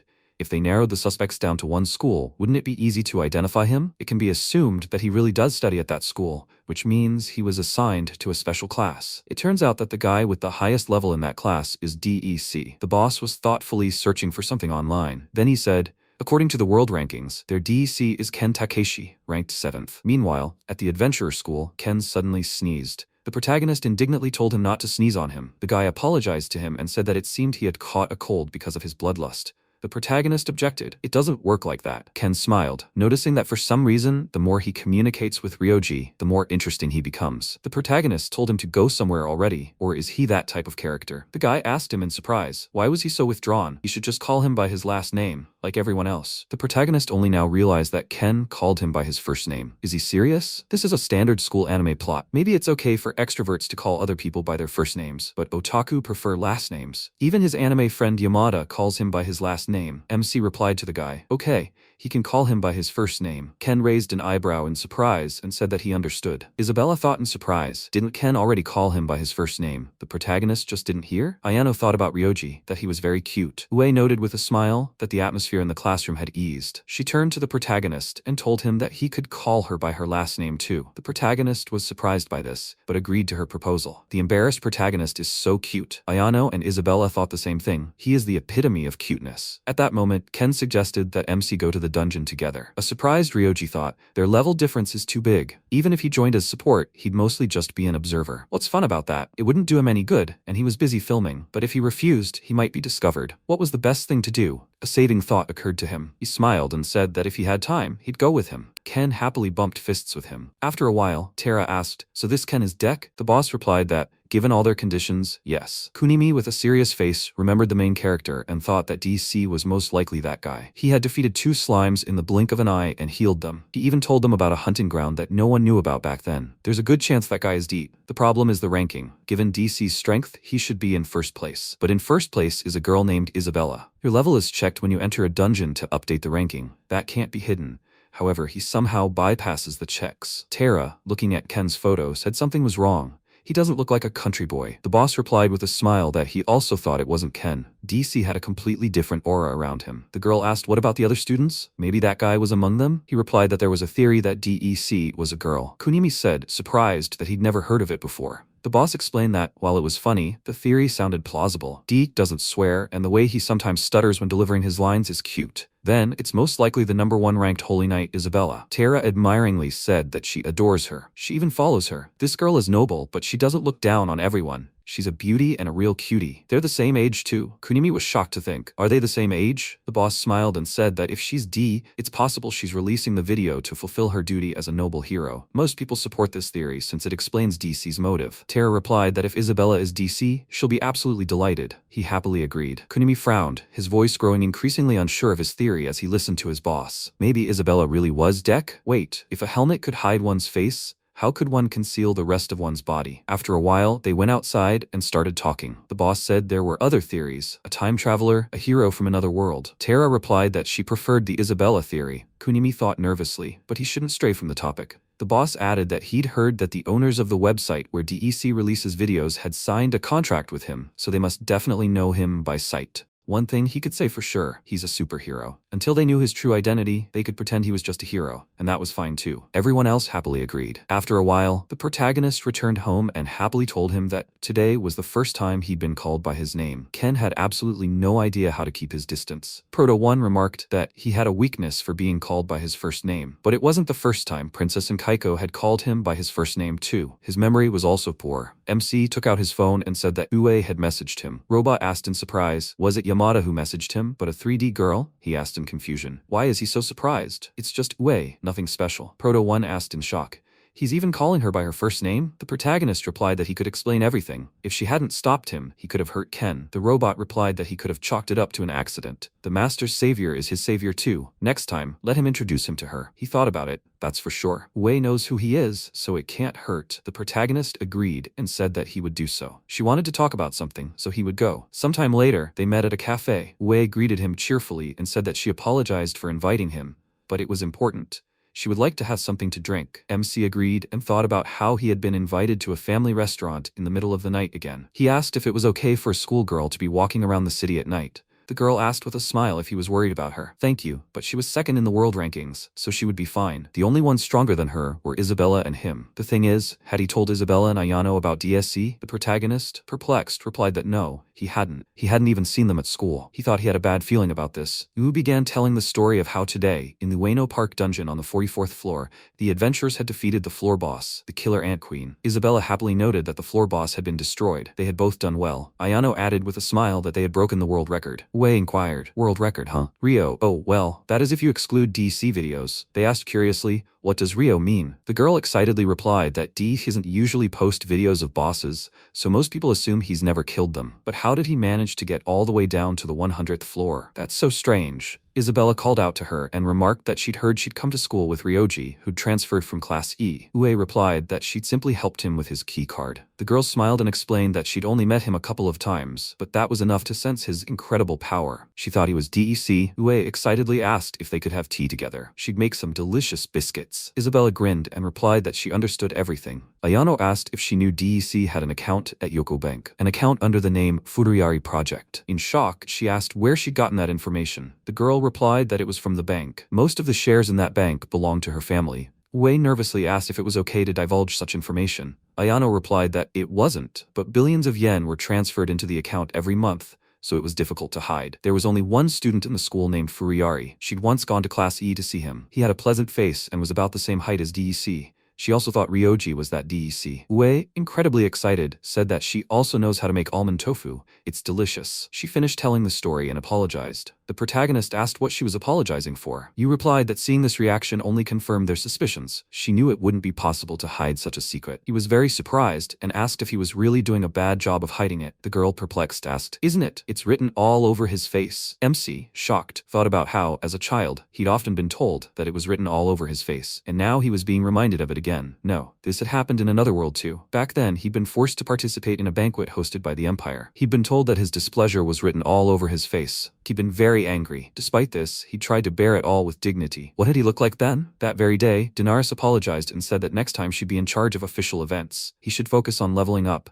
They need to try to defeat the Demon King. But she personally likes this quality of his. She feels calmer around him. Currently, Yu said with a smile that she personally likes this quality of his. It calms her. The protagonist was surprised to think that his intuition skill told him that Yu is a person he can trust. He said that he trusted her. He didn't know much about those two, but if she trusted them, she could tell him everything. He planned to reveal himself one way or another someday. The girl thanked him and said that she was very glad he trusted her. Then she would think about what to do next. She thought it was like a dream. DC itself trusted her. Sometime later, the protagonist returned home. Proto 1 greeted him and asked how the date went. He smiled and replied that it wasn't a date. The robot happily noted that everything had gone well. MC nervously replied that he was telling him he was wrong. The next day, the three girls descended to the 44th floor of the Ueno Park underground. Yue revealed that Rioji was DDC. Isabella, smiling, said she knew it. Ayano excitedly asked if it was okay for her to tell them this. The girl replied that Rioji himself had given permission, so it was fine. Isabella remarked on how close they were. Wei chuckled and replied that she had so hated keeping it a secret from both of them. She felt much better now. Isabella called out to them and said she had something to tell them too. Rioji had saved them all from the baby dragon.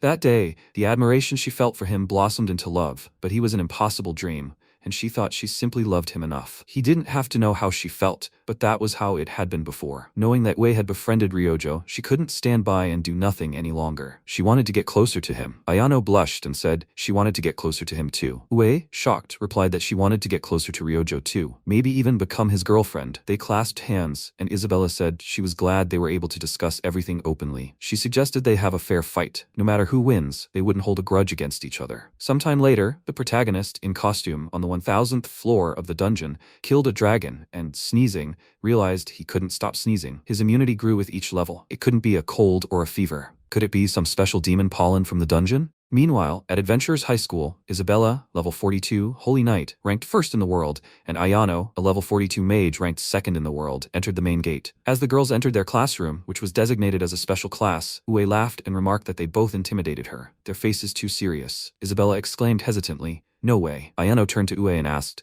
"Mr. Ryoji will come to school, right?" Her ally was surprised. "Mister? She wrote him a letter. Does she want to see?" At that moment, the classroom door opened, and the girls thought it was the protagonist. But instead, Ken, a level 41 great priest, and ranked 7th in the world, entered the classroom and joyfully greeted the girls. Only U greeted him with the same enthusiasm. Isabella and Ayano simply nodded. The boy looked at them in bewilderment and said, "All members of the best party in the world are here." This was very fortunate. He'd been meaning to talk to them. Isabella suggested they do it some other time. Ken exclaimed in surprise, "What's that?" Yu smiled and told him she could listen. He was forced to agree, adding that it was a secret matter, so he'd need to use his sacred territory creation skill. Yue asked him in surprise, "What is that? Is that a skill unique to the High Priest?" Having created a secret cocoon, Ken told her that no one outside the sacred territory would hear them. "This skill is useful when you need to keep a conversation secret." Yu remarked admiringly, "It's perfect for a high priest." Ken finished speaking, and now let's get down to business. He said Ryoji's bloodlust is simply terrifying. Most likely, his level has long since surpassed 100, and he believes the protagonist is the man in the iron mask. Wei said in amazement, "Is that so?" The guy continued, "Now the most important thing. From what he'd seen, he could tell the protagonist had no permanent companions. He was strong on his own. Not having partners could end badly." Did she understand what he was getting at? Wu stared at him silently, surprised. Ken said, in other words, he had no friends at all who could show him how amazing he was. He added, Wu had probably seen a lot of complimentary comments under his videos,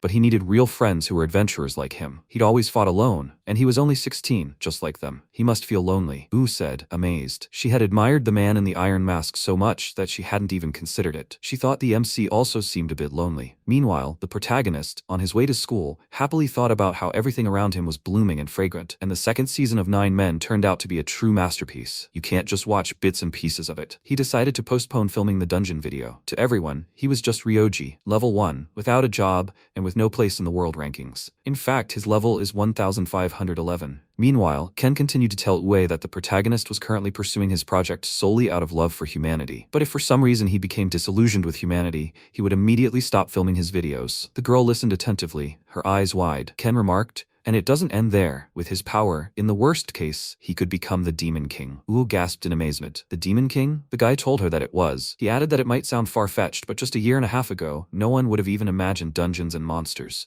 Anything could happen in the future. Ue exclaimed, the protagonist will never become the Demon King. She believes in him. Ken folded his hands in a prayerful gesture and said that this was a relief. He understood that his fears were unfounded, but he couldn't stop worrying. He was trying to ensure that he remained on their side. He spent time with him. He made sure he wasn't lonely, and whenever possible, he tried to cheer him up. Wu looked at Ken seriously and said that she understood everything. She remarked that in the future, she too would try to ensure that the protagonist never felt lonely. Ken looked at her with satisfaction and said that it was good that they understood each other. Then, he told her that he was canceling his secrecy skill. At that moment, the classroom door opened again, and Isabella and Ayano anxiously wondered if the protagonist had arrived. But instead, Monica entered. She looked at everyone present and asked in a questioning tone, "Good morning." Everyone answered, greeting her back. Ayano sighed sadly and wondered if Rioji had decided to take a rest today. After all, she should have asked Wei to organize the meeting. Isabella objected. She couldn't let someone else do everything for her. That was her family's code of love. She added that for a fair fight, their interactions and meetings must be natural. Ayano remarked admiringly, she was so responsible. Could she be called a mentor? Isabella didn't see a problem with that. She remarked that Ayano should keep in mind that she wouldn't be lenient toward her student. Ayano agreed with her mentor. The others listened to their exchange in amazement. Ken said in surprise, "What's this?" Yui noted that Ayano was getting stranger. Monica remarked that Isabella had the image of an unapproachable lady, but it was good that she knew how to act her age. Ken agreed with her ally. Wei added with a laugh, "Isabella and Ayano are just nervous. This will be their first meeting with the protagonist." Isabella looked at Ayano and said, "Almost there. Is she ready?" Ayano nervously told her teacher that she was ready. The girls stared at the classroom door in anticipation. Yu chuckled. She was already feeling scared. Meanwhile, the protagonist was met in the hallway by an adventurer who greeted him and congratulated him on his transfer to a special class. Ryoji looked at the boy and remembered he was in Class E. The adventurer said, "Just let MC wait. He'll catch up." The protagonist replied with a smile that he had no doubt about it. He'll be waiting for him at the top. The guy laughed and said goodbye to the protagonist, telling him they'd see each other again. MC realized he'd forgotten to ask the guy's name, but whatever. He entered the classroom through the back entrance. Isabella and Ayano were surprised by this. Why did he enter through that door? The Holy Knight gave him a wide smile and greeted the protagonist. Ayano thought her mentor had taken action. The protagonist greeted her back, surprised. Isabella asked him point blank if he'd like to have lunch with their party today. Ryoji thought, this Countess of Crinwich, a holy knight, looked like Elysius, the heroine of the 9 Men. The protagonist told her he was busy right now, so he wouldn't be able to. Ken thought in surprise, really? He'd turned down the offer of the school's most beautiful woman. Ua thought nervously. She'd never seen Isabella so nervous. Ayano wondered if Plan A had failed. Isabella was flustered and stuttered, asking him if perhaps he could give them some dungeon exploration tips. Ayano noted, and immediately Plan B. Her mentor had even taken the protagonist's interests into account. The protagonist replied to Isabella with a smile that he admired her adventurous spirit. She was great. Isabella's spirit had simply perked up, so he wouldn't refuse her? MC replied that he was unlikely to be able to help her with anything. He couldn't do anything special. He added that he just wanted to watch anime. He also advised the girl to watch videos of the man in the iron mask. They were very educational. Isabella stared at him in bewilderment. The protagonist didn't understand the reason for her surprise. At that moment, Ken turned to the protagonist and asked if he could distract him for a minute. The guy told the girls he'd be borrowing the protagonist for a while. Ken took the protagonist to a safe distance and activated his secrecy skill, stating that their conversation would be private. The protagonist was surprised. A sacred territory skill? Ken said, "Let Ryoji allow him as a friend to give him one piece of advice. He should choose his words more carefully. If he keeps this up, rumors will spread around the school that he rejected Isabella." The protagonist was surprised. Friend, but was he really serious about rumors? Ken added that he shouldn't say no to her face. He should try to do it gently, so as not to embarrass the girl, who was already nervous. The protagonist replied that he understood and thanked the guy for the advice. After that, Ryoji approached Isabella and asked her to forgive him. That wasn't very polite of him. The girl told him not to worry, everything was fine. He said he's not just refusing for no reason. Can she listen to him? Isabella, looking at him mesmerized, replied that she was, and she was ready to listen. The protagonist told the girl that long ago, he had become a mentor to aspiring adventurers, but he had fallen asleep during their last lesson, and everything had ended in disaster, so he didn't think he could handle something like that. And money, no work is done for free. The man who initiated him into the basics of adventuring had taught him that. He was referring to Daenerys. He continued that if he taught everyone for free, there would be a huge line, but if he refused everyone indiscriminately, his reputation would suffer. He charged a lot for his lessons, although he wouldn't want to take money from a classmate. It would make him look bad. Therefore, he was forced to refuse her offer. The protagonist exhaled. It seemed he had explained everything. Isabella smiled at him and thanked him for explaining everything. She'd asked him, would he listen to her in return? The protagonist thought, since she'd listened to him, he should too, right? He nodded his head in agreement. Isabella said they aspired to be adventurers, But the man in the iron mask was an unattainable target. To get closer to him, they needed only his guidance. Since they were wasting his precious time, he deserved a reward. She understood that. The girl asked him how much he needed. Ayano thought excitedly. Amazing, she'd gotten straight to the point. If Isabella paid the required amount, Rioji would have no choice but to accept her offer. The protagonist was at a loss. Everything had turned out strangely. He didn't want to get involved, so he decided to raise the price to the ceiling, and they would give in, and Isabella would save face, so to speak. The protagonist told her the price, 1 billion yen per person. He simply hoped that they would definitely refuse, but the opposite happened. Ayano said it was a fair amount. Isabella exclaimed with a smile, "That's so cheap." Ui said she could afford it too. MC was so surprised he couldn't even answer them right away. When he returned home, he told his assistant everything. At the end of his story, he added, that's why he became a private instructor for Ue and her allies. Golem said, the harem begins. The protagonist was indignant. That's not true. He wondered where they got so much money. Proto 1 answered, Countess Isabella and Ayano are aristocrats. Ue is the daughter of a millionaire from China. He lost the moment he made money his shield. The protagonist said resignedly, oh, come on. How could someone like him know about such things? Sometime later, Rioji, lying on his bed, remarked that being a dungeon guide was so interesting. The golem remarked that he could always refuse if he didn't want to. The protagonist looked puzzled. Wouldn't it be foolish to refuse them now? Proto 1 replied that even high-level adventurers could die in the dungeon if they acted carelessly. He didn't see anything foolish in refusing. The MC was forced to agree with him. Indeed, maybe he should refuse the girls after all? At that moment, a message from Isabella arrived on his number. The protagonist asked in surprise, a message from the Countess? The girl had written to him that she was immensely grateful to him for agreeing to guide them through the dungeon. She was eagerly awaiting their meeting, and once again expressed her gratitude to him. The golem noted that the girl spoke Japanese perfectly. The protagonist looked surprised. Was she looking forward to meeting them? At that moment, he received another message, this time from Ayano. The girl texted him that the moon was truly beautiful today. He was surprised. The moon? MC started writing her a reply, and he asked the golem which was better. It's raining outside, or is it raining right now? Choosing the latter, the protagonist sent a reply. Proto 1 spoke up. Ayano wasn't talking about the real moon. It looked like she decided to step on the gas. The phone beeped again, notifying the protagonist that he'd received a message. The golem remarked, he'd become so popular. Rioji countered, oh no. This time, Ue had texted him, saying she couldn't wait to go down to the dungeon together. She really wants to learn how to make figurines. The protagonist thought in confusion. Figures? What was she even talking about? The golem didn't understand either. He said that if his master wanted to cancel everything, he'd better do it now. MC said he'd be training them. The golem looked at him, puzzled. The protagonist spoke,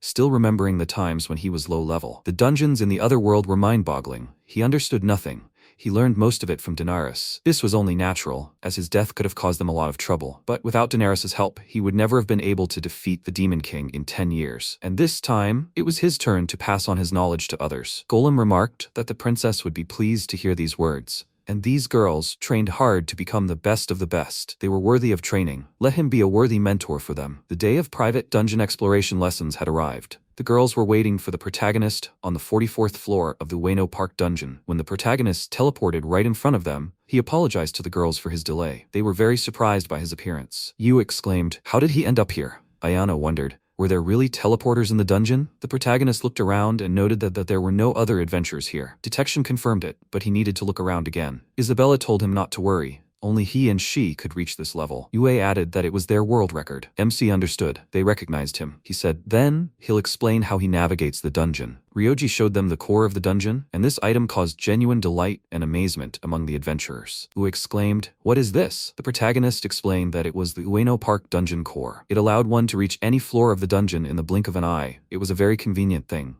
Ue remarked that it was great. She'd like something like that too. Where could she get one? The protagonist replied that to get it, she needed to defeat the dungeon boss. He warned his students to ask questions only when necessary. He understood they would encounter many confusing things, but if he explained every little detail, they would simply be wasting their time. The girls unconditionally accepted his condition. He said then they would head to the training grounds. When they arrived, the girls saw a kind of plane with small spheres on it. They asked him in surprise what kind of place this was. The protagonist noted that it was the 500th floor of the Ueno Park dungeon. The allies were amazed. How could this be? It was so bright here. Even the air was different. The MC told them with a smile that they would spend the first half of the day leveling up here. In the afternoon, they would descend to the other floors for practical training. Isabella exclaimed in amazement. Leveling at such depths? Yu noted that they had only gone as far as the 44th floor. The protagonist sighed and told them not to be surprised. All questions would come later. He simply wasn't ready to answer them. The protagonist said, pointing to the orbs, that there was only one type of monster on this floor, the dark orb. These monsters couldn't attack. so the girls could beat them to their heart's content. Let them destroy the orbs and gain experience points for it. The protagonist activated his vault, pulled out his weapon, and told Isabella to try attacking the orbs with it. Isabella turned to him and asked him to address her by her first name, not as Countess. He thought in surprise. She'd asked him to call her by her first name. Since he called Ue by her first name, did that mean he could address her by it too? Having gotten over his surprise, Ryoji told her that he understood and spoke her name. Ue told him, pointing to the embarrassed Ayana, that the girl also wanted him to call her by her first name. He replied that no problem, he would call her by her first name as well. Isabella, looking at the weapon the protagonist gave her, wondered in awe. Was this a sword made of mithril? Only 3 items made of this material had been found in the world. The protagonist turned to Isabella and remarked that he would now buff her. After performing the necessary actions on the surprised girl, he noted that her strength had now been increased 16-fold. He told her to try attacking the dark orb. Ayano thought in amazement. 16-fold? Without casting a spell? She really wanted to know how he did it. Isabella prepared to attack. Ryoji told her to keep in mind that the dark orb wouldn't be easily pierced. She exclaimed that she would begin then. The countess attacked the monster, plunging the sword the protagonist gave her into it. But when she pulled the weapon out, all her allies were surprised to see that it was broken. The protagonist asked her if she was okay, if she was injured. Isabella responded with a surprised tone that everything was fine,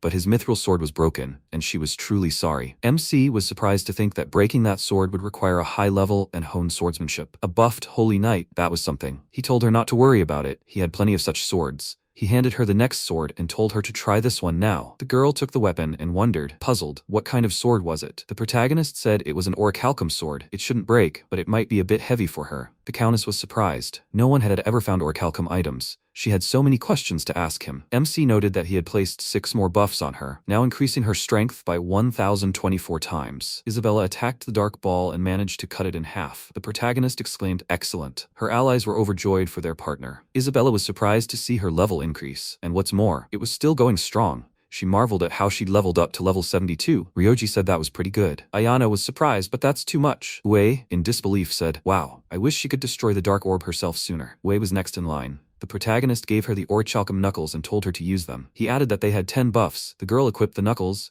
activated her steel technique, and attacked the dark orb. Afterward, she too marveled at how her level was increasing. That was so cool. And just for one orb, the protagonist told Isabella and Ue to destroy the orbs until the buffs wore off. It was Ayano's turn. He told her that magic was useless against dark orbs, much to the surprise of the girl, who held the profession of a great sage. A dark orb is a monster of the 500th floor. It's usually completely harmless. Usually. A few hours earlier, at Adventurers High School, a bespectacled boy said good morning to Mohawk. Mohawk returned the favor. The boy laughed and said, he won't believe it, but he ran into Ayano yesterday. Mohawk drawled incredulously. Oh well, the boy continued. It was a chance encounter in the school hallway, but considering they can explore dungeons instead of classes, this meeting is incredibly lucky. Mohawk pointed out that it was true. They themselves only go to school on mandatory days. The boy, ignoring his remark, exclaimed enthusiastically, and he met none other than Ayano herself. She's so cool. She's so cute. She's downright cute. She's a great sage. This girl ranks 2nd in the world rankings. A cold gaze, a beautiful face, the heiress of the noble Sanzain house. As a child, she studied etiquette, the rules of the tea ceremony, classical dance, and the art of ikebana, and her hair is like flowing silk. And she has a sense of taste, and besides, she has a truly stunning figure. Mohawk remarked in bewilderment. What was he talking about? Ayano's admirer continued. No wonder she's so popular all over the world. She already has 1 billion subscribers. A whole billion. It's crazy. Mohawk said he'd heard him say that 100 times. All he does is talk about Ayano. The guy exclaimed, but most of all he admires her inner world. He looked at his ally and asked if he understood him. He also heard from his friend from the special class that this girl never despairs and is always cheerful. When the random arrangement happened, they were all in danger, but she, without hesitation, confronted unknown monsters to save her comrades. Mohawk looked at his interlocutor with disbelief and noted that she really was cool. In the present tense, Ayano said to the protagonist, but it seems she didn't quite hear what he said. The protagonist remarked that if he repeated his words, she would have the most trouble because magic is ineffective against the dark ball. At first, Ayano was surprised, and then she wilted. Ryoji hastened to reassure her. He had already figured out what to do about it, so everything was fine. He added more quietly, probably. The girl's spirit immediately perked up. She folded her hands in a prayer gesture and exclaimed, I see. This is simply amazing. The protagonist thought her reaction was interesting. He gave her an orichalcum staff and told her to use it. She was surprised. A staff? Doesn't magic work against the orb? The protagonist explained that this staff converts mana into physical damage. With it, she can defeat the dark orb. When Ayano picked it up, Ryoji told her to try pouring mana into the staff. It would be difficult at first, but she would get the hang of it. The girl closed her eyes and instantly did as the protagonist told her. Ryoji was simply amazed. An easy victory. He was a little upset that he hadn't hadn't succeeded in his time. Ayano said, I think she's succeeded, so that's fine? The protagonist replied, more or less. He suggested that she now attack the dark orb with this staff. He added that she should aim for the very center, where its core is. The girl replied that she understood him. She took the staff in her hands and said, let's begin. Ayano struck the monster, cutting it in half on the first try. MC praised her. Well done. The girl, overcome with emotion, jumped up and down with joy, exclaiming that she'd succeeded. Rioji thought in surprise.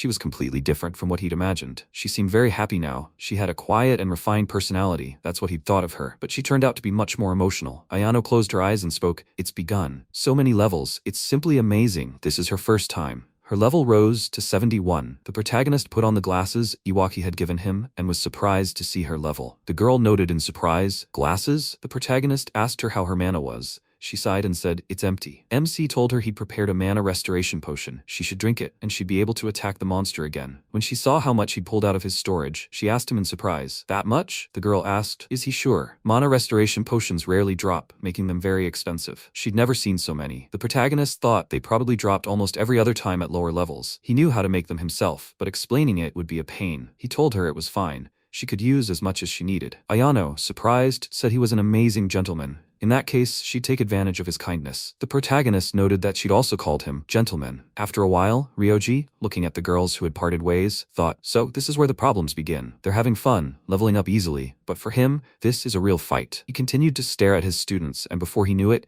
he almost fell asleep. When he got bored, he always felt sleepy. He had prepared countermeasures for such cases. Activating his storage, the protagonist grinned. He thought of everything. He pulled out a comfortable sofa and a book. And now, sitting on the sofa, he thought, storage is a handy thing after all. Now would be the perfect time to read the magic books he put aside for later. And for dessert, he had the latest volume of 9 Men. But before the MC could even begin reading, his students approached him and informed him that their buffs had worn off. The protagonist chuckled in surprise, and a few seconds later, he informed them that he'd refreshed them. The girls went back to attacking the orbs, thanking him for refreshing their buffs. An hour later, he brought them tea and told them they could now take a break. The girls happily accepted his offer. Then Rioji put on his glasses, looked over the adventurers' heads, and announced that they had all leveled up to around level 200. Wei asked him, surprised, if he could see their levels. He told her they were his reconnaissance glasses. Then, in a stern voice, he added, no questions. MC changed the subject, telling the girls that such a sudden level increase puts a lot of strain on the body. It could lead to injury or worse. This tea would help their bodies relax and also restore their strength and mana. Ayano asked him if, in the game analogy, it meant their levels had risen, but their HP hadn't recovered, right? Rioji pointed out that this applied not only to HP, but also to mana. There were other minor issues too. For example, their bodies hadn't yet had time to adjust to their new strength. They would drink tea once an hour until lunch, until around level 300. After lunch, they'll descend to the 50th floor and put their new skills to good use. Ayano thought with a smile, she'd guessed right. Isabella offered a suggestion. Why don't they spend the whole day here, leveling up? The protagonist thought tensely. Here we go. The Countess continued, saying that with practice, they could handle their new skills on their own, but without him, they'd never be able to handle the dark orbs. Yu supported the girl, saying it would be far more effective. Ayano remarked that she also thought it was better for them to continue leveling up. The stronger they became, the less of a burden it would be on him. Isabella said she wanted to help him in any way she could. Wei smiled, saying that she, too, wanted to support their master, Rioji. He was deeply touched by their concern for him. His eyes stung with emotion. He covered them with his hand, bowed his head, and muttered that something had gotten into his eye. The girls looked at him understandingly. Finally, when he raised his head, he told them they'd paid him for this training, and for him, the client's wishes were his command. But there was one problem. The protagonist explained that by hunting the dark orbs, they'd quickly leveled up, which couldn't help but trigger a surge of joy in their brains. They're currently under the influence of the reward system. Simply put, they're addicted to the dark orbs. The girls stared at him in amazement. Is he talking about an addiction? He continued. It's gotten to the point where they want to hunt the dark orbs for as long as possible, and they're starting to get nervous at the thought of it ending. These monsters respawn much faster than other monsters. Considering all the factors, he'd call it a specific type of dark orb attack. Carefully replaying the protagonist's words in her head, Isabella thought, yes, that's true. Even the thought of the orbs brings joy to her, who remarked that leveling up was so pleasant and fun. Ayano was surprised. Is it like love in a way? The protagonist paused briefly, then said, and if they continue hunting the dark orbs, only one thing awaits them, death. The adventurers looked at him with fear and confusion. He continued, it's not physical death. The adventurer's spirit will die within them. He remembered how, in another world, Daenerys had once told him that everyone had their own reasons for becoming an adventurer, but she didn't think anyone became an adventurer solely to hunt dark orbs. The protagonist asked the girls why they became adventurers. Everyone had their own reasons, but not many people wanted to spend the rest of their lives hunting dark orbs. Adventurers who could have reached the very end of the dungeon developed a dependence on the dark orbs and never went below the 500th floor. This was quite common, so they needed to be careful. Isabella and he both agreed. So that's why the 500th floor was called the test floor. It was where a person's willpower was tested. The protagonist said that only those with a will of steel could reach the 500th floor and below. Isabella thought in surprise, a test of willpower? Wei noted steel? Ayano marveled inwardly. Master Rioji was so cool. Isabella declared she wanted to pass this trial. Wei said she did too, wanting a will of steel. Ayano addressed the protagonist,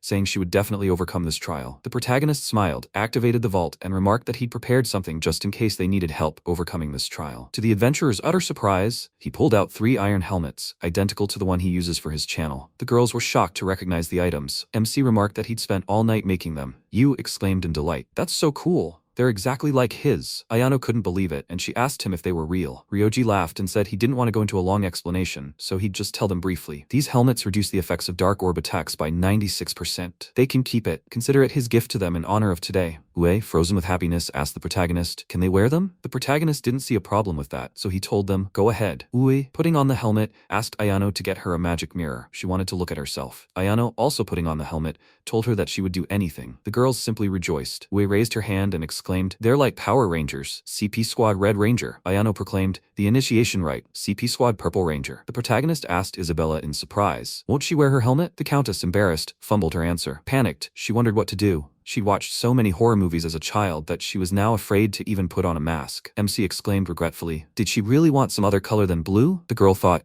this is it, the test floor. She told him she really liked blue, and she resolutely pulled on her helmet. Extending her hand, she exclaimed, KP Squad, Blue Ranger. Mentally, she reassured herself that everything was fine. After all, this was the helmet Mr. Ryoji had made especially for her. The protagonist said with relief, then they'll continue hunting the dark orbs. He buffed them. The girls greeted his proposal with delight. The protagonist, sitting on the couch, watched his students. He thought, so their plans have changed, and they've decided to continue training in the afternoon. Well, that was expected. And yet, no matter how careful he was, information from another world still slipped out. He was worried his students would bombard him with questions, but thankfully, that didn't happen. They were surprisingly perceptive. 2 hours earlier, at the gathering point in the Ueno Park dungeon, Isabella had told her allies she wanted to consult with them. Ue and Ayano looked at her carefully and prepared to listen. Isabella explained that 6 months had passed since the dungeons appeared. She was level 44 and ranked first in the world. She believed the protagonist was level 500 or higher. Was it possible to level up to that level in such a short time? Ayano thoughtfully remarked, good question. It was clearly impossible in 6 months. Ue added that she thought so too. To achieve that, you'd need about 10 years of dungeon exploration. Isabella continued, there was a boy in Class A who attended the same middle school as the protagonist,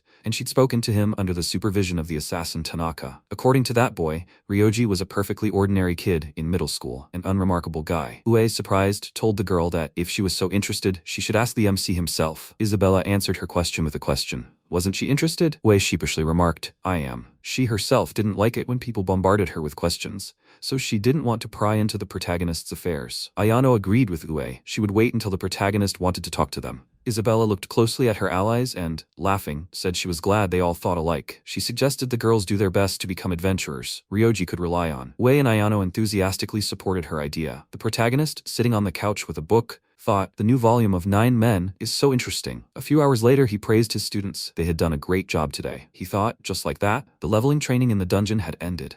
Each of them had managed to level up about 400 levels. Isabella was level 427, Yu was level 432, and Ayano was level 425. The girls heartily thanked their mentor for the training. Then, using an escape route, they descended to the first floor and went home. The protagonist knew there was a level indicator at the exit. All stats were recorded in the world rankings, but since the protagonist is always level 1, he won't be able to climb the rankings. A sudden increase in Ue, Ayano, and Isabella's levels could cause a big stir, but he was too tired to think about that. He decided to sleep it off today and deal with it tomorrow. He informed Proto 1 that he was home. Golem congratulated him on his return and added that his master had had a long day. MC didn't even have the strength to respond to his assistant. Lying face down on the bed, he simply grunted in response. Meanwhile, in the USA, in the Rocky Mountains dungeon, on the 45th floor, Linda and her allies attacked and finished off the floor boss. The team rejoiced. They had succeeded. They had broken the world record.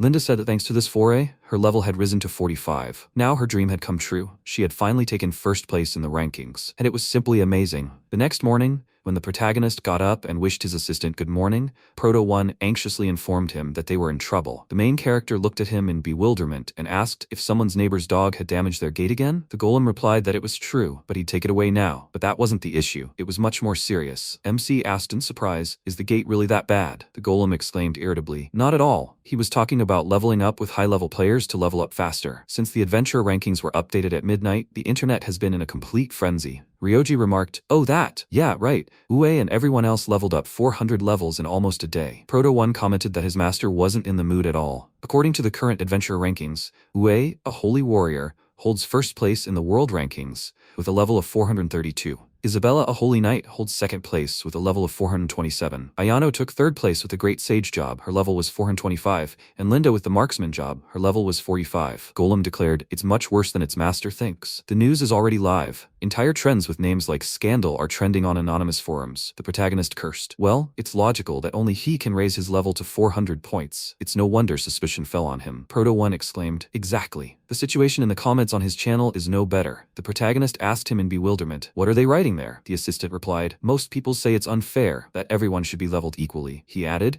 and the second most popular comment, "Dictator," showed his face. Rioji, not believing such nonsense, exclaimed in surprise, "He's a dictator? Just level someone up, and now they call them a dictator?" Golem said, in his opinion, they just like the word, so he should forget about it. He continued, Ue and the others' social media was also exploding, inundated with accusations and words of injustice. Ayano even closed the comments. MC was increasingly surprised. Was he serious? But girls had nothing to do with it. Proto 1 wisely noted that it was simple envy. Adventurers shed blood for leveling up, and then bam, plus 400 from leveling up with a high-level player. Naturally, someone wouldn't like that. The protagonist said thoughtfully, "That's true. It's all logical." The assistant told him not to worry about it. You can't please everyone unless you do nothing. At that moment, Ken called the protagonist. The guy apologized to Rioji for the sudden call and for waking him up if the protagonist was sleeping. Before MC could answer, Ken said, "Maybe he already knows, but the school is full of journalists and streamers." The protagonist exclaimed in surprise, "What's he talking about?" Ken noticed that Isabella and the others' levels had skyrocketed, and they were still in school. Reporters were now interviewing everyone. He'd already warned his classmates not to say anything unnecessary, although their allies wouldn't have said anything anyway. The protagonist said thoughtfully, "I see." He thanked the guy from the bottom of his heart for the warning. Ken replied that he didn't need thanks. They were friends after all. MC thought, confused. "Friends." Ken continued, "If he needs anything, let him tell him." But for now, he hung up. Rioji, looking at his phone, told his assistant that school was now a problem. Golem replied that there was nothing he could do about it. But Ken, it turns out, is such a cool guy. The protagonist's phone rang again, and he was surprised to hear Tanaka calling him. MC picked up the phone, and the assassin asked him to come to the principal's office immediately. It was about his participation in the leveling process. MC replied that he understood and would be there soon. The golem wished its master good luck and added that it seemed the school was currently in a state of unrest. Soon, the protagonist was in the principal's office. Iwaki apologized for calling him. At that moment, Isabella, Ue, and Ayano greeted the protagonist. He was surprised. Had they been called too? Iwaki thanked them for taking the time to come here. He exclaimed that the view was simply stunning. The world's 4 strongest were gathered here. MC remarked, "Well, if you think about it, that's true." Iwaki continued, by the way, about the leveling materials.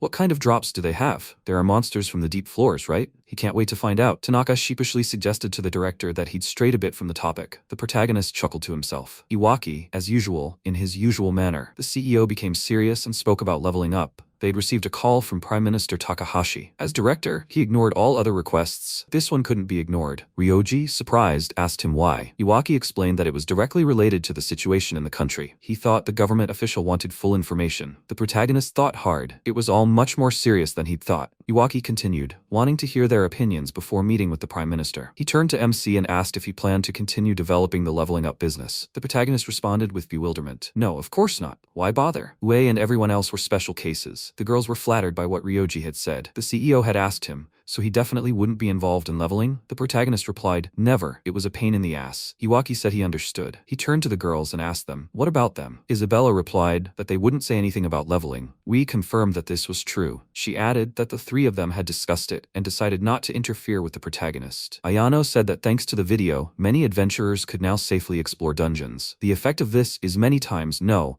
hundreds of times greater than leveling up a couple of people. Interfering with their actions would be tantamount to wreaking havoc on the world. The protagonist thought, if we're going to put it that way, then that's it. Iwaki agreed with them. He added that humanity had only preserved civilization thanks to the protagonist. The guy folded his hands in a prayer gesture and said, on behalf of the whole world, he wants to thank him. The protagonist thought sheepishly, thinking he'd started this so he could watch anime in peace. If he said anything, they'd probably just kill him. Isabella said they wanted to help them in the future, once they got used to the new level. Iwaki smiled and remarked, great idea. Then the adventurer school and his corporation would support them as much as possible. At that moment, the protagonist's phone rang, and he was surprised to see it was Kojima. The protagonist apologized to his allies and told them he had an important call. His accountant asked him to call her back. MC thanked everyone, and Iwaki told him they'd discuss the rest later. Walking out into the hallway, MC received a call from Kojima. The accountant thanked him for calling her, asking if it would be convenient for him to meet today. He wondered, I wonder why? But he told her he could adjust his schedule. The girl asked him where he was now. Could she drive there? The protagonist was surprised. Is she in a hurry? The protagonist told her he would wait for her at his house. He decided to return home via teleportation.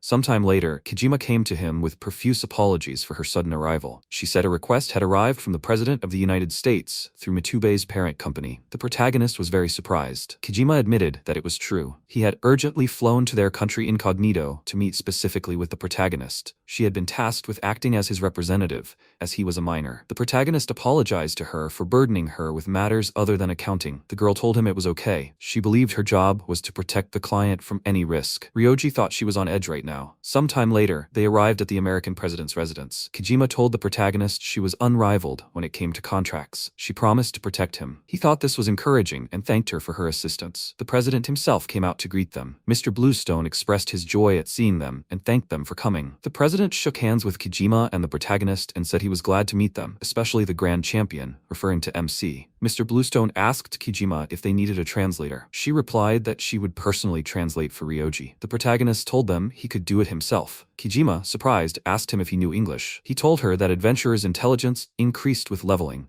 so he had no problem with languages. The girl remarked with amazement, I see. The protagonist thought the president looked slightly disappointed. Mr. Bluestone said, before getting down to business, he would like to introduce them to another adventurer. Her name is Linda, and she is #1 in the USA. A teenage girl appeared before them. She struck a provocative pose and asked the protagonist if he was the one. She remarked that he looked weaker in person than in the video, but on the other hand, he was 100 times cuter. The protagonist tensed at this treatment. He thought in surprise, Tsundere? The president suggested they finally get down to business. He said he had 2 requests. The first was for the MC to film a video in an American dungeon. The second was to level up the top USA team. The protagonist, surprised, thought, what? A little earlier in the car, Kojima had told the protagonist that she wanted to discuss something with him, which is why she had come early to coordinate all the details with him. The protagonist agreed. The girl said first she wanted to check with him. Was this leveling that's been so much talked about right now, was it him? Rioji answered her honestly that it was. She chuckled and remarked, okay, so they'll have to put up with some troubles for a while, but if they manage things correctly, they can handle it. The main thing now is to properly execute the first step, collaborating with the USA. The protagonist replied that he was counting on her. He thought she was so confident of her success. Kojima continued, saying that the American president had probably contacted him to ask about leveling up their adventurers and recording their dungeon runs. The protagonist, surprised, noted that he understood everything. The girl noted that both assignments would likely come with large rewards, but if there was no need to respond right away, it would be better for them to take a break and think things over. And now, the president told the protagonist that, as for the reward, they would pay him $1 million for one dungeon. For leveling up, the amount would be 5 times higher than what the Crinage Party was paying. The protagonist thought in amazement. Everything was exactly as Kojima had said. It was simply unbelievable. That means 50 billion yen per person for leveling up? The president, his confidants, and Linda looked at the protagonist expectantly. He asked them in confusion, can he think for a moment? Linda indignantly turned to her grandfather and said that the protagonist was embarrassed. Don't talk to him in a subtle way. The protagonist thought in surprise, she's addressing him by his first name? The president replied that it was simply the American business style. The girl countered that Rioji was Japanese. He's not a businessman, but the greatest adventurer in the world. The president said, okay. He turned to MC and told him that as long as the amount wasn't exorbitant, America was willing to pay him whatever he asked. MC couldn't believe his ears. How much would he tell them? He thought for a moment and then said, he's bad at business, so he'll tell them straight. He films and posts dungeon crawl videos only because he doesn't want civilization to collapse, because then anime would stop being made. So he was planning on filming American dungeon crawls anyway. Since the opportunity presented itself, he'd do it now. He doesn't need a fee. His only condition is that the videos be published on his channel. He'll still earn money from the views. The president muttered in bewilderment. The protagonist might forgive him for interrupting him, but how could he work without a salary? It could wreak havoc on the world. Linda exclaimed in amazement, turning to Ryoji. That's not right. His videos save all of humanity. You can't give them away. The protagonist thought irritably how much he hated all this. Kijima looked at him with a half smile, and the protagonist closed his eyes. He mentally addressed Daenerys, and she answered him. Ultimately, the decision was his. MC turned to Kijima and told her he would think about it and give an answer tomorrow. He thought he had rushed his answer last time and later deeply regretted it. The girl replied that she understood. She asked him if the same place and time as today would be okay. The protagonist replied that it would be fine. Kijima turned to the president and asked him to give MC time to think. She added that he would give his answer tomorrow at the same time. The president agreed and said he would be waiting. Linda told Ryoji to think carefully.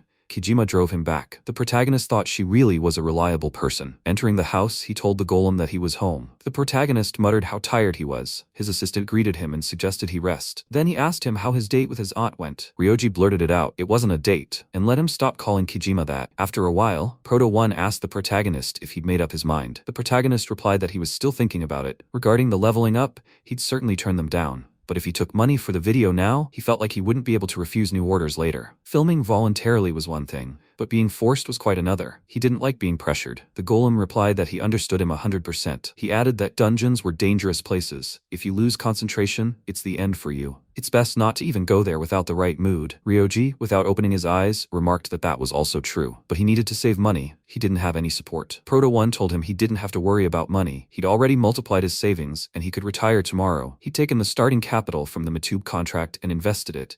He'd multiplied it 20-fold. The protagonist asked him in amazement, "Are you serious?" MC sat up resolutely on the bed and said, "He's decided he won't take money for the video, and he'll refuse to level up." Proto 1 looked at him in surprise. At that moment, the protagonist received a message on his phone. Ryoji exclaimed in surprise. "A message from Chairman Iwaki?" Golem asked him. "A romantic message?" The protagonist countered. "No way. He'd stop bringing his romantic fantasies into everything." After reading what was written, MC exclaimed in amazement. "What?" He wrote that the government was discussing introducing an adventurer tax. If it were passed, the rate would be 1 billion yen per level. The golem, perplexed, expressed hope. "But isn't this just a discussion?" The protagonist replied that it wasn't. According to Iwaki, the law would definitely be pushed through. He was already furious and was planning to move his corporation abroad. Proto 1 spoke regretfully, saying that if adventurers left for other countries, the state would collapse. Introducing such exorbitant taxes is a death contract for the country. The protagonist, after a moment's thought, said sadly, perhaps it was his fault. The golem looked at him in confusion. What did he mean? MC remarked, he posts free videos to help others. So the politicians decided that an adventurer's job was too easy. People risk their lives, but from the outside it looks like an easy way to make money. And that's where the adventurer tax came from. The golem told its master that he was taking on too much. Without his videos, many more people would have died. The protagonist remained silent, looking guilty. The golem sighed heavily and said, "Well, there you go. He's turned on the dark hero mode. It's times like these that he misses the princess." Just then, another notification came on his phone. Ryoji was surprised. Was it from Ken? The guy had texted him that he was bored and offered to play the game with the protagonist. Proto 1 noticed this handsome guy was just in time. After a while, Ken came to the protagonist, and the guy apologized for distracting him. When the allies sat down to play games, they began to have fun. Ryoji, controlling the joystick, told Ken that he was naive. Let him catch the banana. The guy exclaimed, "That's unfair." After a while, Ken cursed in irritation. He'd lost again. The guy told the MC that he was like lightning today. The protagonist asked him why he wasn't using items. Ken remarked in surprise, "What's the point? Winning by cunning wouldn't bring him joy." The golem said, "That's Ken, a real samurai." The guy told the protagonist that his robot is a real brain. The golem spoke, and besides, he's cuter than his shoe. And besides, he even has a name. Proto 1. Ken noted in surprise. So that was his name? After a while, as they were saying goodbye, Ken told the protagonist that he hadn't played games like this in a long time. He thanked the protagonist and his assistant. The guy also noted that their class's internship abroad had been postponed until next week. They were going to the British dungeon. If Ryoji can make it, he should join them. MC looked at him in surprise. They said goodbye, and the golem said that Ken was a good guy. After all, he came to visit him. The protagonist realized this himself. Now he knew what answer to give to the American president. The next day, when MC arrived at the US Embassy, the ambassador's residence, he told Mr. Bluestone he'd like to clarify something first. Was America planning to introduce a special tax on adventurers? The surprised president told him he had no intention of doing so, and, moreover, that it certainly wouldn't happen under his administration. He added that taxing those who bring resources to the country was unthinkable. On the contrary, he was providing them with benefits. The age of dungeon making was a new era of exploration. Many Americans were living the dream of explorers, and he wanted them to realize it. The protagonist, smiling, replied that he understood everything. Kijima looked at him encouragingly. Ryoji continued, Then they would move on to filming the video. He wanted $1 million for one dungeon. For the dungeon in the Rocky Mountains, $10 million, since it goes down 700 floors. He added that the footage, once edited, would be published on his channel. After a brief thought, the president declared that these terms were acceptable to him. America would fully support the filming process, and he could ask for whatever his heart desired. The protagonist mentioned that they had a small problem with upgrading. Linda looked at him with interest.